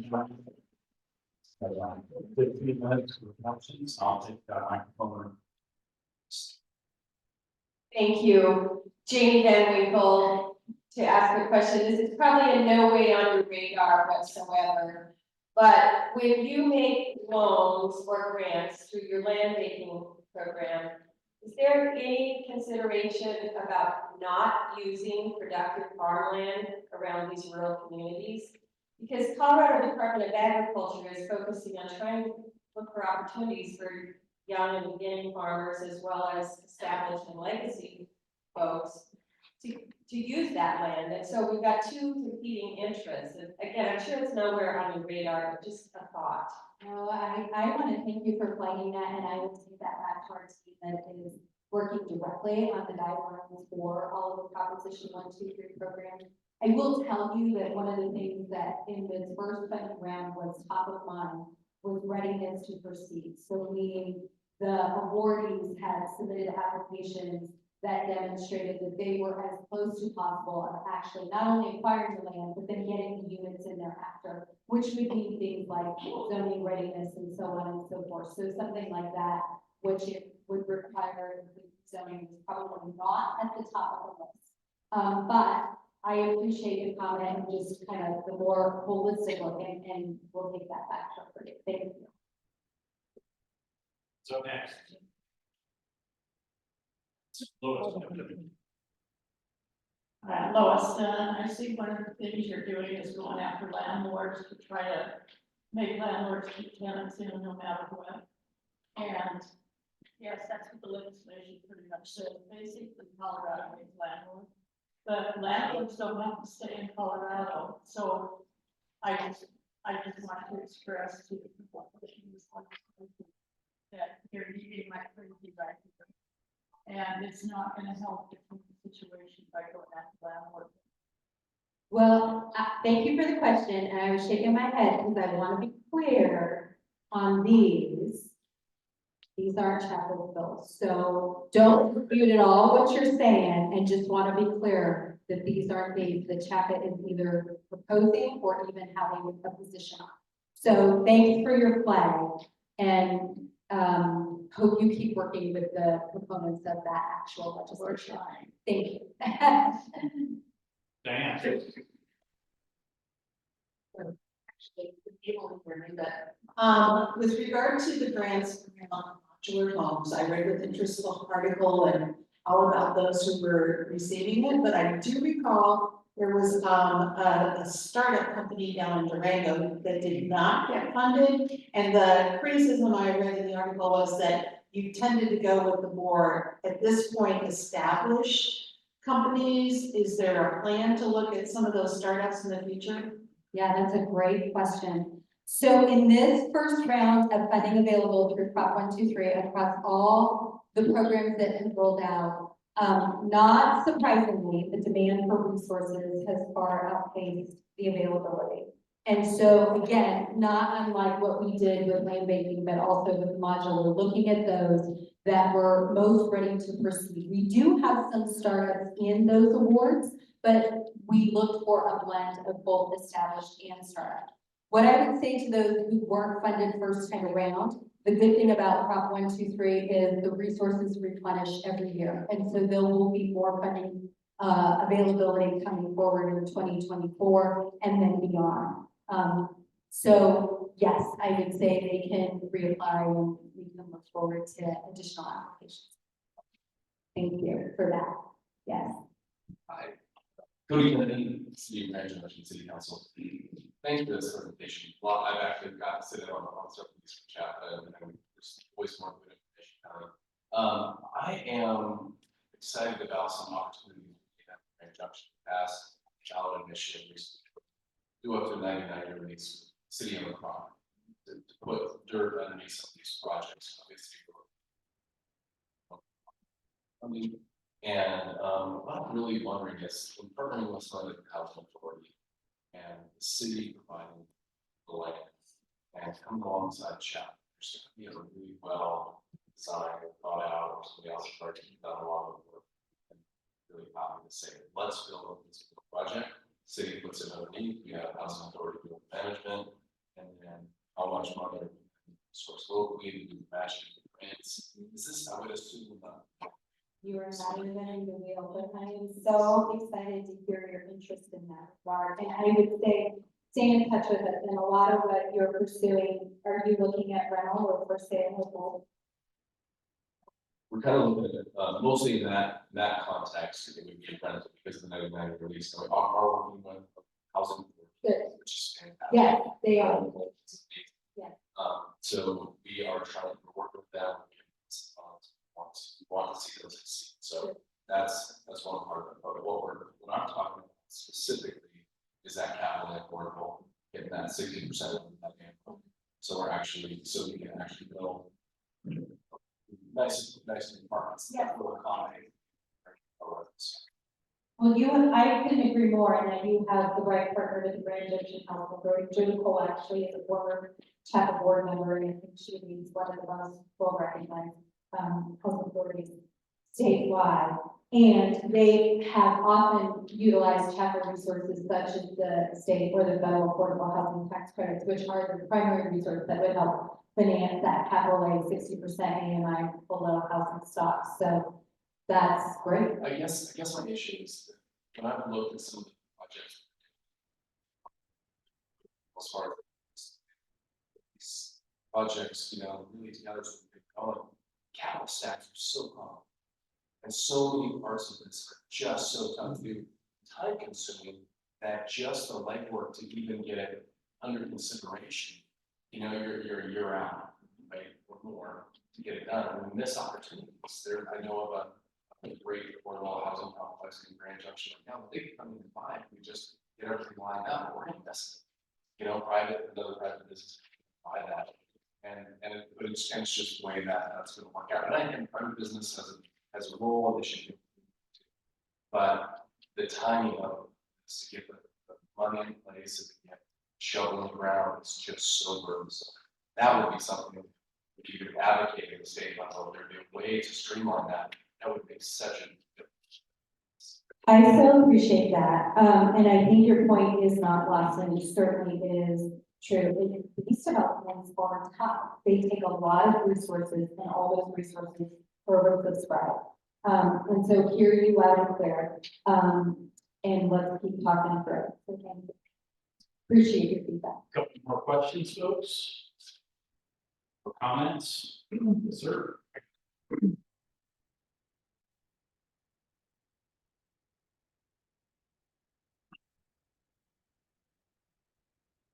Thanks for the presentation on Cookstown County. I'm sitting here trying to think about these ADUs. Is the state actually talking about financing ADU construction that will eventually be turned into short-term rentals and competing in the open market with others? How is that really going to help us out? And I'm really concerned about everything you got on the screen right there. Continues to look like more and more state control of local land use codes. Yeah, I think that is such good feedback for the policy dialogue that's going on in the Capitol. And I told Phil, if I was gonna come down here and talk about policy, y'all can shoot the messenger on the bill ideas that aren't Chapa's bill ideas. So let's just get that clear, but I think it's a really important point. And on the ADU, I love your comment on the short-term rent. That has come up with policy conversation. The way that the governor's office has talked about addressing that is leaving it to local control. So you all, whatever your local short-term rental rates are, is what would govern. For the $8 million that they've asked us to administer, if the bill is successful, we would also look to local. So we don't have a way to monitor if once an investment is made, you know, how does that homeowner use that property for long term, but we would defer to if you all have allowance governing short-term rentals or not. What we have said we can do is set limits so that those resources are only available to lower moderate income borrowers, so households with certain AMIs or who are leasing to tenants who have certain AMIs, to try to make sure that there's an affordability provision. But you make a really good, raise a great point, and one that has been made through the land use policy dialogue of it. So keep elevating that. I think it's good. Last question for Jerry then. I'll close this out, folks, and just first want to again thank Jerry Lynn for coming out today. Chapa has been a great partner with Buck 20. We stand pretty aligned with Chapa on a regular basis on taking a look at low-income housing tax credits and the work that Chapa does. It's important for all of our communities. And I think that Jerry Lynn continues to show that. Of course, obviously, all of our regional folks from Chapa here as well. I greatly appreciate that. I did submit over an email over to Club 20 staff back about a week and a half ago on this House Bill 1316, the middle income housing tax credit. I submitted that as a member of Club 20. I was chairman of your business affairs committee, asked for support from executive committee on that. So executive committee is taking a look at that, and I assume Andrea Ripley, that is currently in consideration by executive committee. Thank you, I appreciate that. So with that, folks, let's give a warm thank you to Jerry Lynn.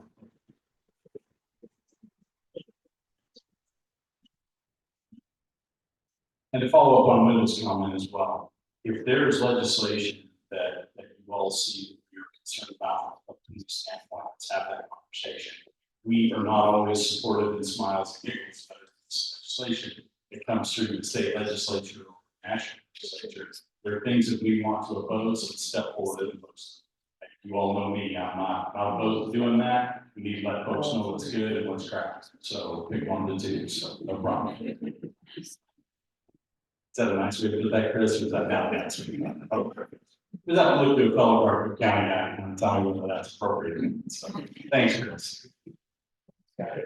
Yeah, okay, I appreciate that. Thanks, Tom.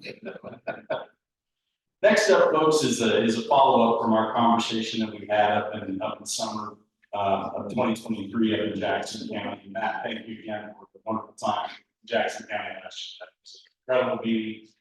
Couldn't find a more beautiful landscape in Colorado. Thank you for everything you do. Thanks for coming.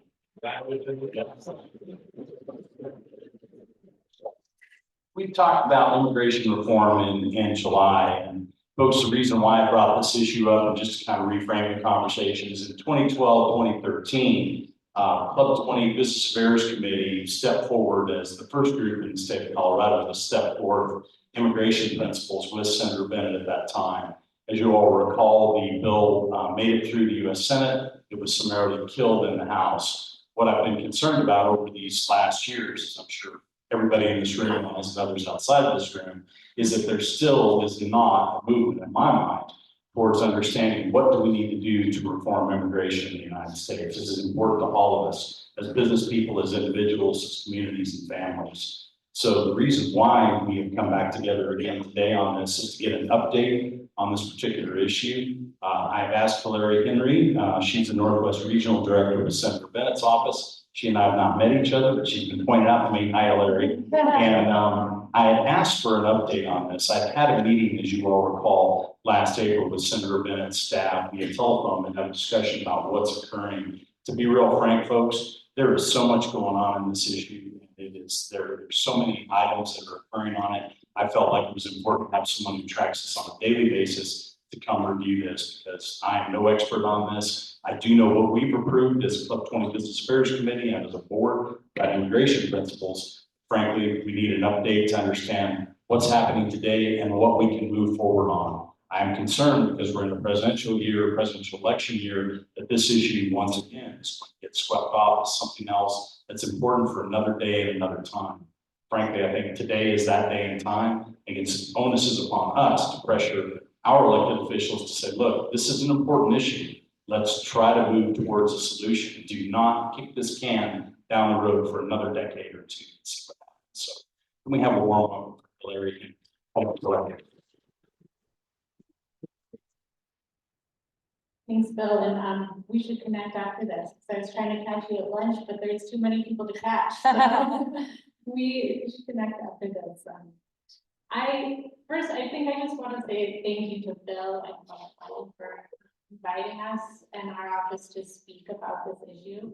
I think to say what maybe everyone already knows, but this is such a hugely important issue, and it's one that's really tough. It's really politicized. It's pretty polarized, and it's hard to have good conversations around it. And it means a lot to our office to be invited to come talk to Club 20 about this. So thank you for the invitation. And I will also say Club 20 has been talking to Senator Bennett about this, as Bill said, since 2012. And I can say that it's something he's really proud of, and something he looks to as an example of ways that Coloradans focus on solutions. They will, there's maybe the hard work to address issues. And so I think that's huge, and I think something our office hopes to continue into the future.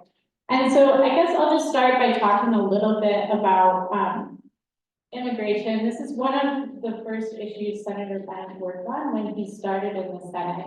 And that's because it touches every corner of our state, our businesses, our schools, our families. Immigrants lead 1 in 4 startups. They're nearly 3 in 10 positions, nearly 4 in 10 healthcare workers. They're 70% of our farm workers. And our economy is projected to grow by $7 trillion more over the next decade than it would have been without the influx of new immigrants, according to Congressional Budget Office estimates. That said, we've also seen this year tremendous strain put on our communities in Denver and Carbondale by influxes of new immigrants into our communities. And I think something that deserves a hard look because it's so important for our economy, but has also a potential to put some strain on our communities. And so as a little bit of background about what Club 20 and Senator Bennett have done together, in 2012, Senator Bennett started a bipartisan effort with former Colorado Senator Hank Brown called the Colorado Compact. And together they had hundreds of meetings with groups across Colorado, including many of Club 20, that they established a guiding set of principles for immigration policy. And those included a commitment to the rule of law, our heritage as a nation of immigrants, and a secure border. The bill that resulted from the Gang of Eight had elements that aligned directly with the work. Oh, sorry, I skipped a bullet point. So a year later, Senator Bennett was one of 4 Democrats that started in the Gang of Eight negotiations.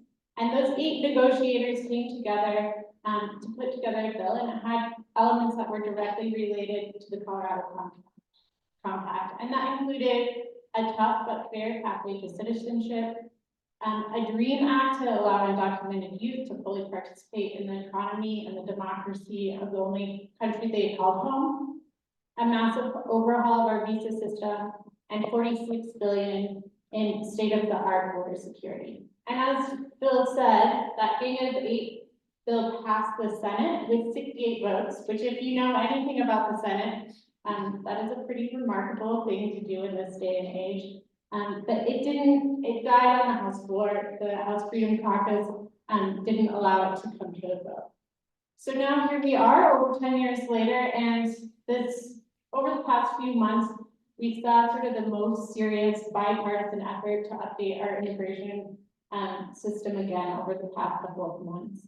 So starting in November, Republicans and Democrats negotiated what could be included in a border security package as part of a larger budget supplemental. And at the start of this month, so at the start of February 2024, negotiators announced a legislative package to address immigration that would expand access to legal representation for children and other vulnerable groups, restore order by granting the president temporary authority to close the border under high traffic situations, provide additional funding for cities and towns like Carbondale and Denver experiencing large numbers of new immigrant arrivals, to expedite asylum cases, and to also stop the flow of fentanyl. This wasn't the same package that Senator Bennett had negotiated in 2013, but he felt like it was an important step in the right direction. And unfortunately, despite over 3 months of bipartisan negotiations, again, Republicans blocked the package from getting a vote on the Senate floor. So we are again at a situation where there's not a clear path forward, and we're not expecting movement on this issue likely before the election this fall. Senator Bennett I think, would like to see a lot more movement on this, and he is doing what he can in the absence of a comprehensive solution. So in November, he introduced a bipartisan bicameral bill with Senator Murkowski to address the immigration court backlog and strengthen due process rights for unaccompanied migrant children. In January, he sent a letter to FEMA asking that they use their existing budget to provide additional funding and technical assistance to towns and cities experiencing large numbers of immigrant arrivals. This month, he also sent a letter to President Biden asking him to prioritize additional funding in fiscal year 25 to stem the flow of fentanyl. And he's also working with Senator Cassidy on the Americas Act, which is to think regionally about how we can improve economic conditions in North America to help reduce immigration by lifting all boats. So I think those are some of the things we're working on now. I don't think that gets to Bill's point of that there still needs to be a much bigger conversation about comprehensive immigration form, and I think that's something we would continue to like to talk to Club 20 about and to collaborate on, and to think about how we can move this conversation forward and to show leadership from Colorado about a really important issue, and one that's overdue for some serious thinking reform. So I'm happy to take any questions. Yeah, Cody. Yeah, thank you. Cody, City Grand Junction. So, obviously, this is a huge issue for us. We're being impacted by in Grand Junction. I guess I would just premise this. Probably a lot of us are thinking we just need to close our southern border, but have a reasonable immigration policy. What we're doing is certainly not working. Fentanyl, a huge influx of people. So the impact we're feeling directly in conjunction isn't what you might recognize, but I've spent time talking to our director of public health in this county and several nonprofits, including today. And what we're seeing and dealing with are the displaced, unhoused from Denver, with Denver dealing with 40,000 migrants coming to their community, really kind of running their resources. We are seeing a lot of the long-time unhoused community from Denver move to Grand Junction just because we do have some resources, although our resources are at the breaking too. So I guess there's no question there. I'm sorry as far as saying, I know that's not true. It's like you ask a third grader for a question, they just say. But I want to share that with you as kind of that pride for mercy from the Western slope, that we are being impacted, and not just by the migrants that come to our community, but by all the other unhoused that are being pushed to this place. I hadn't heard that about other unhoused, and so I think that's important information for our team. I really appreciate it, and I think this is what we need to hear from communities in Colorado, so thank you for that. Larry, let's take. I'll get. Oh, yeah, I'll let you do it. No worries. Cody, thanks for jumping in for this question. I appreciate it. That disbursement cost is a huge issue, and I think it's been felt by several of our communities, whether they recognize it or not, based on client services. But the other question I have is, every one of the things that's come up so far, and it comes into a partisan type things that can use it on either way, on either part, is wrapped into funding legislation somehow. However, two previous presidential administrations, both Obama's and both Trump's, there were policies in place that were more effective than those that were rolled back and were not enforcing currently in this administration. Is there any ask from the senator to the current administration to at least start putting those policies back in place to secure the border better, like it was during the previous two presidential administrations, and then we were I maybe would need more information about what specific policies you're thinking about, to say specifically. I do know that some of the policies that President Trump has put in place they have been challenged in court, and that has limited the ability for any president, Democrat or Republican, to put those in place in the future. I think that's probably, you're thinking of more, but maybe we can connect on those specific policies, and I'm happy to get exactly what you're thinking. Yes, ma'am. Yeah, Bonnie Brown, Colorado Growers Association. I think it's really important to keep the demarcation between illegal aliens and legal immigration. I think whitewashing this and blending them all together doesn't solve this problem. The ranchers that I work for under the H-2A program spend thousands of dollars a year to legally bring workers into the United States. And I honestly, I really resent when the illegals get really kind of just rolled up into like it's one big problem. It's the one big problem is not securing our southern border. There does need to be some reform on keeping our legal conduits open, but to pretend that we don't have hundreds of thousands of illegal aliens invading our country is not solving this problem.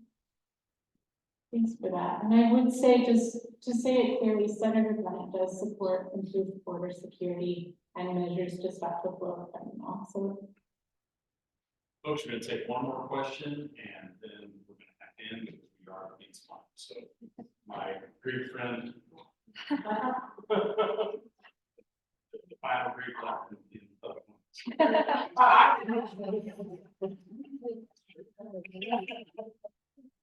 Could be the final ranch election in Club 22. Just want to reinforce what Bonnie said, especially since Senator Bennett advocated the labor laws that are coming down the pipeline. Forcing us out of business. I want to differentiate the difference between ranch workers and farm workers, because all these illegal immigrants that are coming in now, supposedly they're gonna support the jobs that we can't get people to do here, which is a fallacy. But for someone who's picking vegetables in Bakersfield, California, that's a different kind of a farm worker than someone who's running a $2.5 million combine in Nebraska. Those are farm workers, and the technology is doing everything it can to get rid of labor. And the ranchers, from that perspective, to get someone that know how to saddle a horse and ride cattle, or to herd sheep, there's what we call mobility. And we've had Senator Bennett, he just hasn't invested. These guys come in, it costs us $3,000, $4,000 to get them in line and bring them in legally. And then they can pack their I-9s and their passports with them. So the next thing you know, they're working for a Holiday Inn in Jackson Hole or over here in Vail. And nobody's done anything about the restrictions that we're putting on these people that we actually have to get in here. You have to interview them. What gets me with the immigration, why in the hell don't we have sponsors?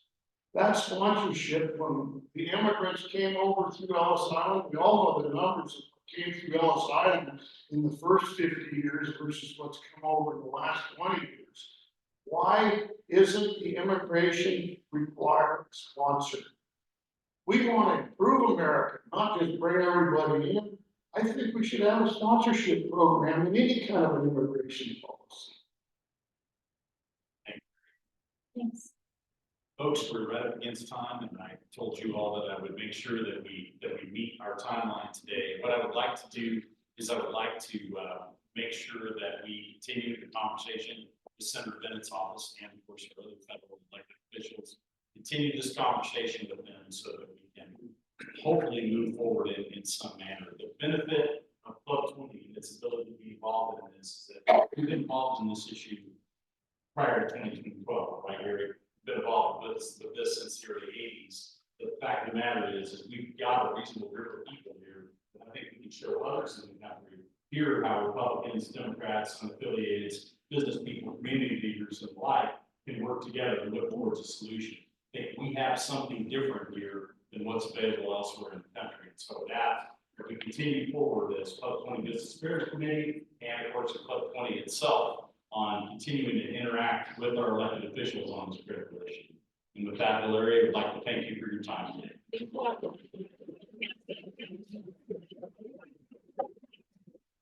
Folks, we have no more business before the Club 20 committee today, Business Affairs Committee. Thanks. All of this, that's all needed. That's the completion of our business today. I will be in touch with different folks within the Business Affairs Advisory Panel, that discussion on our critical items that we need to discuss. Our resolutions, we have a couple of resolutions that are out of date. We need to update those, and I'll be coordinating with the Business Affairs Advisory Panel on that. With that, folks, our committee is adjourned, and thank you all for your time.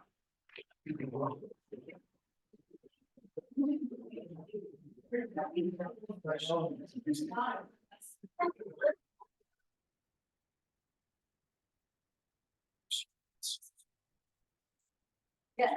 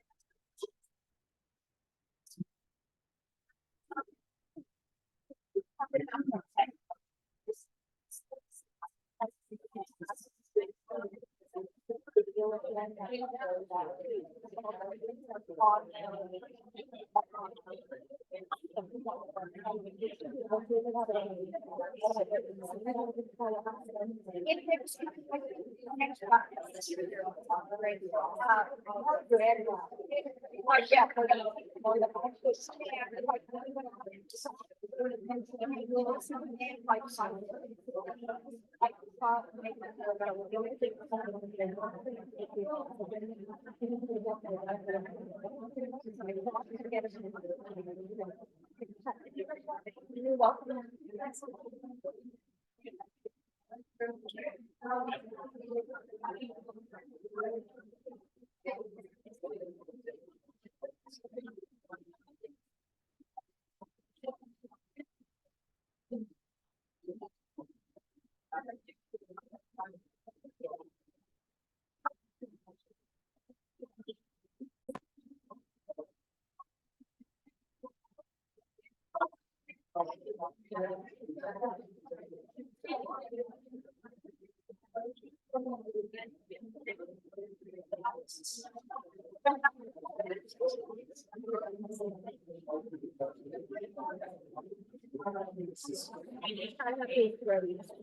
Mary Jo.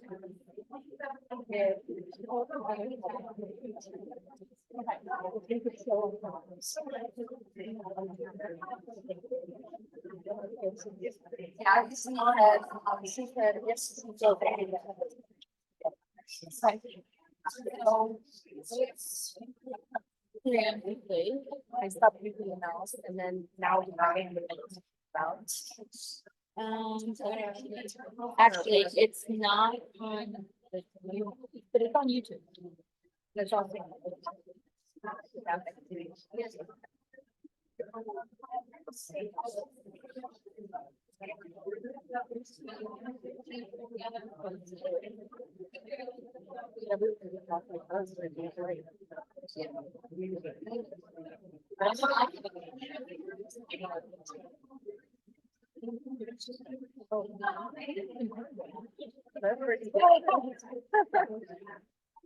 Oh no.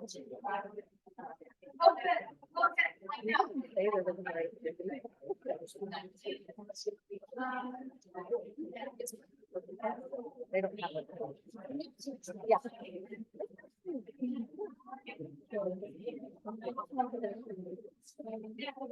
I want to go through.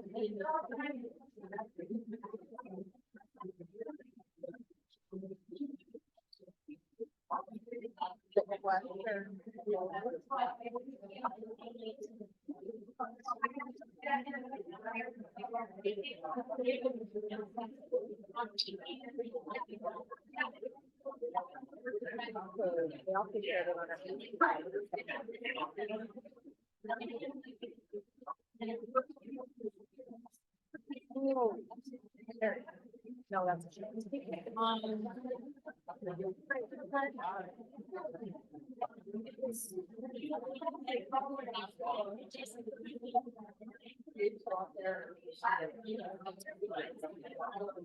Yes.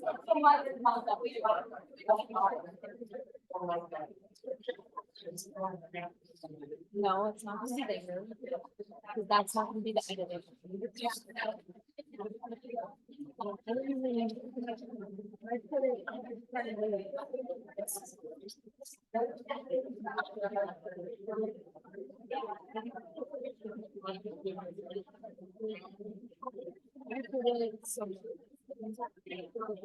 Find it.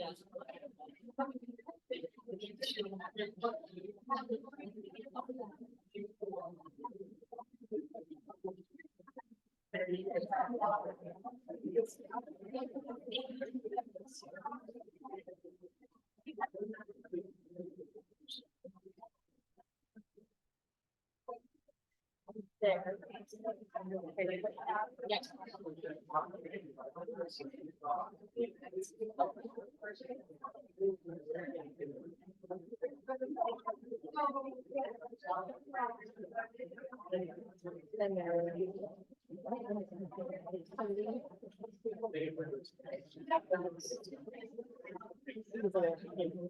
Good afternoon, everyone. Can you please ask you to take your seats? Sorry about that. Very loud.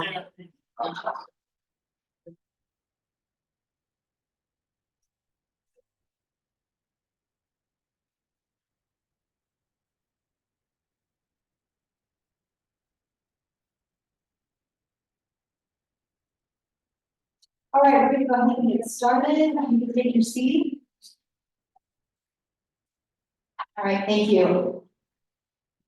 It's an honor and a pleasure to be here this afternoon. I'm Angelina Salazar. I'm the co-chair of the Club 20 Healthcare Committee. Steve, I know you for Steve. Steve's not here. I'll do my best to channel Steve. But let me start with reading this announcement that I know you all know very well, but in accordance with our bylaws, we ask that only current Club 20 members participate and vote on matters of policy development. If you're interested in becoming a Club 20 member, please see a member of our staff for more information. Those two right over there. Discussions open to members and guests and is a critical part of our committee meetings. When asking a question or making a comment, please use a microphone and speak loudly so everyone can hear you. For those seated in front of the tabletop microphone, please do not turn on your microphone until the committee chair has acknowledged you, and then turn off your microphone once you are finished speaking.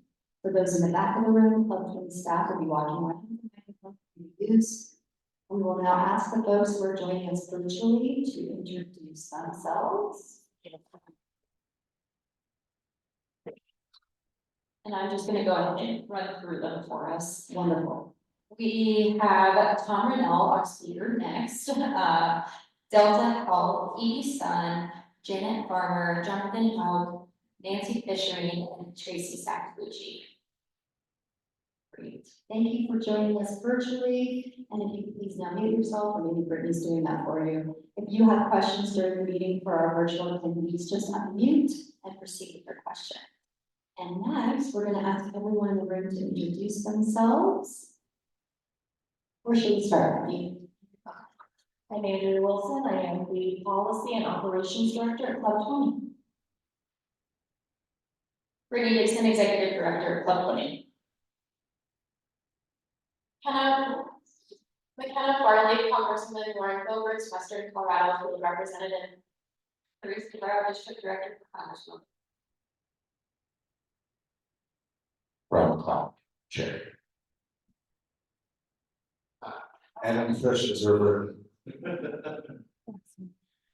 Sure, I'm sorry. Mike, we're through the chamber. Mayor Joe Houlihan, Board Member Archie County, Committee Chair for Tourists. Steve Child, Picking County. And Bradford. Or.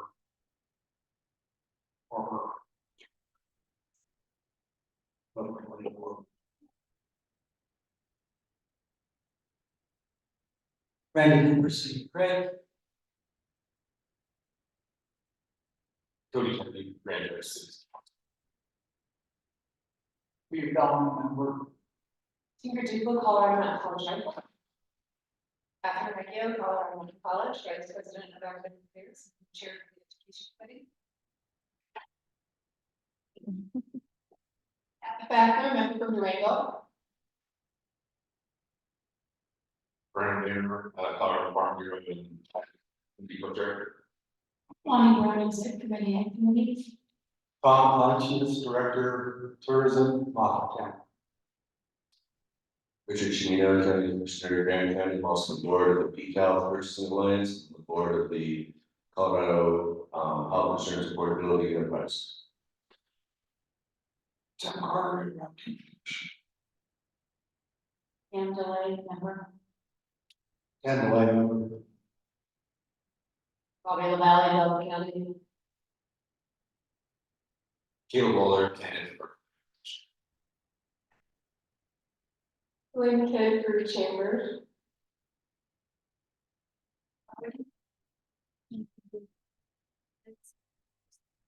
Harway Jeffries, Supply County. Cindy Dozier, Executive Committee. Oh, Somebody over there, yep. Chris Trees. Betsy Bear, Community Hospital. Chris Trees, Garfield County Board Member, Water Committee Chair. All right, okay, great, thank you, everyone. And in case you walked away late, I'm Angelina Salazar, I'm the CEO of Western Healthcare Alliance, an organization that brings 32 hospitals and healthcare organizations together. And Steve and I mean, you all know there are so many challenges in rural healthcare today. We thought the two speakers that we have today could at least address some top of mind challenges. I'm proud to introduce our first speaker, but before I do, if I follow my notes better, I want to thank our sponsors, venue and lunch sponsors, Union Pacific Railroad and Atmos Energy. All right, and at that, please let me introduce to you John Sheehan. He's the CEO of Mine Springs Health and West Springs Hospital located in Grand Junction, reaching a lot of different areas, many of yours that are here today. And we asked John to just give you an update. What's going on in the behavioral health landscape for us down Western Slope? Thank you, John. Thank you, Angela. I really appreciate you guys allowing me to be here briefly.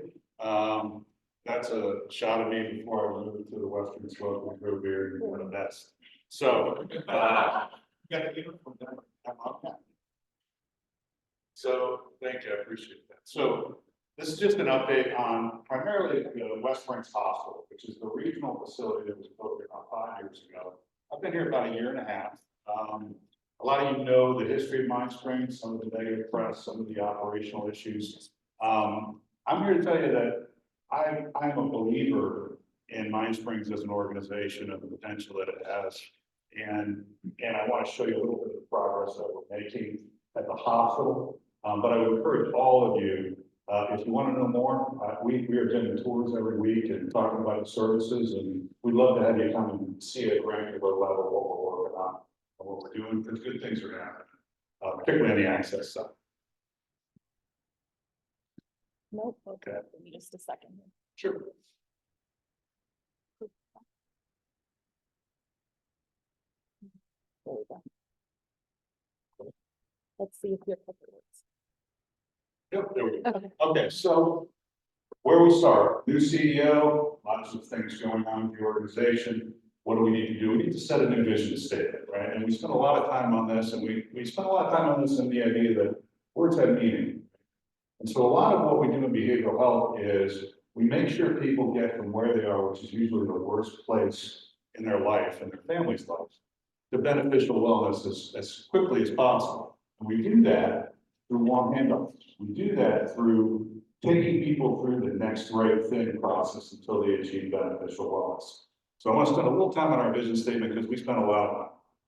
We create healing breakthroughs in brain, body, and spiritual well-being for the individual, family, and community. Now that statement will drive what we do for the next 3 to 5 years as an organization.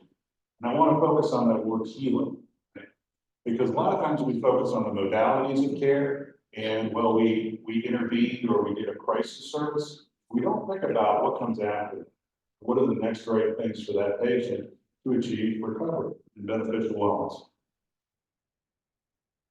So on the subject of that, access to West Springs Hospital. This hospital was built 5 years ago. It has never really maintained an average daily census above 20 patients. And it is licensed for 48 beds. It is a state-of-the-art psychiatry facility, one of the nicest psych hospitals I've seen in the country. And I've been around the country and been doing this a while. It's the reason that I'm here. This is an incredible asset for the community and for the Western Slope that has been underutilized for a number of reasons. And so what we've been doing for the last 1.5 years is really working in earnest to meet the potential of this facility and provide as much care as possible to the communities that we serve. So you can see that our volume has been increasing fairly significantly since June. And particularly in the orange, you can see the children's admissions have gone up pretty significantly in a 6-month period. What constitutes children? We treat from 6 to 18. We can take kids younger, but it requires a special. Anything under 18, essentially.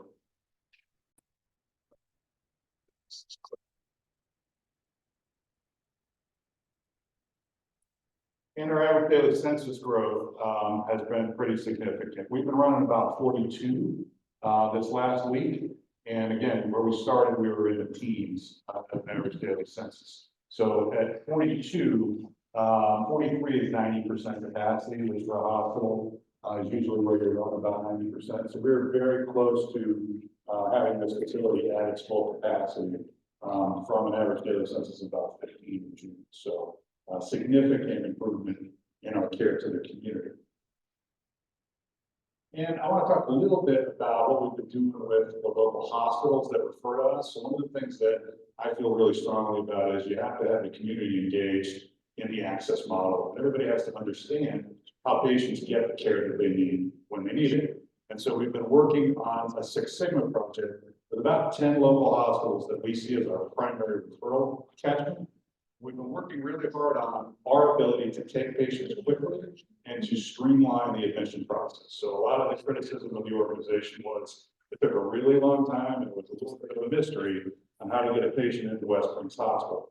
So we've been engaging directly our referral sources, making sure that we have hard processes in place. We're driving on the acceptance rate, trying to get people accepted and into care as soon as possible. So to show you that progress, when we started this Six Sigma project, which is a process improvement tool that we use, we were taking about 116 minutes from a referral to the facility for us to actually respond and accept the patient. Now that's down to about 36 minutes in February. So great progress on this project in a very short period of time. And if you correlate that to the volume growth, right, that's why we're seeing the improvement, because we're streamlining these front-end acceptance processes. So on the other point that I made earlier about the warm handoffs. So a lot of what happens in behavioral health that leads to bad outcomes is we provide a modality of care. So we're running a psych ER, first psych ER in the state of Colorado for a freestanding psych hospital. Very unique. We're seeing 200 people a month in the psych ER. That's direct access, right? When we see people in the psych ER, when we admit them to the hospital, what wasn't happening consistently, and what doesn't happen consistently across the country, is we don't do that warm handoff, that transition in care to the next part of treatment that people need, that people and their families need, right? So we've created transitions in care that is directly linked to our psych ER, directly linked to our psych hospital, so that everybody that's discharged or anyone that is treated in the psych ER and released gets offered a service, a case management service, a therapy service, a psychiatry service, whatever their individual assessment indicates. We really try hard to engage as many people as we can in ongoing care. These are just some of the numbers on what we've seen through the psych ER and the hospital. We've seen about 2,800 people that we've engaged in this transition to care process. We've been able to convert about 800 of them to receiving an actual follow-up service. And then the types of services, as you can see, are therapy appointments and total psych appointments. So we've been having some real success with transitions of care, and actually taking people who show up to us in crisis who might not be receiving ongoing care and engaging them in care that can stabilize them long term. We're really excited about this. So again, I mentioned the community project to improve access. And one of the things that came out of this that we're still working through with Rocky Mountain Health Plan and Healthcare and HICPUF, in fact, we're at regular meetings with Ventus and team, because we were very, it was a little shocking to see how many patients from the western slope of Colorado were attending care. Right? So these are Medicaid numbers. And we are a primary Medicaid provider. About 7,800 admissions are coming out of grade 1, which is essentially the 10 counties we serve on the western slope, going to Denver. Now, only about 1,700 of those patients went to West Springs for various reasons. I mentioned we had a low census, access was a barrier, but about 77% of the admissions for Medicaid are going to Front Range. And we can treat about double what we are right now. We're seeing that improvement. We're getting towards our full capacity. So we believe very strongly that people should be receiving care in the community where they live, and certainly receiving that aftercare in the community where they live. So we're working really hard to impact that number. And at the same time, we're working really hard with the referring hospitals who are also dedicated to making sure folks get the care that they need on the Front Range. So really maximizing the utilization of the facility at West Springs to make sure that people don't have to go to Denver. So this 6 million referral project has about 10 hospitals participating. And we've had 2 meetings to date, and we're seeing some pretty good results. This gives you an idea of the different hospitals that we're working with. And in particular, we've been working really well with Montrose and Delta, which we hadn't done a lot of in the past. And I think that has been a great story in terms of how those teams are working together. Those ER teams are working very closely with our psych ER. We're actually able to do direct transfers from medical ER to our psych ER now, which is a new capability. And really what that does is it allows us to take a patient that is difficult to manage in a medical setting and move them into a psych ER. We may not have a bed, but that patient might not even need to be admitted, but we can treat them in a controlled environment in a psychiatric setting versus, for instance, Delta Hospital's ER having to deal with that patient, while they await for a placement. So that's been a good conversation. And again, this is just going back to the different hospitals that are being referred to other than West Springs, where patients are going from our communities on the western slope. And I want to point out on the right side, that's the total volume, which is that 7,800 figure, which would mean that we're probably getting about 23% of the total volume. And then when we look at the captain volume, that's actually an analysis that we did. So you see 7,813 total admissions to the front range from Ray 1. If you exclude Eagle, Summit, Grand, Larimer, and Jackson, which are the closest to Denver. So we wanted to look at, okay, there's something going on here that we're not understanding, that, people should be going to the front range if they're closer to Denver. But if you exclude all of those counties that are closer to Denver, it's still 6,400 admissions that are front range. So we want to really start to impact that. And once the hospital's full, we actually have a pad ready 32-bed tower. So that said, I just wanted to give that update on this community asset that I think has been underperforming throughout its lifetime, but we're really trying to make a sincere effort to have it be at full capacity and then continue to assess on where our communities on what's needed to go. I'm happy to answer any questions y'all have about anything having to do with Munchkins. Pardon my ignorance, but as a total neophyte, I sympathize and I appreciate your presentation. Thank you for being here. What can we do? How do you do that? How do you change that? Working on the retired salesman. I know how to sell a lot of things. I don't know how to sell that. Well, for me, coming to Colorado, so I've spent a long career in behavioral health. I started with a Baker Health System in Tampa Bay when they were a big joint operating. They're a big 11 hospital system that took a bunch of stuff and turned it into what we call service. And integrated behavioral health is where we want to be, right? I've sat in a lot of meetings with heart surgeons telling me how the heart is the most important organ in the body. So the mapping of the brain is occurring right now, like mapping of the genome. So there's all kinds of treatments and new technologies and things that are coming, but what we really have to understand is that there's this crisis, there's this tsunami of need, particularly with children. And if we're going to decide that we're not going to have a generational issue, we're going to have to start to deal with that. And what we're treating right now are the symptoms of prior generations that didn't receive the care that they did. Right? So we have a lot of disabled adults. We have a lot of adults in crisis today. And we have a lot of children who are showing developmental difficulties that indicate that they may also be mental health consumers when they get. And so we have a lot of issues that need to be addressed from just a public health standpoint. I'm actually sitting on the public health board in Mesa County now. And this is a regular conversation around how are we going to impact future generations and deal with the problems that we have today. It's all about access. And so for me, it's community health alliance. Pittman County is different than Mesa County, right? So we've got to be able to create care that meets the needs in that community. And really brings all of the providers and the politicians and the, you know, the people that care, right? Brings them all together in a conversation about not what's wrong, but how do we fix what's an opportunity? And then how do we plan for the future so that we're ahead of things, right? So that we're not playing catch up with what is a crisis of access.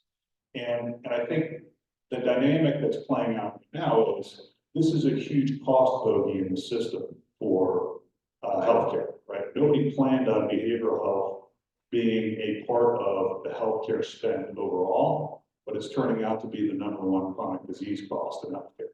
And so you're seeing a lot of activity to try to mitigate that cost, which is having a negative impact on access, which is having a negative impact on outcomes, right? And so when you see the state of Colorado being the 45th state in access to mental health care, according to Mental Health America, that's up from 48. That's not good. That's not a good statistic. And when you look at the rural aspects of mental health care, it gets even worse, right? So that's based on like the Denver metro area, right, and all the surrounding areas. But when you get out of rural areas, it gets even worse. And so that's the challenge we're faced with.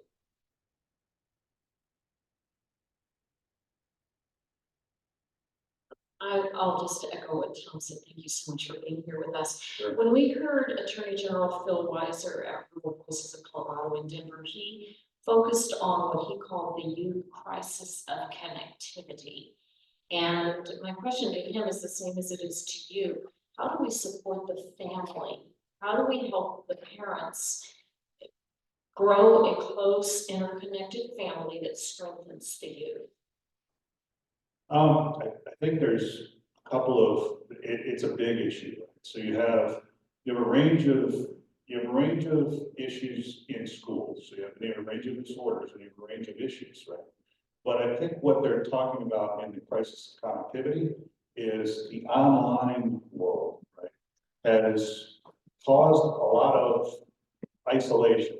It's almost like I call it like the survivor syndrome. Like we're all in our own camp, right? And we're all competing in these separate areas online, and children are getting involved in that, and it's a negative impact, right?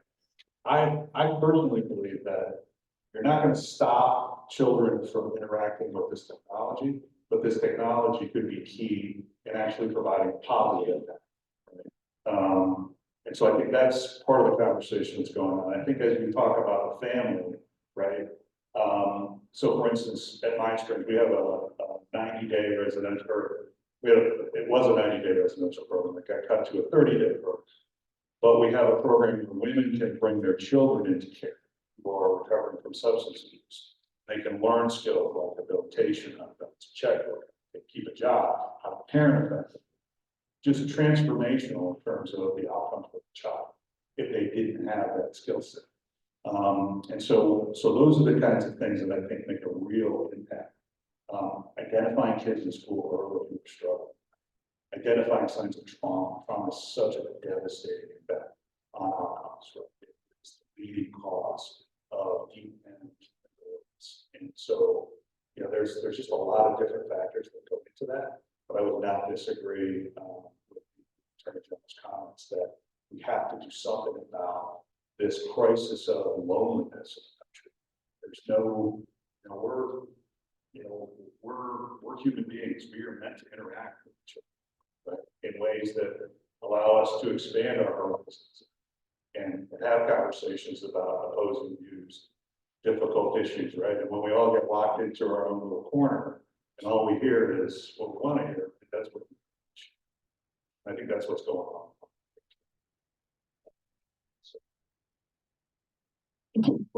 Sorry, we can take one more question. Who was first? How about that? Rich? Echo, please. Rich Chino, Grand County. Does Pine Springs or yourself have a position or thought on Senate Bill 59, which is children's behavioral health statewide system of care? We're reviewing it. I think we're trying to look at all of the things coming out of the state. You know, the BHA has been a little bit of an organization in flux, so we're a little wary of anything that gets announced as an initiative because it doesn't always necessarily get rolled out the way they initially say it's gonna get rolled out, so we're reviewing all of it, looking at the state strategy. At the same time, my position has been that there's a crisis of access and a crisis of suicide. So we can't wait to check it out. Thank you for that question. And if those of you that still have questions, I have an idea. If you could just write them down before you leave and get them to Brittany, and I get them to John, and we can somehow get them those answers back out to you through Club 20, because I know there's a lot around this subject area. So thank you, John. Thank you guys for having me. Appreciate it. All right, we're just gonna jump right to our next speaker, and we invited Tom Rennell. He's the Senior Vice President of Financial Policy at the Colorado Hospital Association. And I will tell you that WHA hospitals rely on Tom. I don't know, I think Tom is at our meetings like weekly. There's a lot around reimbursement challenges for our rural hospitals, in particular payer denials. So Tom Rennell is going to give a little background on that, just letting you know what's taking place at the legislative level. Hello, Tom. Hello, good afternoon. Thank you, Angelina, and all the Club 20 participants there today in the room and online. I wish I was there with you in person. And how's just checking in on the audio? How's the audio? Okay. Okay, I'm getting some thumbs up. That sounds good. If you need me to speak up or quiet it down, just go ahead and give me the thumbs up. I do have a few slides today to just frame the issue a little bit, but I think it's more important to have discussion and frankly, to probably share some experiences that many of you have been wrestling with in this front. So I'm gonna share the screen here. That should pop up. Somebody's mic on. Did that come up? Not yet, Tom. We're having some sound issues, so give us just a moment. Okay.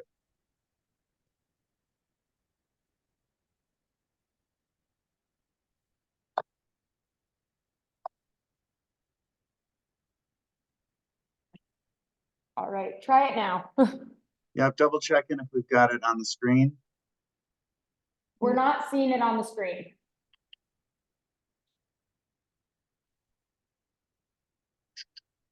One more try, and then I may not go too crazy. Let me try this one more time. It's starting to come up, Okay. but we're not seeing presenter view. We're seeing your side. Yep. Let's get the presenter view, and I think we're there. And then we'll do this. How does that look? Perfect. Yep, we got there. We got there. Thank you all so much for having me here today. Why is this important? Why does this matter? All of us are struggling with the cost of healthcare. Clearly, that is a challenge in Colorado. It's a challenge throughout the country for sure. Trying many fronts to keep those costs as manageable as possible. One way that the payers who pay for the care try to manage the cost is through prior authorization and kind of rationalizing care, making sure that it makes sense. But these practices from the carriers have really grown significantly, and all providers, this isn't just hospitals, these are physicians, these are hospitals, these are anybody who provides care, are really struggling with the payer practices that have increased. Efforts to kind of control and constrain care. We did some survey work. We found over 90% of hospitals are really having difficulty keeping up with these payer practices, increasing in work and approvals. We're finding that care is often denied. The carrier will say, you can't do that service. You can't do it there. You can't do it in that setting. You can't do it without more information, or you can't do it without delay. Upwards of 15% of claims, even after you go through all that, you get everything ironed out, end up getting denied and not paid for, and then that full responsibility comes on the patient. And now we're chasing collection around, and that's a terrible place for any of us to be. and most of the time those denials are really unfounded and they're unnecessary. And it's just a lot of work and effort for anyone who provides care with all these delays. This is dense, and this is just a bunch of words on a slide of what's happening in this space. We're trying to gather a lot more data. So CHA is working with some partners to get better insight into this. We did some survey work, but we're trying to get real data to show how much this is changing and advancing and becoming problematic. We certainly hear cases. I'm sure many of you in the room have been troubled and have had to experience delays in care due to these prior authorizations or something being denied, or showing up somewhere and someone saying you have to get that care elsewhere. And I think, John just mentioned the crisis in access.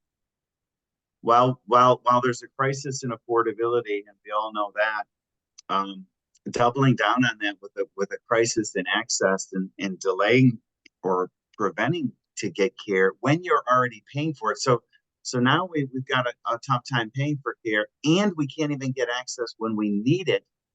It's like a lose-lose situation.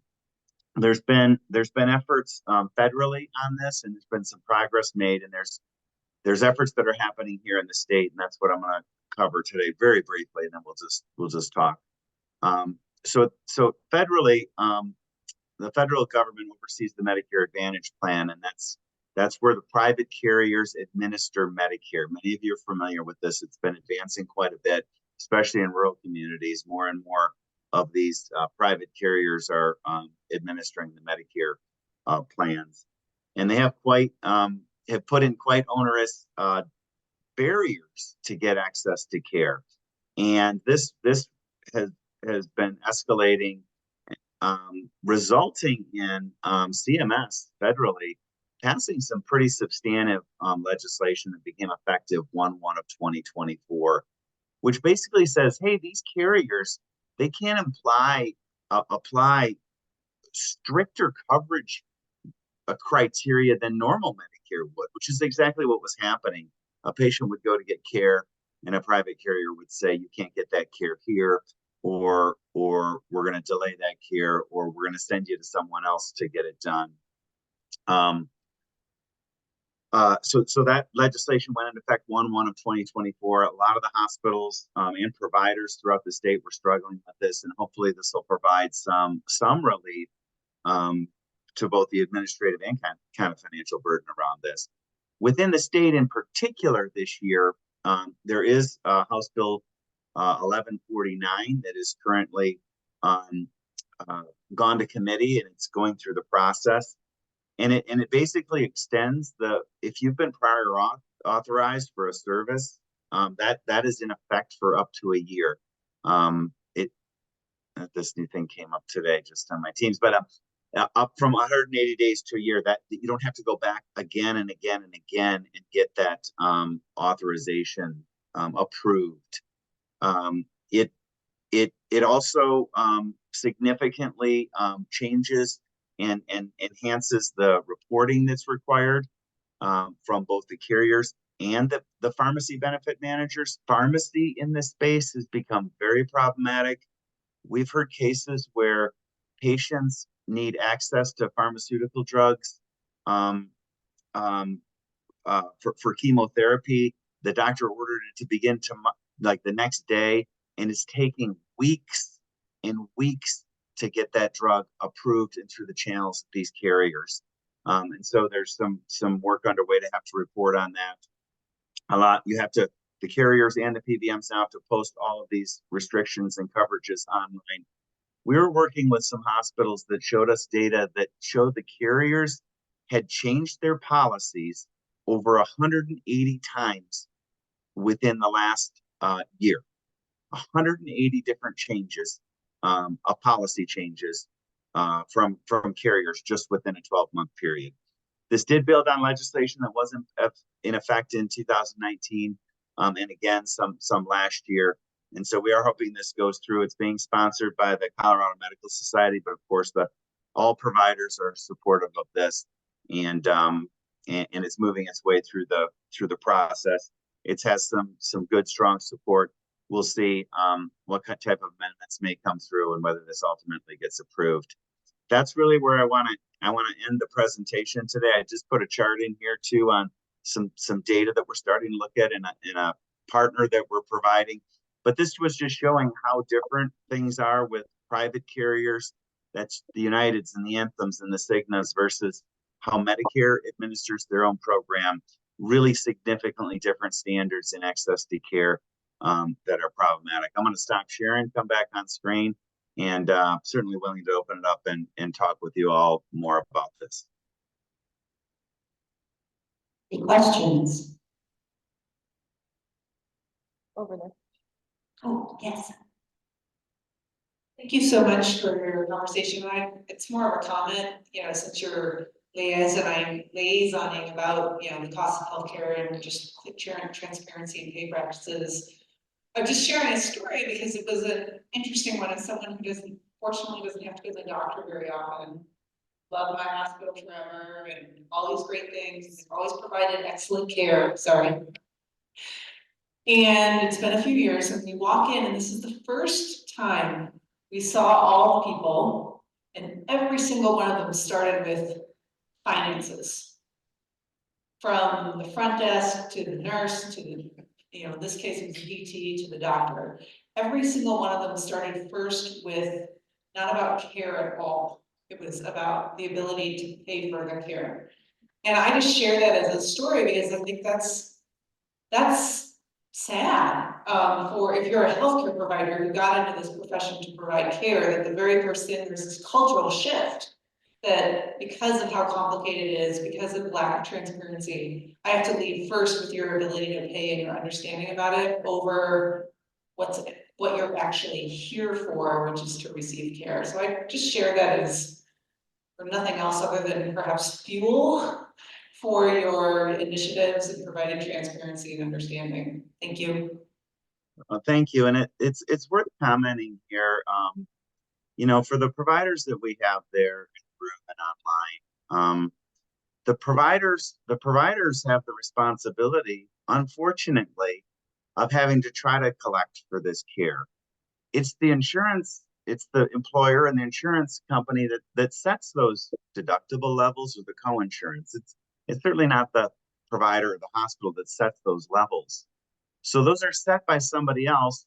And then when you walk in the door, that provider needs to work with the patient to collect the coverage that has been selected by the employer in that insurance carrier. And now the provider has to collect. And in some ways it's upside down, right? Like maybe the collection should be more from the insurance company, who's actually the one who's supposed to administer this program. And I think it puts providers in a very awkward situation. And then we're all troubled by the cost of care, and we're all troubled by the lack of transparency. And then policies are passed, and there have been a pile of policies passed, requiring the providers to post all this information and have that conversation up front and screen everybody for eligibility to charity care. And it's just more barriers and delays to getting access to care, which is fundamentally the most important thing. And the system of care that we've built and how it's financed, it's a mess. It really is a mess. I will just say that. And now we have people who are not getting access to care when they need it. And that's becoming yet another very troubling burden. So I echo your comments on that. Any other questions? Thanks, Tom, for that very depressing presentation. Can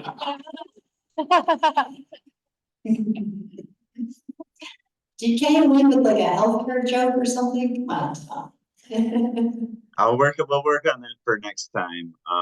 Yeah. And hopefully there's some better news out there. I think the focus has been, and the focus needs to continue on affordability, but the focus also needs to start thinking about coverage. Can patients have access to the right coverage so they can get the care? And now we're starting to see, I think because of the financial challenges and the affordability challenges of healthcare, we're starting to have it see impact coverage. I think the good news is the policymakers are looking at this and saying, hey, we don't want this to happen. Like, let's try to have some fundamental ways to improve health and improve healthcare and healthcare costs, and then maintain access to coverage. And that's really where I hope the energy continues to go. And I hope we can get something through this session so that we don't create more barriers to care. And I'll close with that. Thank you. Thank you, Tom. All right. Well, with that, thanks everybody for your attention. If you have any further questions, please don't hesitate to reach out myself or Tom.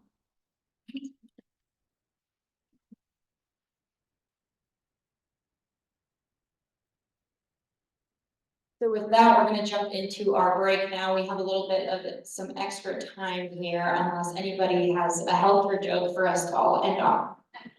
Betsy? No. Okay, well, grab some drinks and some snacks. I think there's still some stuff left in there. And use the restrooms. We will be back here at 2:45. Yeah.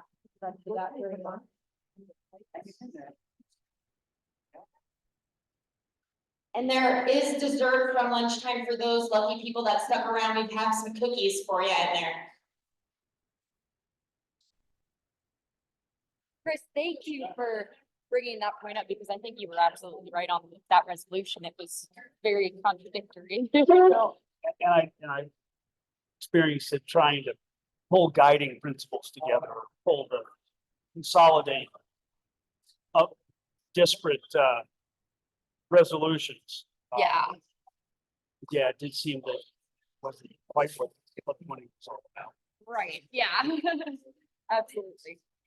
You've changed the usual date of our fall meeting. Just Yes. saw that. We ought to make that announcement. Yeah. Committee. Why? What happened to our traditional?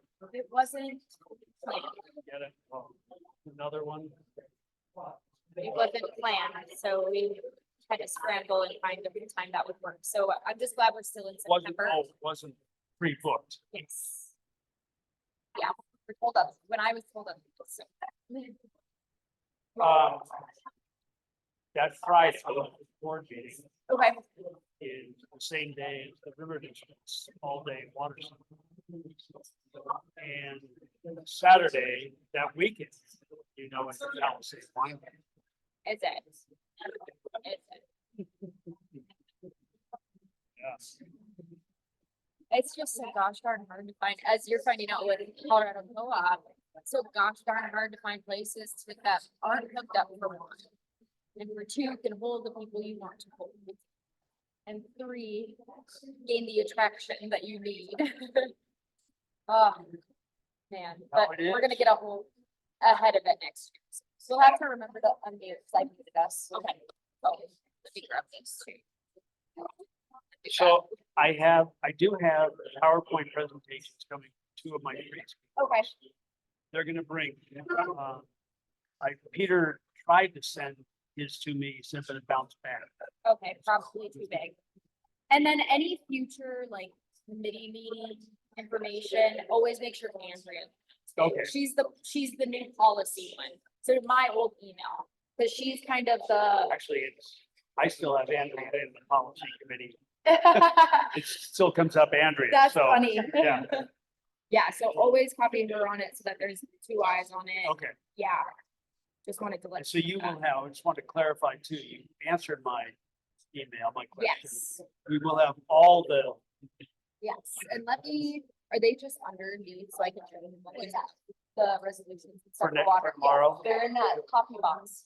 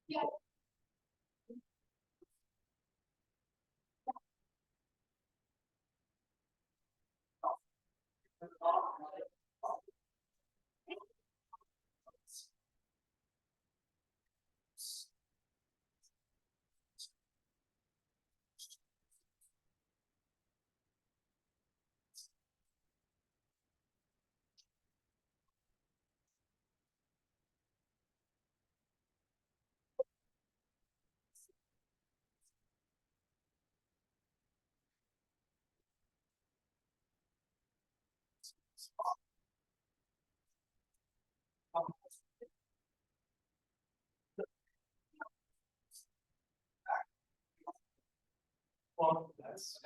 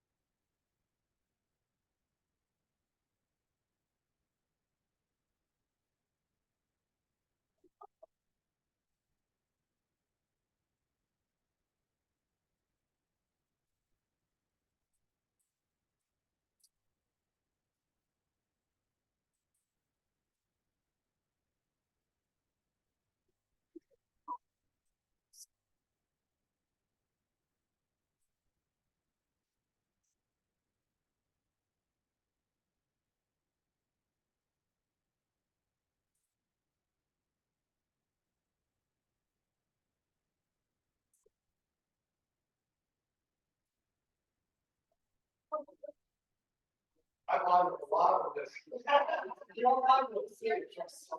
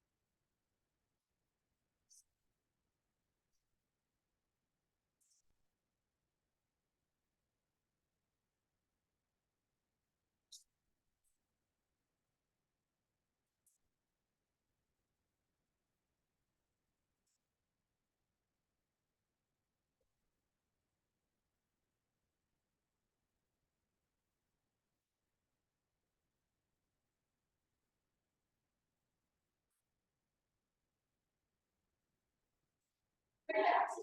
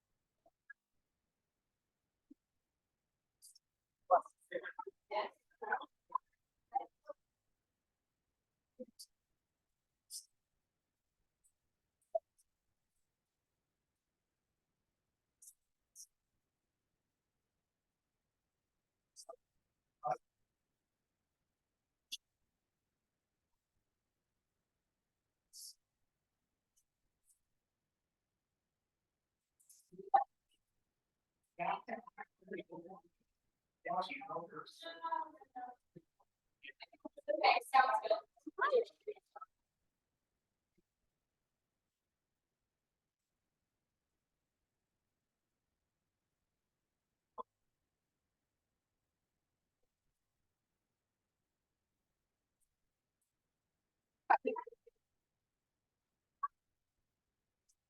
At the front of that, second part, yeah. But, yes. Or did the reception? Yeah. Yeah. All right, I'm gonna go grab, how do I fill this one up? When it's already in here? You just in the file. Oh, it'll just combine them. Pop it up. I know, but I'm saying.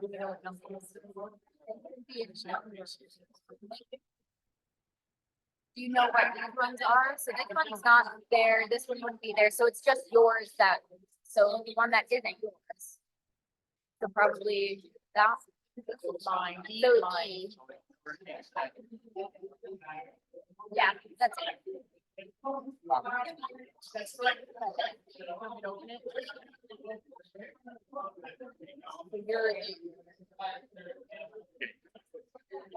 Yeah. So there's. As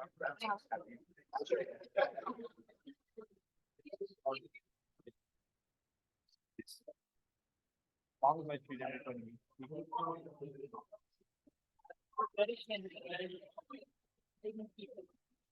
So just tell me when you want to do tab.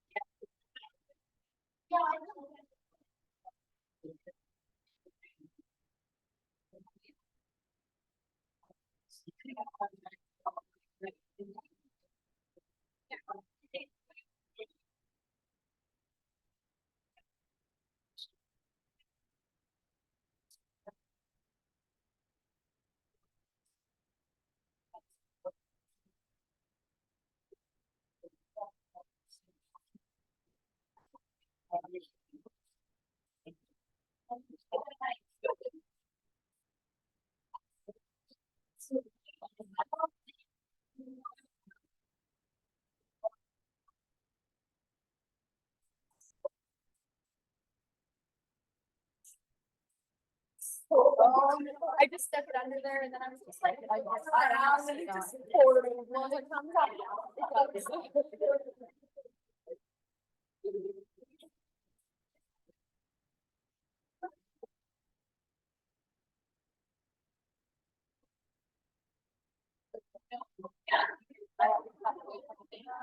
Now she's doing it for help. It's something that you have so much tasks. Okay. And I do have comments about. So I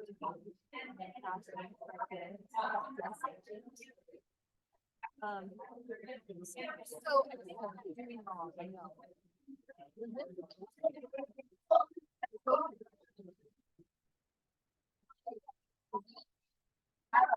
Oh, okay. Well, I'm trying to know why it's going. So what I did was and slides. And then but it I don't know, but I think that's gonna be really difficult. Just to end our slideshow and we will input the slides. So that is what they said. Then what else is it? Because drag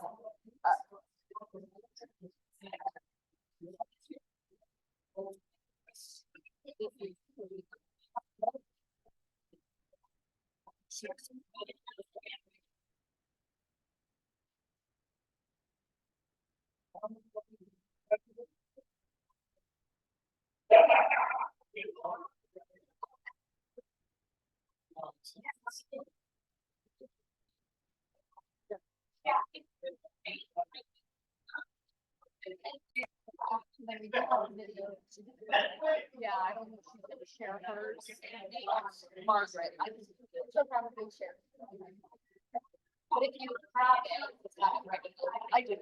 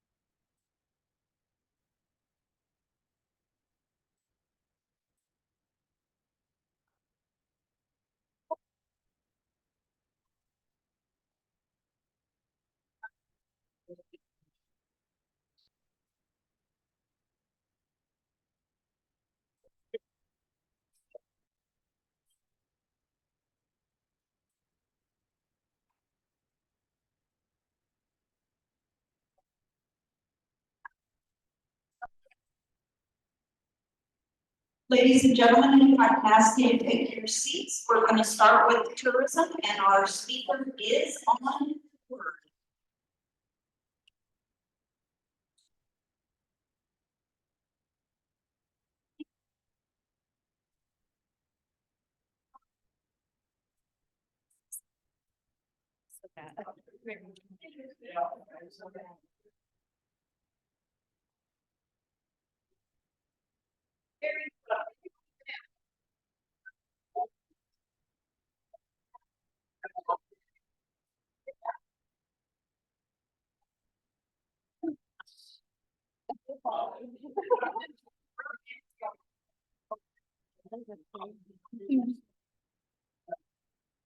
Our membership chair, Ray Beck, and Chuck Comstock, if you don't wrangle in, I'm going to make you run this meeting.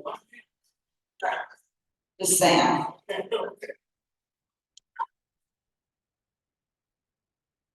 Okay. It's very loud. You know, it's very loud.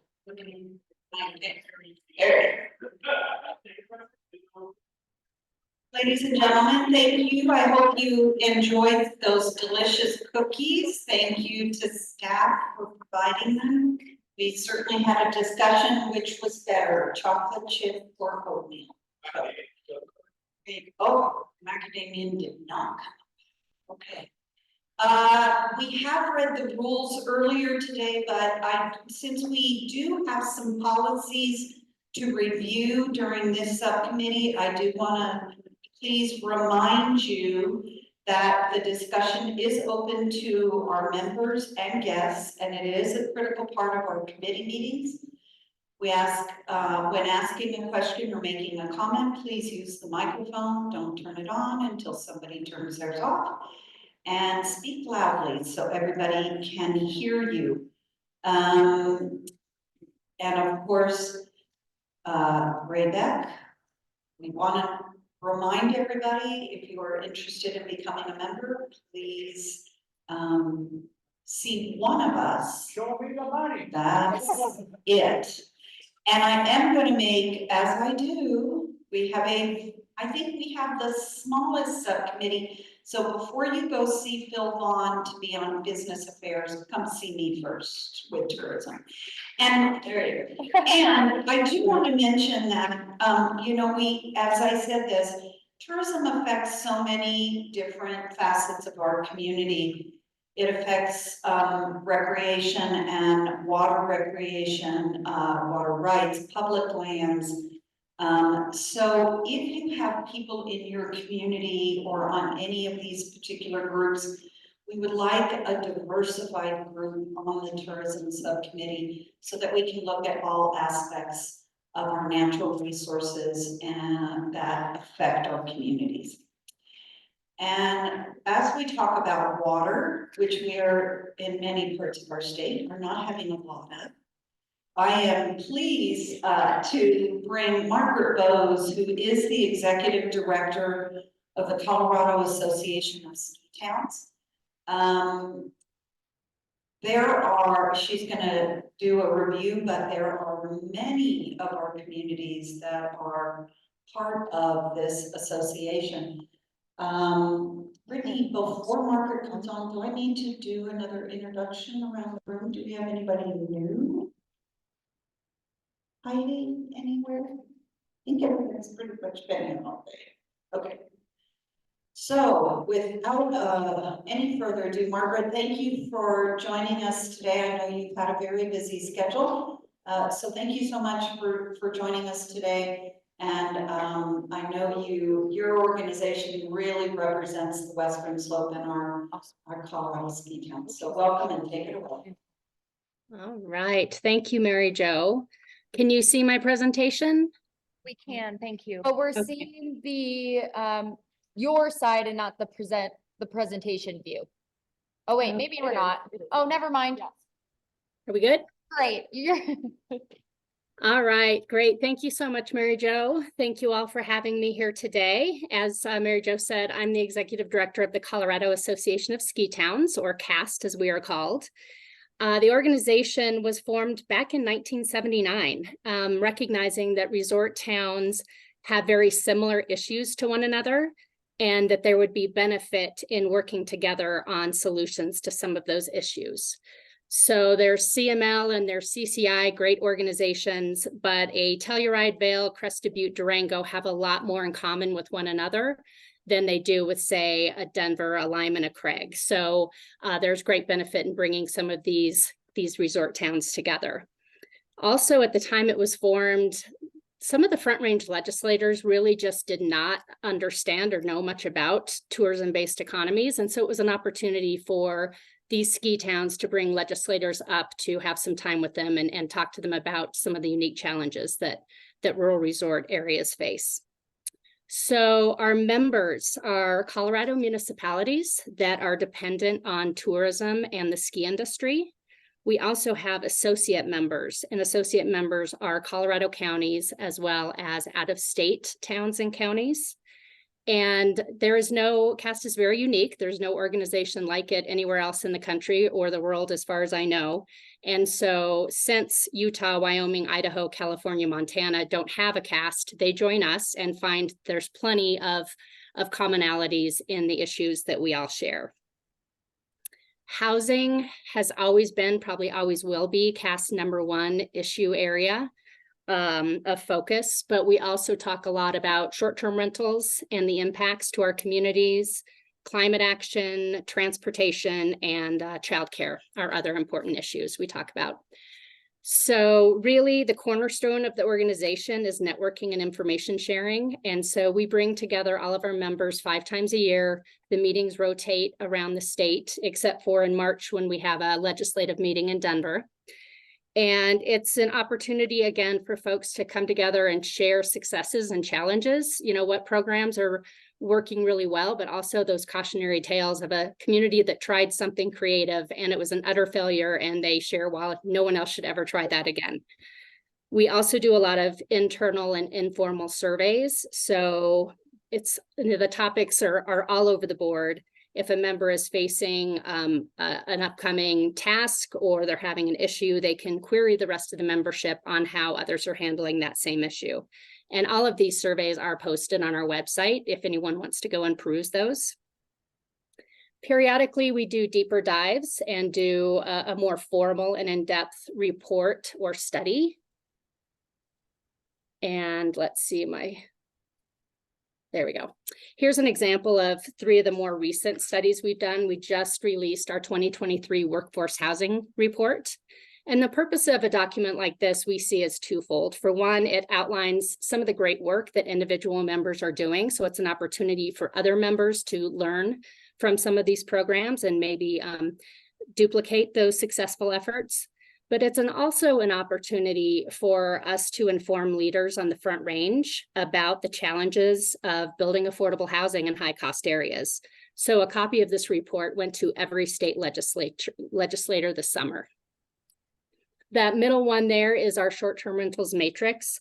CAST began studying STR issues back in 2015 when the industry was quite new. And members continue to work to find the right balance between recognizing that STRs are an important part of our tourism economy. They provide critical bed base, but they also come with some impacts. So this matrix highlights how individual communities are trying to get their arms around STRs in their community. And it really highlights that there's no one size fits all. There's no one silver bullet because every community is trying to approach the regulation of STR slightly differently. And then on the right is the mountain migration report. This was released right after the pandemic, and it looked at how the pandemic impacted housing and services in CAST member communities. Margaret, I think you need to forward the slide. We don't see a matrix. I was afraid of that. Let me share a different screen because what I'm looking at advanced, but let me go back to share screen here.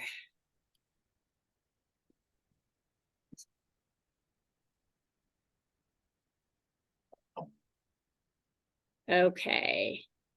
Are you seeing the slides now? Yes, but now we're actually seeing your view and not the presentation view. And I apologize that, are you seeing on the right-hand column a next slide? Yes. Okay, can you see the slide on the right adequately? No. So if you go up to display settings there. Yeah. And then do a drop down, you should be able to switch. Thank you. I learned something new. Appreciate that. Are you seeing the proper display now? No, it didn't work. Oh no, because it changed for me. Oh dear.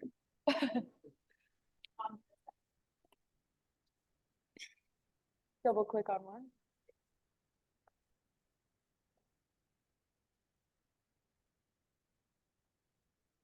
Okay, I'm gonna try it again here. Seeing it? Yes. Perfect. Okay. Okay. On all of these reports, we have been partnering quite a bit with the Northwest Colorado Council of Governments.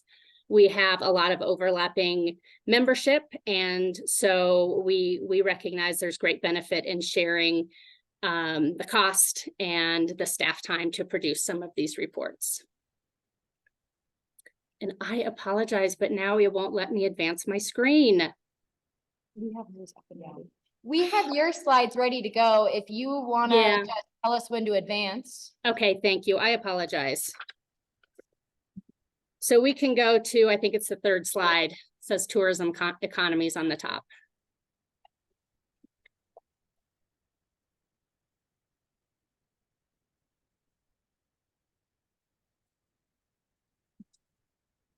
And are they up? And then we'll have to share screen again on Zoom.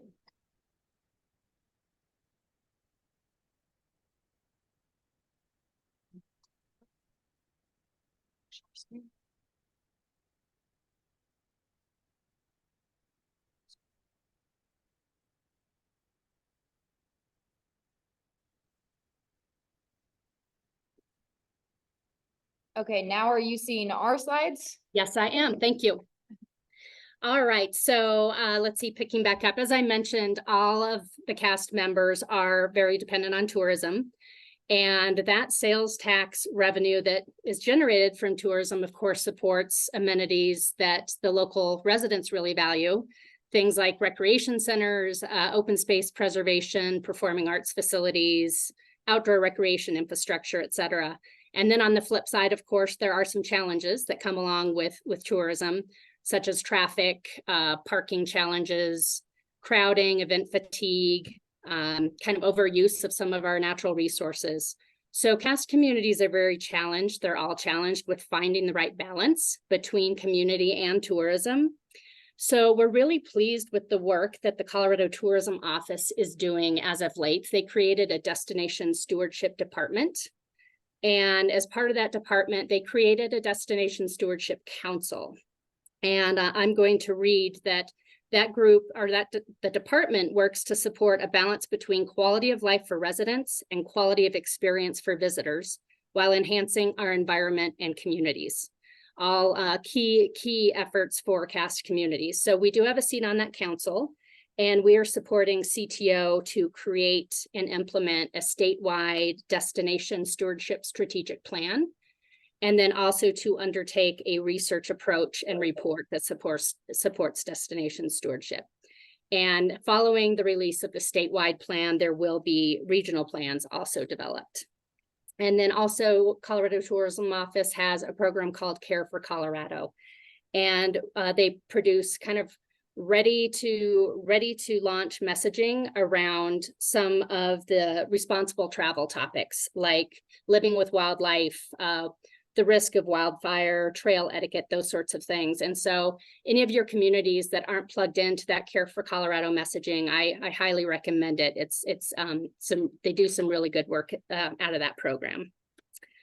So also on this topic, CAST and Northwest COG are working together right now on a research project in Summit, Eagle, Grand, and Pitkin counties that will tell us more about the opinions of not only our residents, but also our second homeowners about that balance between community and tourism, and get their view on where they feel like their community of interest is on that continuum. So more to come on that. That project is just getting started. If you could go to the next slide.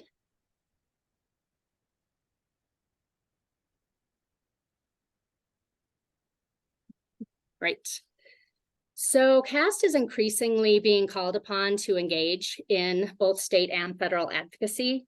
We don't have a lobbyist on staff. We don't have a public affairs firm. We have a staff of one, which is me, and this is a part-time position. So we do need to be pretty selective about where we engage. The federal work we've done is very much in partnership with Senator Bennett's office, Senator Hickenlooper, and Congressman Negus's office. The first is U.S. Postal Service issues. Many of our communities are facing some pretty serious level of service issues from the Postal Service. And individual members and CAST as an organization was reaching out to the Postal Service and not getting very far.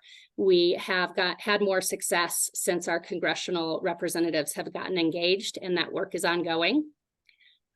We also worked on the Flexible Partnership Act, and that act is that the Forest Service has many administrative sites that are being underutilized or not utilized at all. And this act gives local governments the first right of refusal to enter into a long-term lease to use those facilities for affordable housing. And we do have several projects in the state underway under this Flexible Partnership Act. Then the SHRED Act. So ski areas pay fees for the benefit of operating a business on our U.S. Forest Service public lands. And currently, all of those permitting fees are sent back to Washington, D.C. to the Treasury. This SHRED Act would allow 25% of those fees to stay on the forest where they are generated.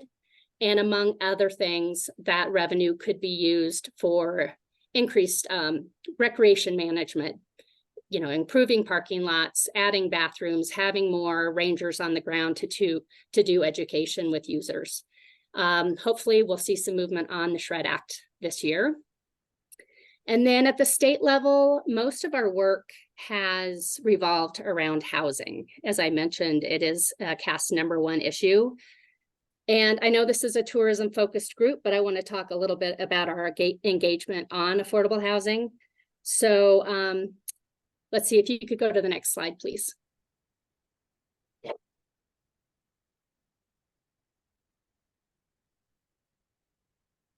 So CAST was very involved with Senate Bill 213 last year. And we really pushed hard for rural resort areas to be kind of carved out of some of that. Not because CAST communities don't support affordable housing, it's actually quite the opposite.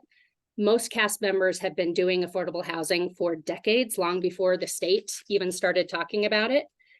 But we really believed that Senate Bill 213 was not going to result in even a single more unit of affordable housing in CAST communities, and that it could actually negatively impact some of the housing programs we already had in place. Also, CAST members communities are already doing much of what Senate Bill 213 would have called for.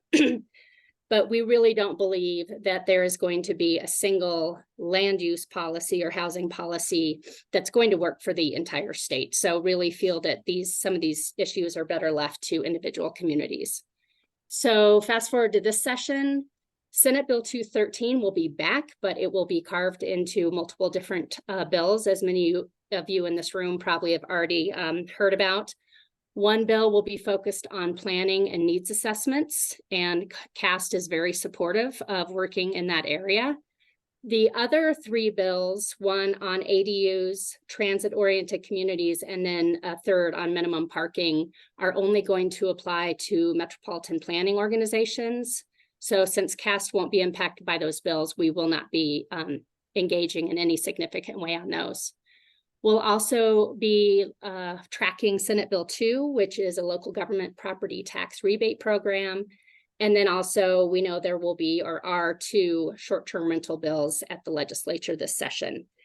So the board is meeting tomorrow actually to talk about positions on several of these bills, but they're definitely pieces of legislation we'll be watching this session. So if you could go to the next slide, please. So building affordable housing in resort areas, definitely some unique challenges compared to building in the metro area. And we learned from the last session that we have a lot of work to do to better educate metro leaders and organizations about the uniqueness. The solutions are different. More supply, which Senate Bill 213 aimed for, more supply won't necessarily increase affordable housing in resort areas. Without guardrails and affordability measures, more market rate housing will just mean more short-term rentals and more second homes, which is not what we're aiming for. Then talking about costs, some of these resort towns have extremely high costs of real estate, very little developable land, and what is left is very expensive. And then the cost of construction is quite a bit higher in mountain towns, higher cost of labor, and higher cost of getting goods to these mountain towns. And then funding. Most of the state and federal housing programs fund projects at AMI levels of 60% or lower. But in CAST communities, we have needs at much higher AMI levels, but the state and federal support isn't allowed for those higher AMI levels. So when we talk about housing policy, we really emphasize the need for funding at a broader spectrum of AMI levels. We have individuals in our communities that make 150% area median income that can still not afford market rate housing to rent or to own. So those are our nurses and our engineers who don't make enough to be able to afford housing, but they make too much to qualify for the subsidized housing. Vail Health, for example, said recently that 50% of their employees cannot afford to live in the Vail Valley. Talking about STRs, we also believe STRs are best addressed at the local level. Different communities have different relationships with STRs. You have a community like Glenwood Springs that has lots of hotels. They might handle STR regulations different than a winter park, for example, that has very few hotels. So we just really think those solutions are best left to individual communities. And then the last bullet here, the need for revenue. Without question, what would lead to an increase in affordable housing immediately in resort areas is more funding streams. Cast communities invest significant dollars from their general funds. And also residents have voted in many cases to tax themselves to support affordable housing. STR taxes are another tool to fund those projects. And then also some communities are shifting their lodging tax revenue to affordable housing programs. But more funding is definitely needed. There are 12 communities in Colorado that have a real estate transfer tax, and Tabor precludes any more communities from adopting a real estate transfer tax, but the 12 that have one are grandfathered in. And those taxes generate pretty significant amount of dollars. Avon, for example, has a 2% RET that in 2021 generated over $7 million. In Vail, a 1% RET generated over $10 million. And so CAST will be likely working on a bill next session to establish a real estate transfer fee, not a tax, but a fee. And that would be enabling legislation that would allow local governments to impose such a fee as long as those funds are utilizing to create affordable housing. And it would not impose a fee on any community, rather that community would merely have the authority to pass such a fee. So that is something we'll definitely be doing some outreach on with both proponents and potential opponents to such a measure. We'll be working on that through the summer in hopes of getting something into the legislature next session. So I think I will stop there and open it up for any questions you might have. And also I can't see who's in the room, but I'm guessing maybe some of my members are, and I see at least one former member online. And so any cast members or former cast members that want to add anything, I encourage you to do that as well. Do we have some questions? Okay, Cindy. And then Steve. Cindy Dozier, Executive Committee Member of Act 20. Thank you so much for your presentation. While I understand every community has its own unique characteristics, are all of your workforce housing and short-term rental studies available to like all the little mountain communities that struggle with these same issues? Yes, so all of our surveys, all of our reports and studies are posted on our website, and that's coskitowns.com.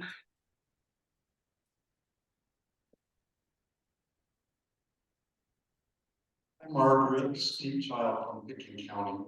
And Pickens County at long last is once again a CAST member, as you know. So I just wanted to put a little more information on the real estate transfer fee, which we actually had a couple of sponsors this year in the legislature. The bill was gaining some traction until the governor promised twice that, yes, he would veto this bill if it made it to his desk. At which point then the legislators said, you know, it's not worth pushing the bill this year. I hope we can educate the governor more about the need for this and the guardrails that would be put on it to ensure that this actually would be a good piece of legislation and would be well used for the purposes for which it would be intended.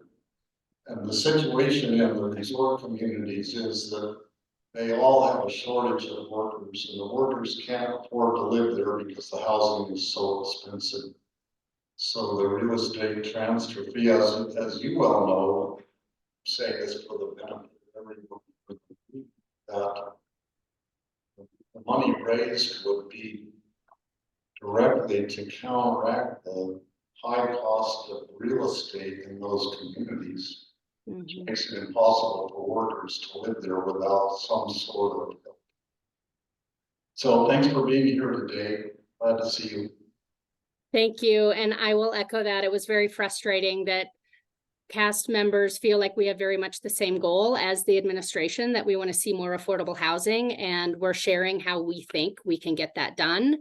And having enabled to get some more funding locally is just a huge tool in our toolbox that the state is not supportive of. So yes, it's been frustrating, but we'll continue to work towards hopefully getting a successful outcome next session.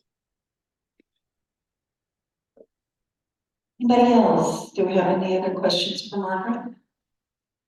Okay, if you're in and or around a ski town and you're not part of CAS, why not, right? Okay, thank you again so much for your time. I know you've got a busy schedule. We appreciate it. Thank you very much. Thanks for having me. Great. Okay, the other thing that I do have on board today is we do have a couple policies for review. I have two policies. If you do not have a packet and you need to look at the policies and the revisions, I have some here at the table. They're on the side. And if we can go first to encouraging investment in Western Colorado, Tourism 19.1. This is an update we would like to bring before the board at spring conference. This mostly just updates some figures. For those of you who don't know, when this bill was for this proposal was first put forth, it was, the film industry was still kind of in a state of flux. It is now officially under the Office of Economic Development and International Trade under OEDIT.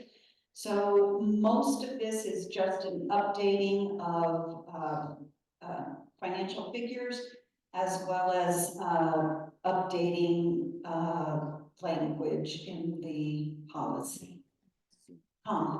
Madam Chair, Tom Functions, Moffett County, I move to adopt the TO 19-1 as amended. I'm sorry, who was this? Okay. All right, thank you. Okay, we have a motion and a second. Any discussion? All in favor? Aye. All opposed? Same sign. Thank you. 19.1, done. Okay. We move forward then to tourism policy 18.2. This was originally written when the visitor center or the welcome center in Dinosaur, Colorado was at risk of being closed. The reality is again, the tourism office funds these welcome centers throughout these state welcome centers. This has been changed to support all welcome centers, not just the Dinosaur, Colorado Welcome Center. So that's what is the major change in this policy. Mr. Beck, I'm sure you're going to have a comment. Ready to make a motion, Madam Chair? You got it. Okay, I'd like to move that we recommend and support to the full board resolution TO 18-2. Thank you. Ray is the first, Cindy is the second. Any other discussion, please? Yes, Steve. Steve Child, Pickens County. I'd like to relate a short story about the Fruit Welcome Center. For years after this incident, we called it the Fruit Unwelcome Center because I took a group of school kids there who were returning from a camping trip in Utah. And they were all Latino kids. It was the first camping trip most of them had ever been on, and they were so excited and full of energy. And we were all grungy from being out in the desert. When we arrived there, they wanted to get drinks and use the restroom and stuff. Made feel very unwelcome there. I think partly because they probably get a lot of campers coming there who are filthy and try to wash everything there and leave a mess. So that kind of soured me for a while on the welcome centers. But I love the welcome centers in Colorado, and I've been to many of them all around the state, and I think they're essential part of, promoting our state and making people feel welcome when they arrive in our state and come for information. So I totally support this bill, and I hope I never have to, I don't want to call them unwelcome centers ever again. I hope that's the thing that happens. Thank you. One mic at a time, friends. One mic.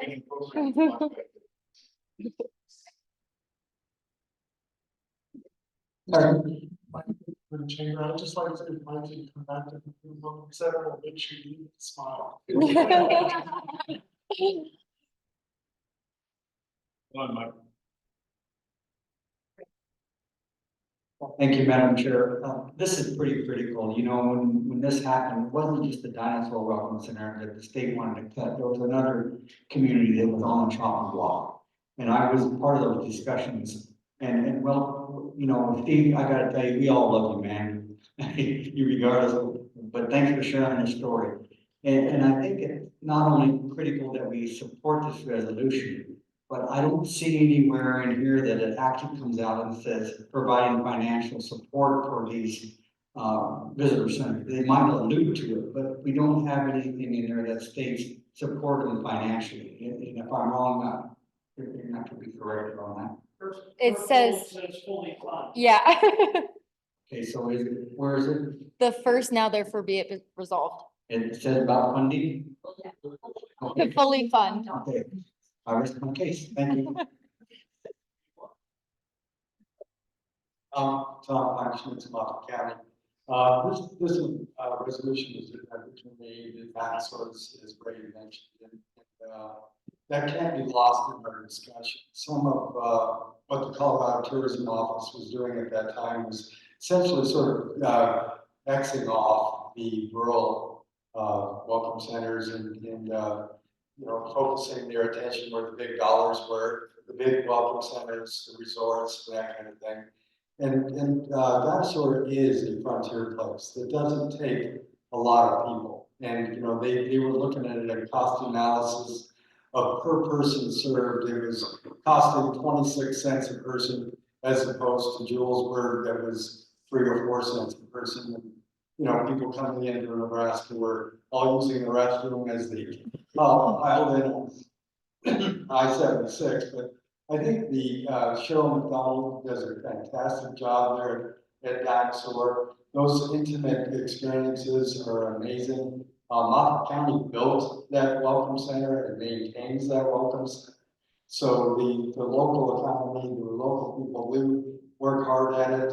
Currently, the town of Rangeley supports the welcome center as the lead contractor. So Rio Blanco's involved.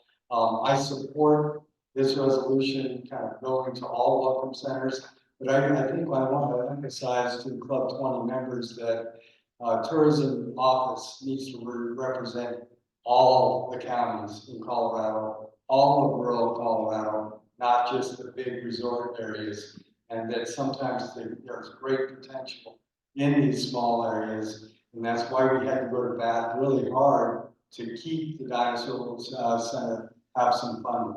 Again, to emphasize, Moffett County built that thing, Moffett County mows the lawn, town of Dinosaur does some utilities there, Rio Blanco County does, town of Rangeley does a lot of things too. So, there's some different schemes all through the welcome center system around the state. They're all funded a little bit differently, but I would say that the people of Moffett County, Rio Blanco County really leading hard, and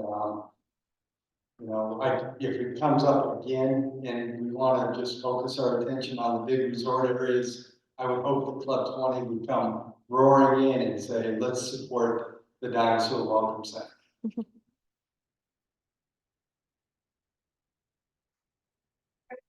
Chris Lopez, Chapa, and I just want to echo this too. I just want to say I was in the town of Naramita yesterday and went to their visitor center, which is a gorgeous facility, and this exact issue was addressed to me by the single woman who runs both that and her Chamber of Commerce, and said, what we need is funding for our visitor center, and as that little frontier town continues to we grow and grow more tourism. I just want to congratulate Club for being supportive of the way that I saw firsthand the need for this yesterday. Thank you for your discussion and your comments. Appreciate it.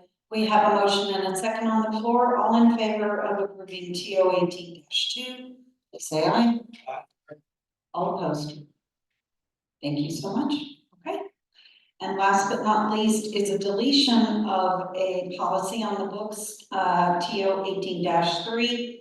It is the potential for Colorado to host future Olympic Winter Games. That was brought in 2018. I think this is pretty just obsolete at this point in time, looking to delete it from the books.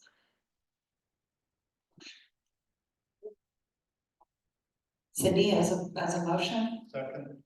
Steve Johns, thank you. Any discussion on this? Okay, all in favor of deleting policy TO 18-3, please signify by saying aye. All opposed? Thank you. Now, I have something that is not on the agenda, but I think it's very important because in many of our worlds, our communities have to focus on marketing. And I want to highlight something that was put together by Club 20 this year. We showed it at the fall conference, but to be honest with you, I'm not sure how many people saw it. And so I am proud to, and Mr. Beck, you're gonna thank me for this membership plug. This is my membership plug, but I wanted to show the new video that talks about membership and about Club 20. Hit it, Andrea. Thank you.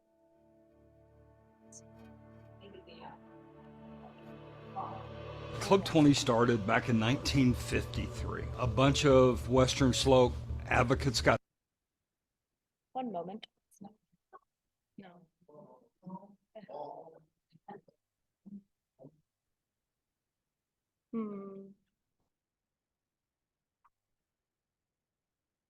Together. They realized that our roads and our water and our public.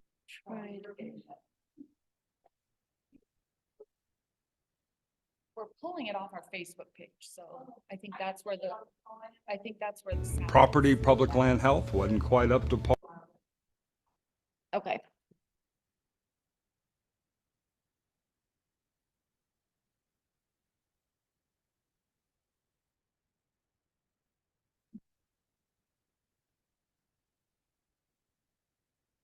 It's on its way. It's loading. How many people are speaking?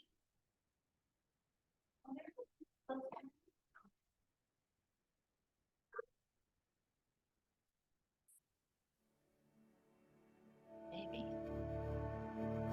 No. No. Okay. Club 20 Talk amongst yourself for like 4 minutes. I have another location where it's at.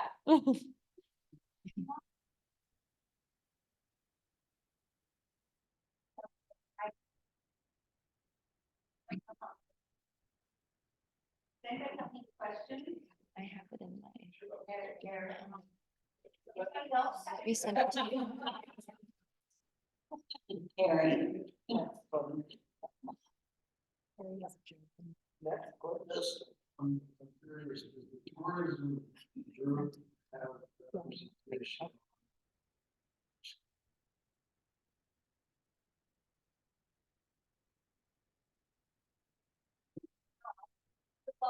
Representation of our committee.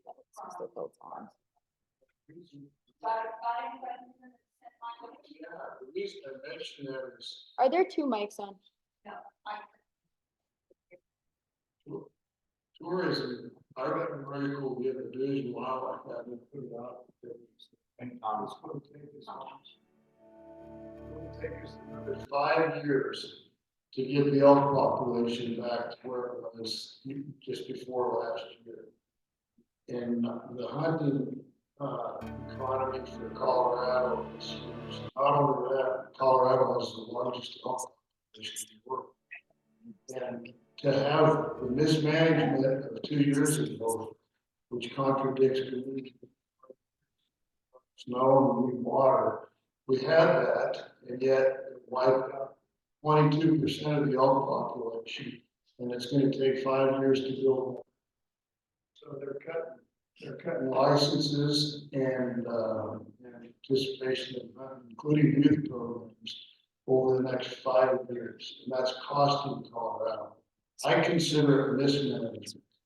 And I think that tourism should have a voice on that board, especially since GOCO gets all the money from through Parks and Wildlife and distributes a lot of that money.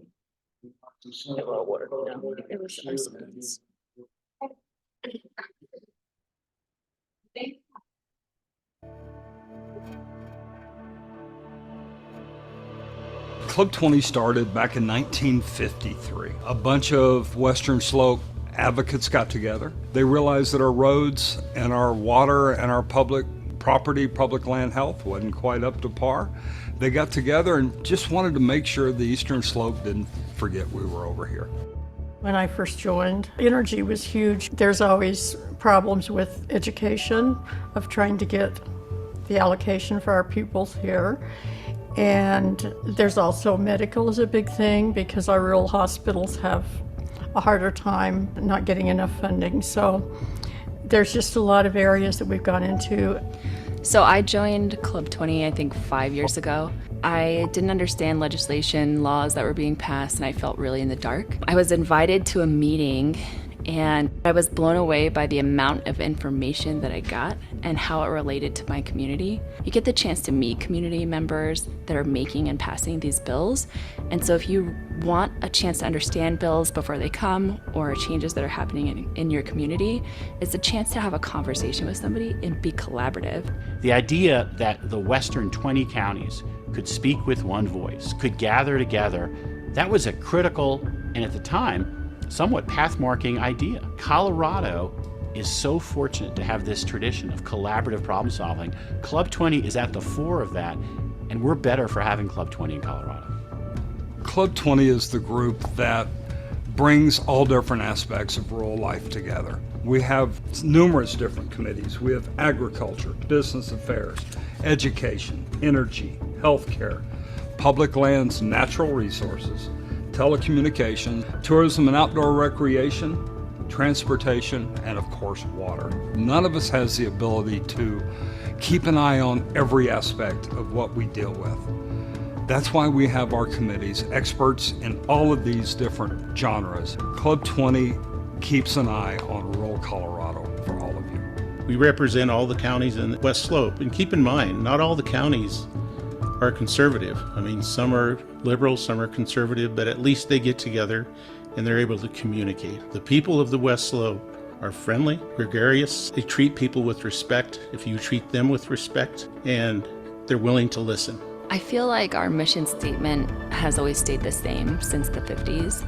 And that's to advocate for Western Slope, and that's to advocate for the funds to come this way, is to advocate for the legislators to come this way, to not forget about us. Our population density is kind of sparse, you know, so sometimes you feel forgotten. And it's a way for us to have our voice heard, even if we're not in downtown Denver, and to advocate for our way of life, to advocate for our energy, to advocate for our community, for our hospitals, for our education, and not be forgotten. So even though we're small, we're still mighty.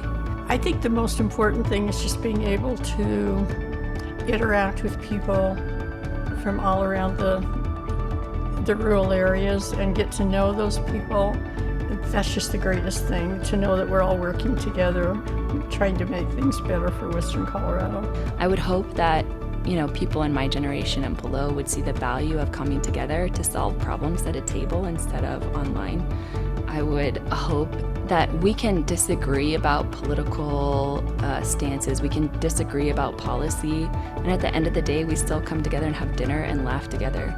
You can have a difference of opinion, you can be very vocal about your opinion, and you can bring, you know, light to the table on issues that maybe nobody has thought of. And I think it's a place that everyone belongs. One of the challenges that we're facing right now in Colorado and in our democratic republic is, are people listening to one another?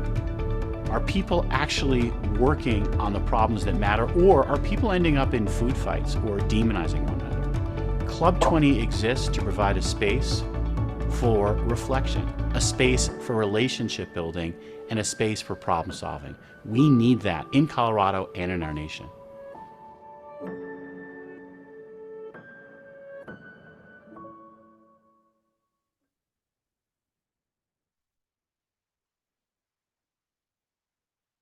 So as you are out there recruiting, please refer people to the Club 20 website. And I'd like to thank Brittany, this was her brainchild, and thank you for taking, for redoing this project for us. Mr. Trees.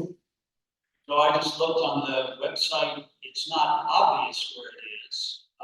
Might be good to make it obvious or tell all of us where it is. Oh, it's on the About page where you can learn more about Club 20. Check it out today. Move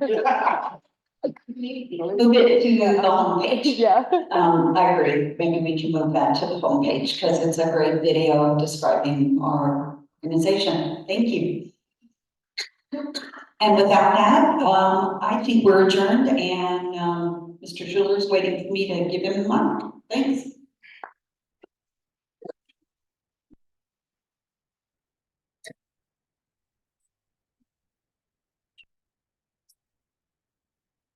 So since our two education presenters are indeed our lovely committee chairs, we can start earlier and end earlier.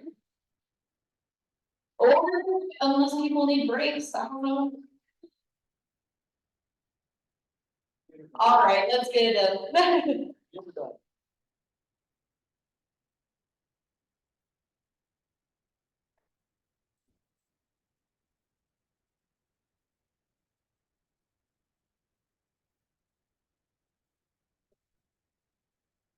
All right, welcome to the end of the day. It's always very exciting that education's always at the end of the day, because it's always a good day to, which is what education does, it gives us all hope. So with that said, in accordance with our bylaws, we ask that only current Club 20 members participate and vote on matters of policy development. If you are interested in becoming a Club 20 member, please see a member of our staff for more information. Discussion is open to members and guests. It is a critical part of our committee meetings. When asking a question or making a comment, please use a microphone and speak loudly so everyone can hear. For those seated in front of a tabletop microphone, please do not turn on your microphone until the committee chair has acknowledged you, and then turn off your microphone once you are finished speaking. For those of you in the back of the room, Club 20 staff will be walking around with a microphone for you to use. I think we've all introduced you each other, but if you want, we could go around and you could say your name and your favorite condiment, but only those two things. Anyone up for sharing their favorite condiment? It's the education committee. We have to have a little bit of fun. Go ranch. Go ranch. I like whipped cream. All right, sounds like everyone's happy not introducing themselves. So we'll continue on. And we have an agenda for you. Is there anything, have I missed anything? All right, oh, I did. We need to thank our sponsors. Venue and lunch sponsors. Union Pacific Railroad and Atlas Energy. Okay, so we've done all those things, so I'm gonna get up and present. Okay. And then what we've got available for you today is an update in both the higher education space and the K-12 space. And we're going to start formulating a conversation perhaps for Club 20 to consider a resolution on property taxes and valuations and how it funds things. We're not going to maybe come to a decision today, but rather just propose a landscape of information so that when we come back in July, we can look at something more definitive. Sound good? Okay.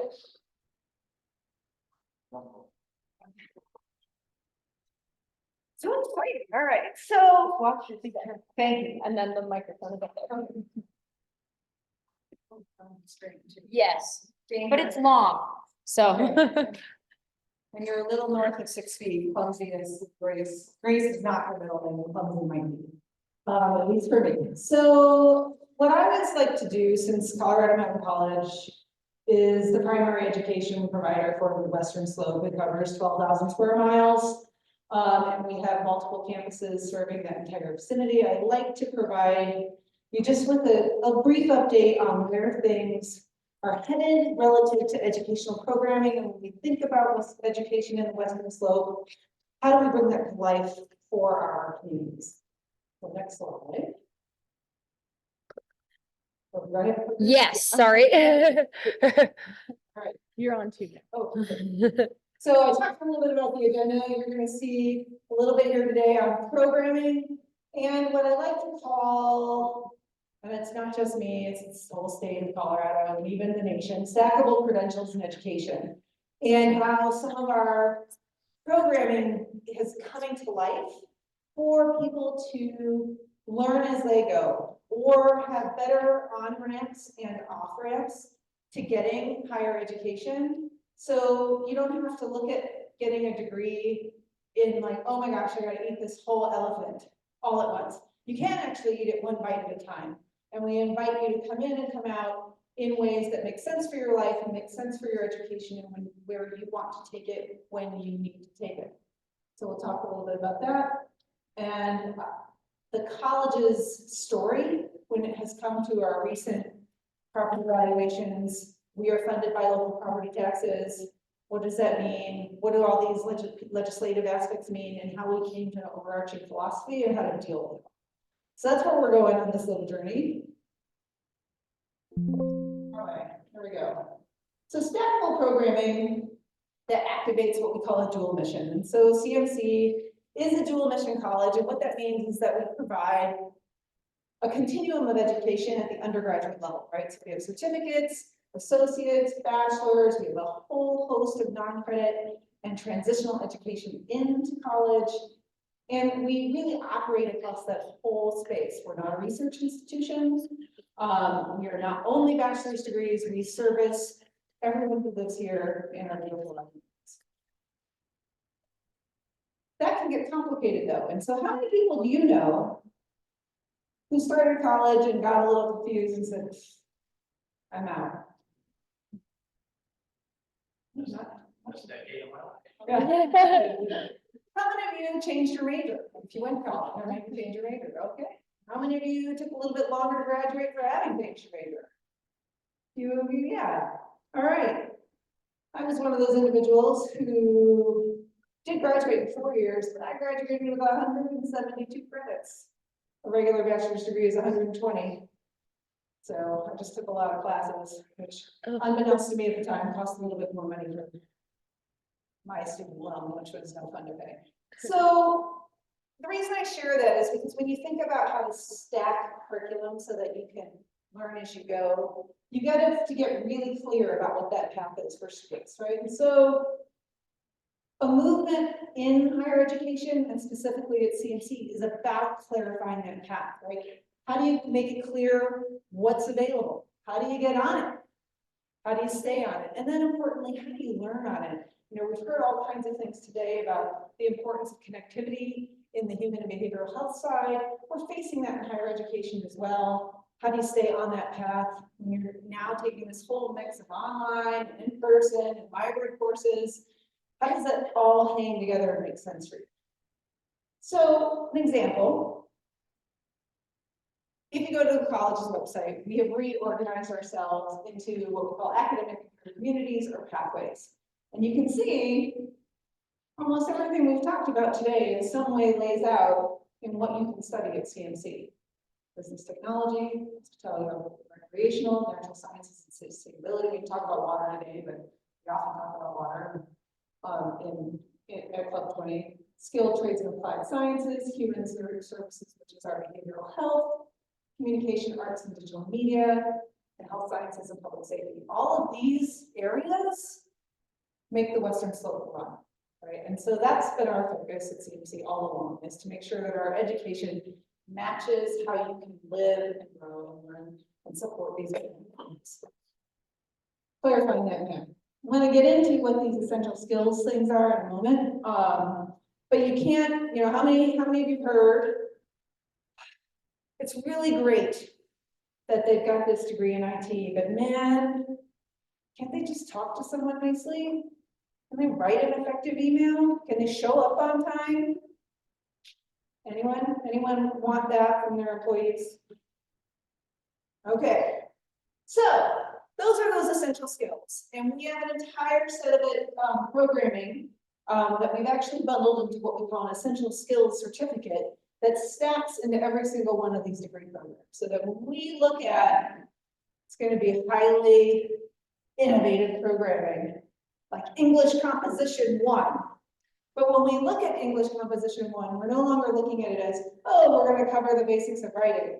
It is an essential skill for the workforce.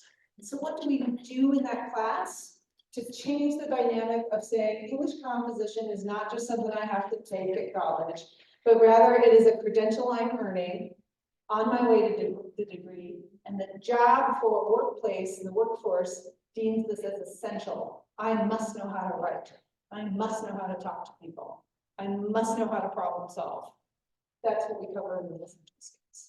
And so again, it's about clarifying the path for students and for our mountain communities to say it takes it all, right? It takes knowing how to be a paramedic, and it takes knowing how to problem solve if you're a paramedic. All right. Some examples of how this works. And I'm going to focus because we had such a lovely conversation today on behavioral health. So a lot of information. I'll say in short, anything that's like bold and in color are new programs the college has been offering over the past 3 years. So we've done a lot of work. But importantly, when you see this, and this is that example of how you can grow with your own desire for learning, human services, social sciences, and education. Our bachelor's degree here is human services, which handles a lot of the main intake areas of behavioral health agencies. Inside that are 2 certifications as an addiction specialist and an addiction technician that you can earn on your way to an associate's or on your way to the bachelor's. These are Department of Labor certified programs that you need to have this credential in order to work within the addictions world. And so you can start here. You could come to us with a bachelor's degree and go here. You could start here and leave, right? Because that's all I wanted to do right now. But you could be ready to come back, and it's not going, we're not going to take you off track in any way, because they are all designed to fold into one another. Another example, and so here, skilled trades and applied technology. I do want to take a moment because probably the first year I was here with Club 20, I got a lot of questions on the fact that we didn't offer a whole lot of trades. We now have this full complement of trades. And we have developed a degree that takes, remember, those essential skills.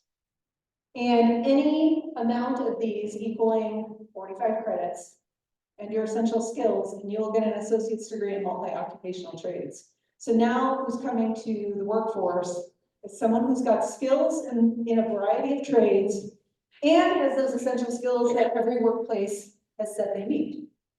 We're hoping that that's of value. We certainly know the certificates are, and it's not going to hurt a candidate who's looking for a job if they can present themselves well with those essential skills. So these are just some examples. Nearly all of our curriculum is designed to meet a student where they are and help them meet their goals on their way. So it's a stackable curriculum. And so I share this with you because we see so many students who are, you can now say from 18 to 35, who the pandemic has everyone a little lost in that age. You've got a lot of high school students who are second guessing going to college or second guessing any sort of post-secondary learning. They don't know what they want to do. They're a little just behind. My son is 16, and I tell you, he's about 2 years behind of where you might expect a person who's 16 to be thinking about like their future. And so it accomplishes, you can do it in bite sizes. You don't have to go eat the whole elephant. You don't have to sign up to go to a four-year institution immediately. And if I don't make it immediately, suddenly I'm a failure. This is designed to create success points along the way so that you are continually successful. How exciting is that? Right? Yes, I know. It's sort of not thinking, but I share this with you because when you are out in our communities, there are a lot of people wandering around right now wondering what to do. They're just off. And there are ways to get started without having to fully engage, you know, in an entire degree program, but start building your knowledge, building your interest in where you want to go at one of the most affordable rates in the country. So take that, wear it with pride on the Western Slope. We're doing something right. Okay. I talked a little bit about this, so we may just kind of, you know, blow over it, but as you can see, the whole thing is stacked. You can take the essential skills credential and just take it and get started. That automatically goes into associate's degrees and certifications and automatically fills in. You're not going to get off track, is what this is saying. How many colleges would we just love it if you can say, you're not going to get off track here. What do you want to do? You're not going to get off track here. That's our goal. Okay, that was my brief update on all things going around in college. Are there any questions about your college? Yes. Streets, Garfield County. I just want to give some props to Colorado Mountain College, not only in that essential skills section. My wife taught the what I call remedial classes that CMC has not an admissions test, but an intake test to ensure that anybody pursuing an associate or a bachelor's degree has to have a minimum proficiency in math and English. And I think that's just critical. My wife taught people who, and she started with the number one, people coming into college, whether they were pursuing a photography degree or a business degree, you know, they couldn't place 2 behind 4, left to right on the number line. That's an essential skill. So I think that's commendable that CMC is making sure that all of their graduates, by any definition, have that minimum level of efficiency in math. Thank you. Questions? All right. So I'm going to be the first to admit, I'm going to do my best with this next part of the presentation because it's sort of like doing math in the afternoon and nobody likes that.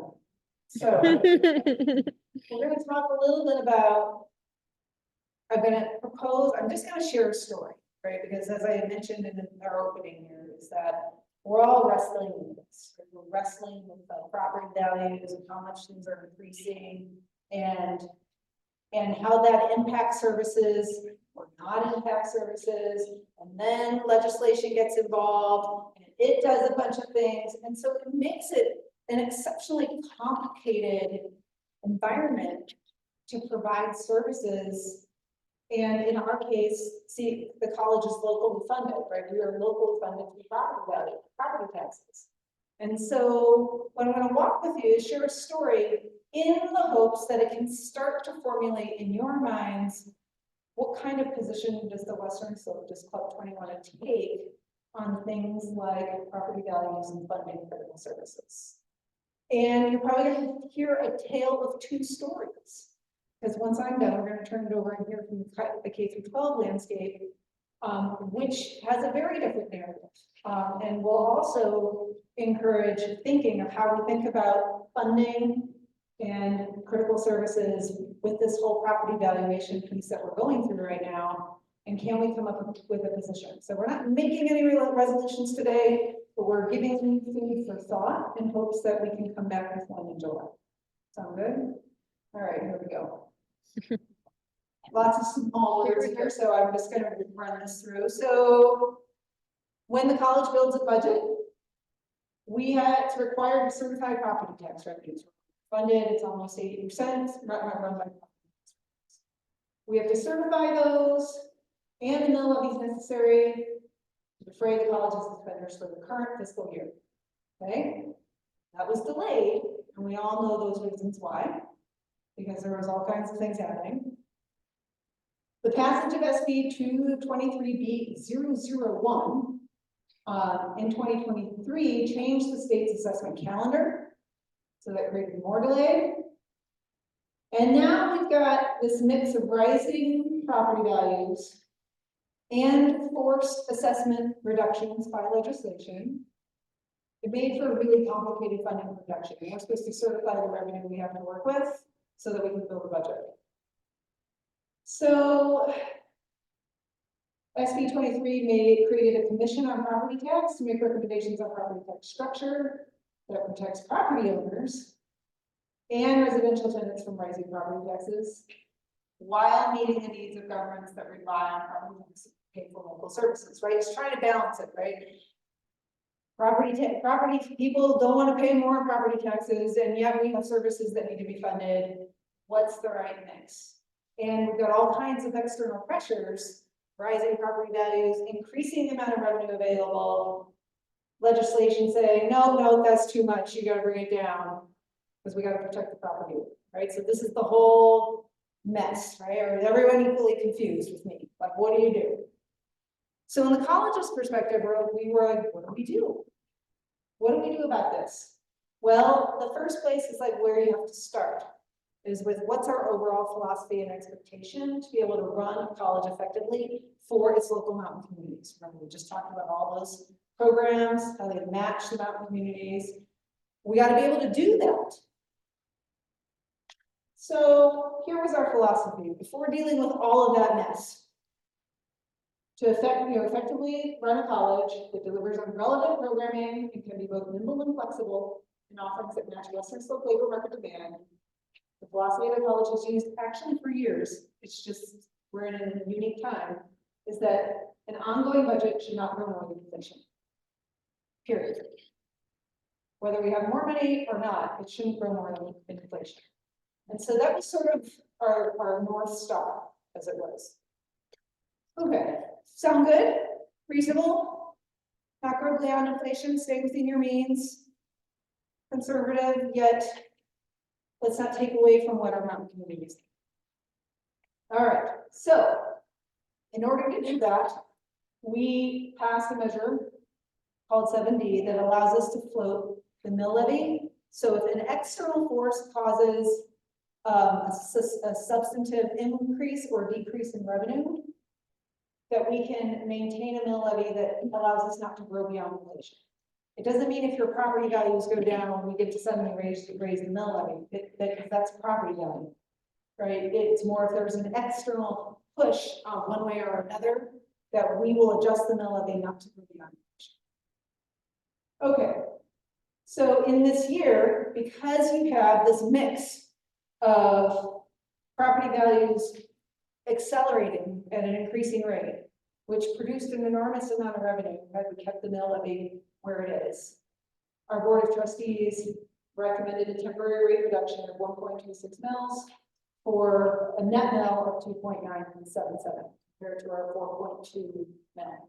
So it's a substantial reduction that netted back to about $25.5 million back to taxpayers and their property tax rate amounts. Okay. That mill levy still though allowed for 5.7% growth to keep pace with inflation. So we're not going to grow beyond inflation, but we do need to keep pace with inflation to keep delivering high quality service. How are we doing? You get it? Am I doing all right? Say stop me here. I'm losing you. So in this instance, we provide relief to property owners in this time of spiking property valuations, and maintain an ability to raise it to maintain inflationary growth in the community. Okay, math. I'm going to try to do this really simply. So here we go. This is our total property. If you didn't know, right, these are the total property taxes. This is the operating mill levy of the college. Right, so here's where we are, 23, 24, we're at 4.085. Based on SB 23 assessment reductions, over time, the college would substantively lose revenue. So we actually increased the levy to 4.2. But because property valuations are so high, we reduced it in the same instance to 2.97. So what I'm demonstrating here is that the ability to have local control over your mill levy to fund services in a responsible manner matters. Because here, we would have taken in at about $30 million more than we needed. And we gave that back to keep ourselves in position. So that adjusting of the mill levy in our cases, and what you'll hear from K through 12 is different, right? It's a different funding model. But it demonstrates if you can operate locally and ensure you have a philosophy for your critical services in your mountain communities, that there are ways to work with mill levies to help maintain services without creating too much pressure on property owners and not discounting services to the point that they can't service a growing community. All right, that was a lot for 4 o'clock in the afternoon. In general, though, do you feel you understand the difference? And so here's some things for consideration. This is what we sent to this property tax commission that was developed as a part of one of those Senate bills. And some things for you to consider as you think about a position for the Western Slope. Property taxes are ultimately local decisions and should remain so. The current run-up in valuations is temporary. It is temporary, probably won't go down, but it's a temporary trend. React accordingly, as this too shall pass. Generic formulas are always incorrect when applied to a state as economically diverse as Colorado. Right? You have to be able to do what makes sense for your local areas. Artificial ceilings are capped. Caps are illogical and harmful. When you cap something forever, you end up cutting services that are critical to the foundation of running. Our long-term success results from the ability to plan beyond the next legislative session are important to communities. Might not be important to the next legislative session, but it is important to communities, and this affords a method to do that. And so these are just some considerations and a story behind it of saying how one agency, how one critically funded program or service looked at it in Colorado, in your areas. And thank you. Are there any questions? Yes. Betsy Bear, Community Hospital. My question is, help me understand, Colorado Mountain College is not part of the Colorado college system because you receive funding through the mill levies, but do you also receive funding through the state model? We receive a small amount from the state, which amounts to about 8 to 10% of our total revenues a year. Are you the only higher ed who uses this model? Ames Community College also uses this model. Okay, but you're the only one on the Western Slope. Correct. And back and then in the front. Tim Bird at Round Community. First of all, I want to express gratitude to Colorado Mountain College for stepping up and doing the right thing, which frankly was unlike a lot of our tax communities.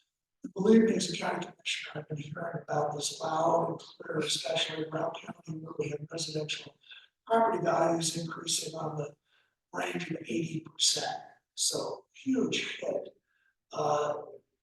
But I totally agree with your recommendations. I think that these solutions exist locally. Senate Bill 158 gave every taxing entity the ability to do what they need to do on a local basis. And the idea that you would get a ballot measure that would artificially tie all our hands into the future is something that we all need to work together really, really I think under the head of local control, ultimately come out in opposition to any kind of ballot measure of taxes. Thank you. Steve Child, Lincoln County Commissioner, and I'd like to echo a lot of what my colleague just said. We have a very similar situation. And I just would like to thank CMC for, doing the mill levy reduction. We did the same thing in Lincoln County. We took the 5.7 increase, which came because of the rise in property values. We're taking the heat. Every day we still get emails and phone calls from irate taxpayers whose tax bills went way up because rise in property tax valuation. You did the right thing, the county did the right thing for the general taxpayers are still taking a huge hit. I think the commissioners are probably hearing more about it than you probably would at CMC. But anyhow, thanks for doing the right thing. Well, thank you. And yes, I don't envy the air conditioner. It's tough. It's a hard time with them. Everything's getting more expensive, and it doesn't help that. Yeah, it's awesome that my property's worth like way more than it ever was, but it's really hard because it made it easier on me. All right, so thank you, everyone. More questions if you have them, but right now let's turn it over to Matt, and he'll give you the K-12 lens of what's going on and more to think about. Thank you. Those who don't know me, my name is Matt Schumer, and grew up in North Park, Colorado. I want to give you a brief overview of what I believe in. This is like a final. This is really fun because I got a couple guys that are going to critique me later. But when the state of Colorado was first founded, they made a deal with the federal government to create a state land bank. And that's how they got the immediate funding to build schools. The state land board was built before the state was a state. That group of individuals took the money they got from the feds and they created a fund, state land trust.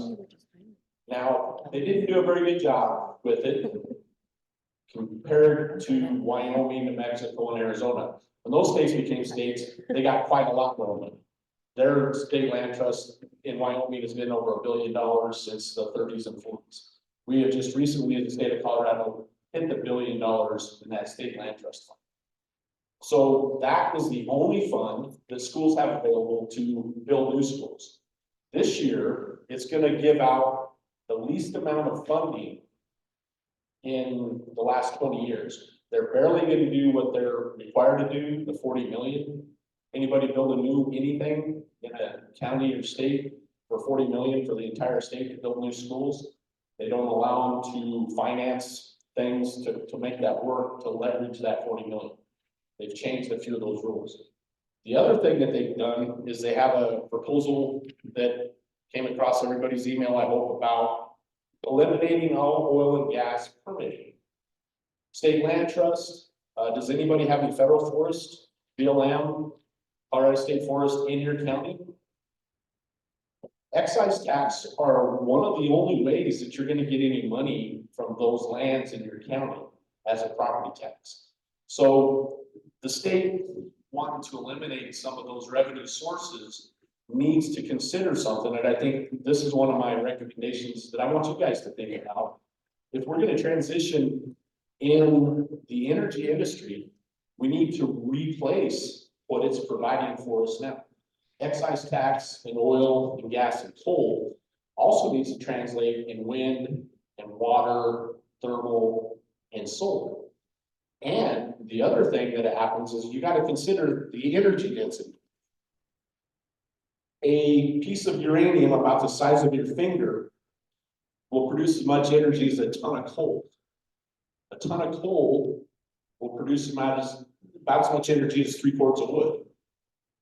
Diesel fuel, you get a few gallons of that, but it takes several acres of solar panels to produce the same amount of energy.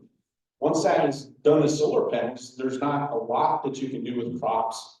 You're pulling agricultural land, it's developing things out of that. So one of the considerations that we need to come together as a group is how do you tie those things to replace the revenue that they're trying to transition in and out of? We've got to think about that, and we got to lead that. So that's one of the things that I want to visit about. And also patience. You know, things happen at times. Just because the law says it's got to happen at this certain date doesn't mean that it's going to do that. Anybody married in the group? Ever have kids and tell them this is how things are going to be? Does it always work out that way? No, it takes patience. You got to remember that. So the reason I didn't put together a resolution is because I believe this hits every group that we have. It hits transportation, it's tourism. This problem that we have with property tax, it's a tax on an asset that you pay every year. But in order for America to begin to become what they are, they knew they wanted to educate the populace. So the only people that could afford to pay it was the people with the assets. And that's continued through history. So what I did is I looked at a couple places. This is a property tax by percent of income. And it was a pretty cool little way to determine how much income and how much property tax you got. On this, if we can scroll down, I think Colorado is about 21st on this list. But if you look at the other states around us, property tax, like the very bottom one, I think is Alabama. But they have a percentage of what your median income, and the median incomes are right here for each state, for what the average income is per state. So I took what the percentage was from the website to determine what the yearly tax bill was per state for all 50 states. Now, if we go to this sorted by salary, Colorado does pretty well on this list. I believe they're 8th.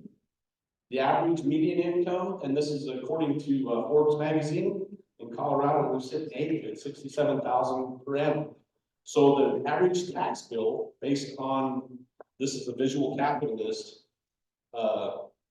this is for residential properties, is about $2,000 a year. So if we go to the next one, it's sorted by the tax amount. Colorado ends up on that list too. But I think we're down 13th. We drop a little bit on your per income, how much tax you're actually paying. But the problem in Colorado is they only made so much in Colorado. And people think it's really cool to live. And when you have something somebody wants, you can charge more for that. So then if we go back to the home values, the average home values, that's one of the problems we have. And I have a recommendation, if you guys want to reduce your home values, sell for less. That's how that works. It's market driven. You got, and you get, you want to make an assessor mad, have a family transaction, you sell a house for $10,000, they'll try to put you in court and maybe sell it for more. But it's a market driven thing. Colorado ends up, I believe it's 8th on this list. This is a median, so this is the 586,000. If there's 100 houses, it's the median. There's 50 below and 50 above. It's not the average. So that makes a little difference, but that's, if you talk to realtors, that's how they like to sell your land, is with a median cost in doing that. So the next thing I did is I took the percent of the home value into this calculation, and Colorado ends up about 3.4%. If you could go to that last one, sorted percent of home value. And this is the interesting number that I think needs to be part of this discussion. And you guys all have residential homes. So I hope you're putting your numbers into this thing to figure out what it's at. But on this list, the number one is Illinois. Their home values are about 266,000. They ain't about 63,000, 3.65. But I think Colorado gets down about 38, 39. We drop out of the middle. So what we're actually paying as an effective percentage of what our values are, we're pretty far down the list. And that is the common ground that I think we all have to take this discussion to. The middles of the list, when you compare things in a nation, I think you want to be close to the middle, not too high, not too low. We definitely don't want to be the outliers.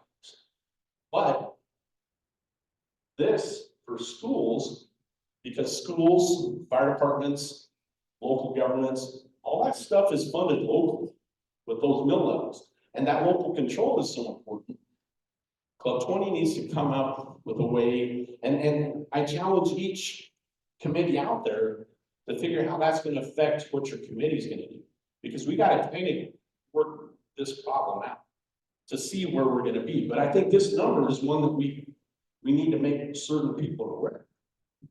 You do 2% on $2 million homes, that's a lot more money than 2% on a $260,000. We just, in Colorado, have what everybody wants. There again, my joke is going to be sell for less. But it's funny how they complain when we pay the taxes on it. When they go sell it, there's not much of a complaint. Some of that is how we got there. When people were selling $1.2 million homes in the San Diego area, coming to Colorado, and hey, we found a home for $600,000. That's half what we were. Builders are, they made it up. Weld County, when I was selling homes down there, the Colorado Home Building Association came to Weld County and said, we want to talk to you guys. This will drive Western Slope guys crazy. A bunch of farmers from the Weld County Home Builders Association said, we need to build more homes. You guys have got the best water rights. The problem is it's all in agriculture. We can build 40,000 homes in the next 10 years. This was in 1995. They came and told us. We can build 40,000 homes in 10 years with this, and we don't even touch what the water rights that you have because a home doesn't use as much water. You guys have the acreages, you can do this. California's looking at selling, here's your margin you can make. They went through and told us why Colorado has this 586,000. Now, a starter home, it's like a townhome in Greenlee, 1,200 square foot, is $480,000 for kids getting out of high school. That's the next best thing is something that nobody wants to have in their community anymore. And I think we need to have more of it. We talked about affordable housing. Trailer home parks are where I started. A lot of us in this room may have people we know that did that. But having those well-developed in our town, it was the best streets because the Ozark Mahoney Mining Company built it for their employees. They put in curb and gutter, they put in the sewer, they put in all that stuff to do it. When I was on the school board in Walden, we had to buy a teacherage so we could have a place for our teachers to live. We could hire a teacher, but they get up there and they didn't have any place to live. So we had to buy some trailer homes so they'd have a spot to land because we didn't have what East Grand was paying. We didn't have what Steamboat was paying. We didn't have what West Grand Strock or Cape was paying. So some of those things, the financing and how schools work, this was really evident to me growing up through the 70s and 80s. Because when we would play East Grand or Granby, they always had a brand new bus, had brand new uniforms. I've never seen a warm up on a football. You know, we're out there standing in a snowstorm playing football. And these guys have all got jackets over their pads. And it's like, golly, that's cool. They had 80 of them because they just brought the freshmen. Because it was a bigger school, but they had more money to do those things. We barely had a field, you know, and it was a baseball field and the PE place, and you know, it was irrigated with a ditch at the time. So back when that happened, the state decided to do the Colorado School Finance Act, where if you're going to be in Colorado, there needs to be an equitable funding for each school, the 176 or 178, I was getting that number wrong or right, districts that it's a place to start. And then they would add, nobody likes formula funding, but it was a place to start. And then they had a bunch of things that they could add to get your per pupil funding up or down. So if you are in a big city like Denver Public Schools is the base level funding. They're probably $6,000 to $7,000 per student. But when you got as many students as they do, they've got full classrooms, they've got everything else. There's other places in Eastern Colorado, Lower Colorado, Western Colorado, that you have an English class with 3 kids in it, You still gotta pay an English teacher. Still gotta pay a math teacher. Still gotta pay a science teacher. And those teachers work harder because not only do they have freshman, sophomore, the science teacher is gonna teach chemistry, physics, biology, earth science, and environmental science, and then probably something else, all with 7 or 8 different preps. So I'm gonna argue that that teacher in rural is worth it, because they're teaching more subjects, but they're teaching it to less kids. They get better results, because it's a lot more one-on-one. But it's harder on smaller districts to keep up. So the school finance formula got bumped up because it did realize something. Now, the 30 years that the Colorado school finance formula, there's been a lot of mandates that didn't come with funding. Unfunded mandates, you had to have this, you have to have this, you gotta do this. Since COVID happened, there's only one good thing that's ever come out of COVID. And I will admit this. It's the ability to not have to drive to every meeting you go to. That's the only good thing to come out of it. So thanks for doing the Zoom thing. We're all Zoomies now, that's the best thing. But there are a lot of things that are mandated that aren't being funded. The state is looking at a new funding form. Gallagher has been repealed. Gallagher set that formula that you had to maintain the ratio. But who owns a commercial piece of property? Anybody own a commercial piece of property?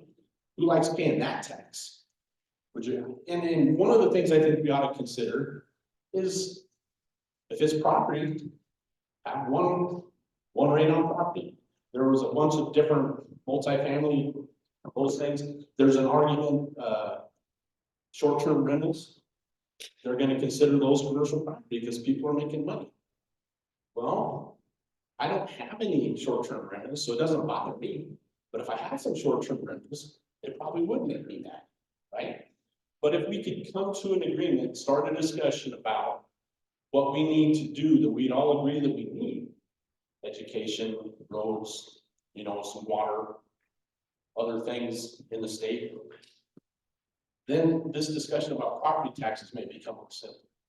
And I think we should talk about getting simpler instead of more complex, having one tax and then leaving it up to the locals because there are differences in counties. But I would bet you a quarter, if you're in a county and you have a different assessment rate, you've either voted on it or you doggone know what it's for. And you either approved it or you didn't, but you had a conversation with the people that were presenting that. And I think that's the important part. The other thing with local school boards, that local control, Colorado is one of very few states in the nation that's a local control state. So you get a lot of people that come to the state legislature that maybe aren't from Colorado or didn't know that decide they're going to fix education. Everybody that goes to state legislature tries it. Last year, I think there was a little over 40% of all the bills had an education facet to them. And everything that touches all these committees also touches education. You talk about taxes, local control, and those things. So I just wanted to set this, if you guys want to have this spreadsheet to kind of look at yourselves, I think we can get that email to you. We've got it saved on the computer. We'll get that email to you, but I think it's a great place to start a conversation. So we can think about in your own communities, if education needs to do something, because we're going to represent the firemen, the schools, the teachers, the stuff that keeps our communities together. Any questions? Tim. Thanks for the presentation, Matt. I think you just supported my argument for opposing any state ballot measures and keeping things low. Thank you. The only thing I think we would consider as far as a proposition that I would consider supporting is something that is simplified prior to Gallagher being there. And I know Mr. Goulet is going to say something because this is my grade. I'm not going to say very much. I do think it's important when we have these conversations. They once said to me, you can't fix the state budget if you don't fix school finance. And the reason for that is, well, needs more money, and from the local property tax. So, and I think that that creates a very difficult problem when you start talking about property taxes. How do you manage the property tax contribution versus the state contribution? And every time property taxes go down, because there's a recession, the state has to put more money into school finance. And you're right, it has to be mandate, cost more money. Money's got to come either local or state. So the main point of what I'm trying to get at is it's not as simple as local control education, K-12, because most of what school districts do is a consequence of state and federal law, not a consequence of local law. And there's a commitment in Colorado, as in most states now, no matter where you live, you're going to get an adequate education. All you've got is local property taxes. That's not true. Some school districts. So the dimensions of this problem are a little more complicated than just letting local taxpayers decide. You have to think about what's the program, who mandates the program, and then how it's funded. And the state, unfortunately, it's just like we local taxpayers. I don't want to. Okay. That's how they do it. Good luck with this program. Yeah, there's winners and losers if we do it with local property tax. Pilt funding, it's voted on every year. Different counties have different backfill mechanisms for pill funding. I don't know if Grant County has to negotiate with the school on part of theirs because you get backfill. Jackson County does because of our per resident income is too high because we have some people that say they live there that make a lot more money than anybody I know. I can give you a list, you can look them up on Forbes 500, but it changes what we're able to do locally. We don't get the pill funding because we have to negotiate with the county. We finally got to where it was not a fight it wasn't, I don't want to throw Ken Crowder under the bus, but he's a pretty good fighter. Yeah, so this is why I didn't have a resolution ready here. Because this is a very, very complicated and hard thing to support because in each one of our communities, we are so different. But as a state, we got to solve the problem. How much of a conversation is happening in the place?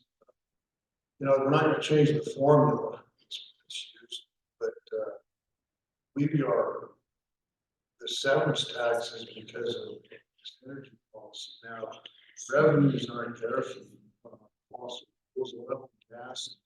And how much of a conversation do we need to have with all these renewable crap that's being shoved down our throat? There ought to be a revenue stream coming out of that because there's an oil company has to bond, a coal company has to bond, but the wind turbine has a duty cycle and it's recyclable. Why aren't the bonds being put on the renewables for the solar panels? All that's going to have to be recycled because it all has a duty cycle.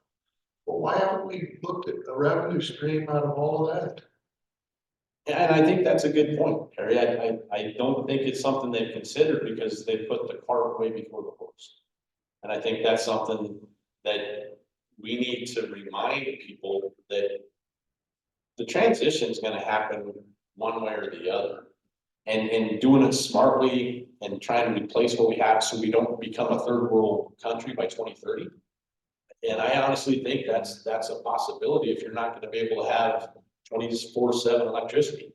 If the Excel, I'll get right to you, if the Excel thing in Texas didn't prove some of that, when the rate went up, when they had to pick it up with the natural gas, they're still paying for that. They're going to be paying for that for 10 more years.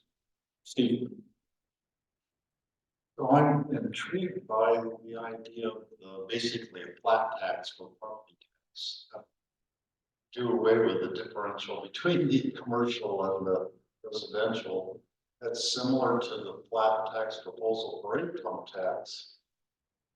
But I wish, I mean, I think I need to take a course in taxation going clear back to 1776 when the country used to make, they got money out of an excise tax. There was no income tax and no property tax, but somehow the country raised money in other ways. And well, I think we should explore all the possibilities for how to support what we want in this country.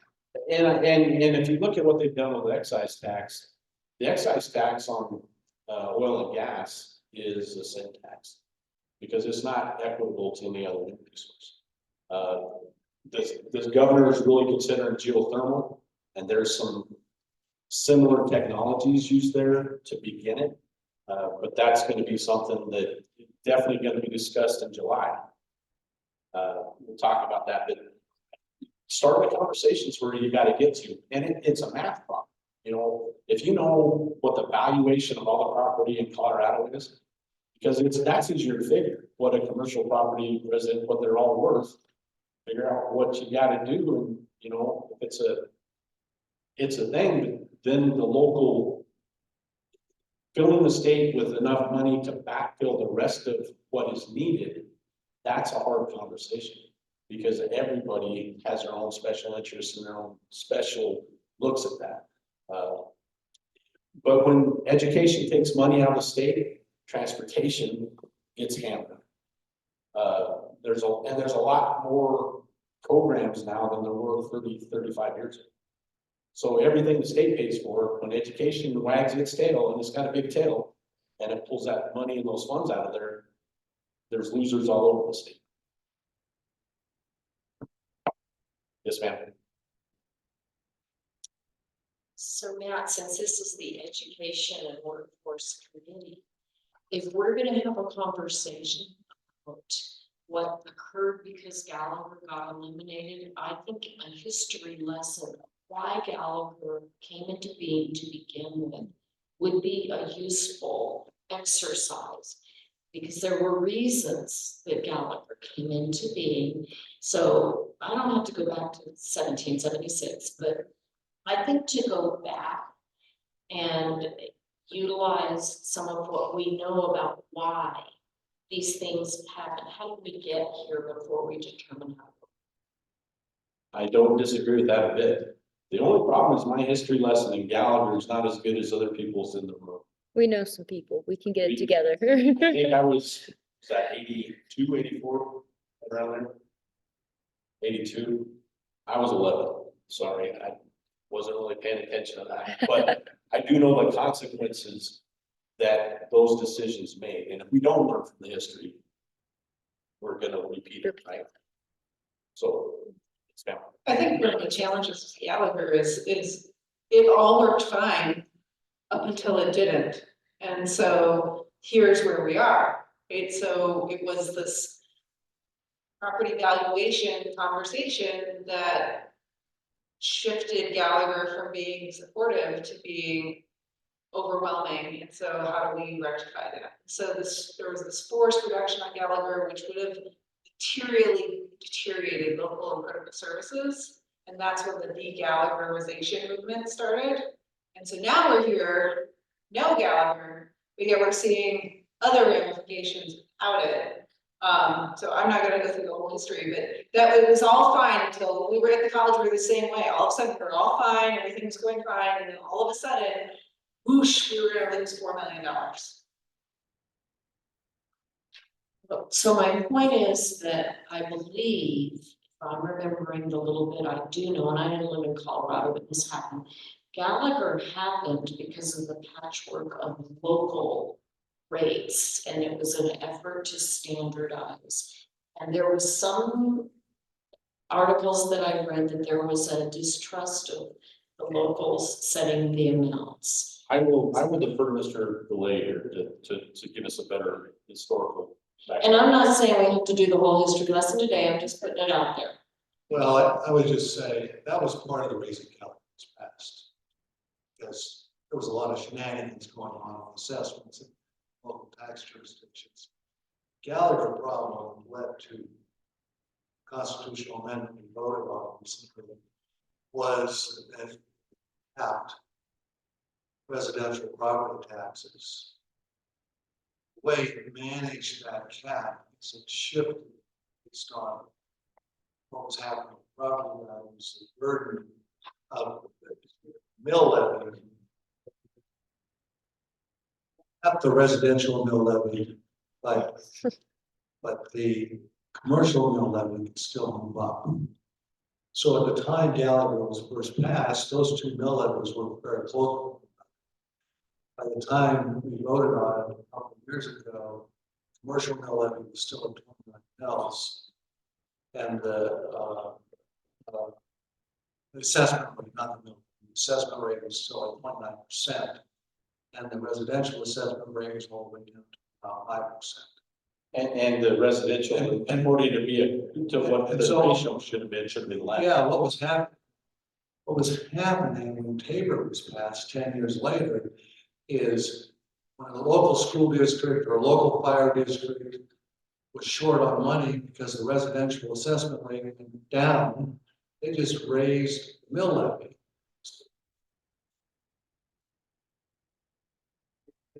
They could get the same amount of revenue, but when they raised the mill levy, taxpayers didn't mind too much because their assessment rate, commercial taxpayers paid much higher taxes. So the percentage of how much the commercial taxpayer was paying versus the residential changed dramatically over time. And that's the problem. Going to fix anything now. That's still Guess again, and this is too big for today. There are reasons that it happened. There have been solutions presented. A full evaluation of all of that might be useful. Okay, we're getting pretty close to time. We got 2 more comments. I'm gonna start with Wendell in the back and then we're here to get. I don't have my. You know, Jonathan,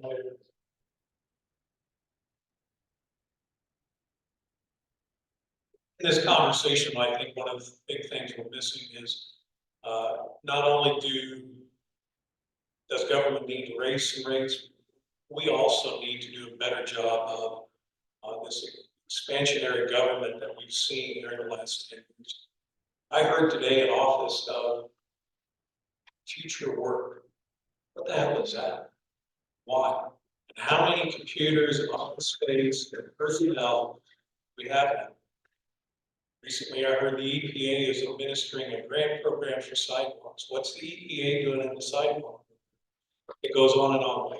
We need to have a better mindset when it comes to tax dollars, that we don't continue to expand into really programs outside the basic needs of our citizens.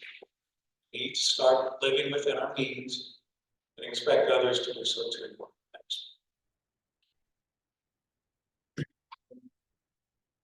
I'd like to defer my question to the commissioners in the room, because it's one thing to be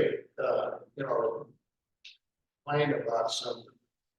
Route County, for example, are victims of what are the solutions that people are offering for protests that are going on in these counties? I mean, I know we protested taxes in Route County, but we also offered a solution. Are you guys getting solutions back in the counties as to what can we do or what should we do? Because taxes just keep going up. I'd like to say no on that. Senate Bill 150 gave all the tools that we need locally to control local property taxes. Route County, as you know, county government is Tabor limited, so our taxes were constrained. But we saw many other districts that received a huge windfall of additional revenue. And I have tried to show this to the citizens of Route County. This is what happens when you're not involved with what's going on in your community. You if you don't like the fire district, to go could get extra $400,000, you should go to their board meetings. You should run for their board. You should get involved. So, I mean, what's the old Pogo cartoon? We have met the enemy. He is us. Brad?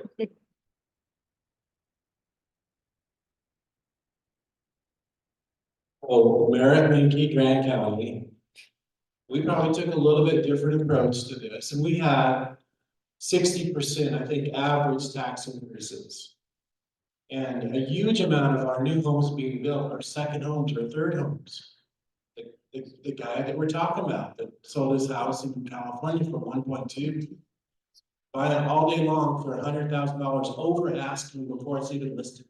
I mean, we were hearing that all day long. And higher, yeah. So that is how come our assessed value evaluations got so high. And yes, it did create more revenue for the county and the school districts and the fire districts. But I think what also people realize, we county had a lot more expenses too. We had to adjust a bunch of salaries to keep people on. We were down 25% in our road and bridge crews. We couldn't get roads plowed. We had to hire outside contractors to plow roads in the winter, which ended up costing us a lot more than just having employees. We ended up spending $1 million in just increases to keep personnel, deputies in the sheriff's department, just patrol officers. We had to do it, so big time adjustments. Plus, we had a lot of deferred maintenance for buildings that, we had some road and bridge shops that don't even have water, drinking water, hauling water and drinking. So we had some deferred, we had some tough times in the post 2008 bankruptcy, whatever all happened there. Of course, we kept on building in 2012 and 13. We're always 2 or 3 years behind with the state as of last we lost 2 or 3 years later. So we had some pretty serious, we didn't lay people off, but we didn't hire anybody new when they resigned or just retired. So we had to go through those times too. So yes, we had some increased revenues from all this increased money from the taxes, but we tried to plan ahead and save some of that money. But to answer the question, what we didn't want to take a mill levy increase and help those people that caused the problem. The guys from California, wherever, I don't want to pick on California, although I don't think it's a model of real estate. I do, but that's just me. I know you did that. Anyway, because if we would have done a mill levy reduction or an across the top mill levy reduction, those guys that own $2 or $3 million homes would get a huge bump back. The guys that are hurting, that can barely afford the $350,000 house that's now worth $1 million, they're not going to get that kind of a help. So what we did is we have a really active foundation called the Grand Foundation. And it's a community giving. We put money in there so that people that need help can apply for it. And we designated money to be in that fund so that that guy that, for no fault of his own, his taxes been up by double, can apply for help for his taxes. That's how we tried to address the problem, is by need and to help our locals. They didn't want to help those other state people that came in and caused our problem. But yet at the same time, we had increasing expenses too that we just had to pay. So there's a lot more to it than that for sure. But that's what we did to address the problem. Thanks. So what I think I'm gonna do, and I've been considering how to go from the ending of this to the next thing, is I'm gonna develop a survey that I would like to send you guys to ask you some of the questions and concerns, to kind of get a baseline that we can share back to develop sort of a resolution on property taxes, kind of how we feel. It's a necessary evil. We all know that. We like having indoor plumbing is a good thing, you know, especially in Jackson County. It was really cold this morning. And if you don't know what an axe handle is for, you haven't used it outdoor toilet in Jackson County. But one of our solutions Jackson County was trying to do, we haven't worked out because we want us to see to Wyoming. But the problem is Wyoming, is having the same discussion right now. They had a proposal in Wyoming to eliminate all property tax for the whole state and just raise the state sales tax by 2%. It failed. There was some momentum, then they started working the numbers and how it was going to work. They went with the whole thing that people are coming to visit here. Other people are going to be paying your tax for you. And then they said, well, how the local's going to build anything when they're going out of state to buy everything? You know, and it's going to be advantageous for Colorado because everybody that's on the state line there can't go to Wyoming because the state income tax is lower. It's a perpetual problem. So I will try to figure out some questions to ask to get you guys some comments back so we can work toward trying to figure this out. Because I think it's more important than just the education. It hits us all. And we are all here because we care about our local communities. So with that, we're a little over, well, that's too bad. But you're done anyway. Well, we're good anyway. So, I think You have 3 Brittany has a minutes. couple announcements she'd like to make sure that everything's organized.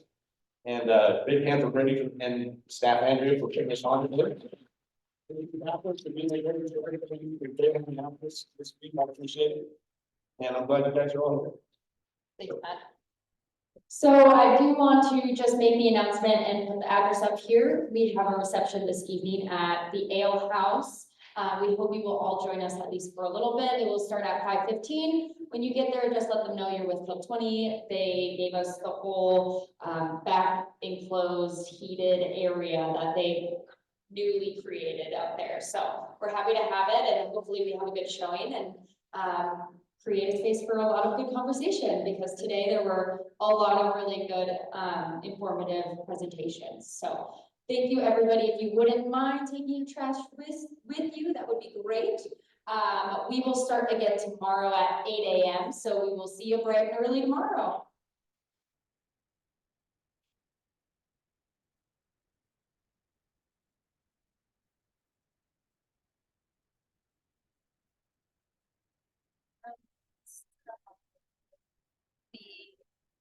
Zoom so that it'll start downloading.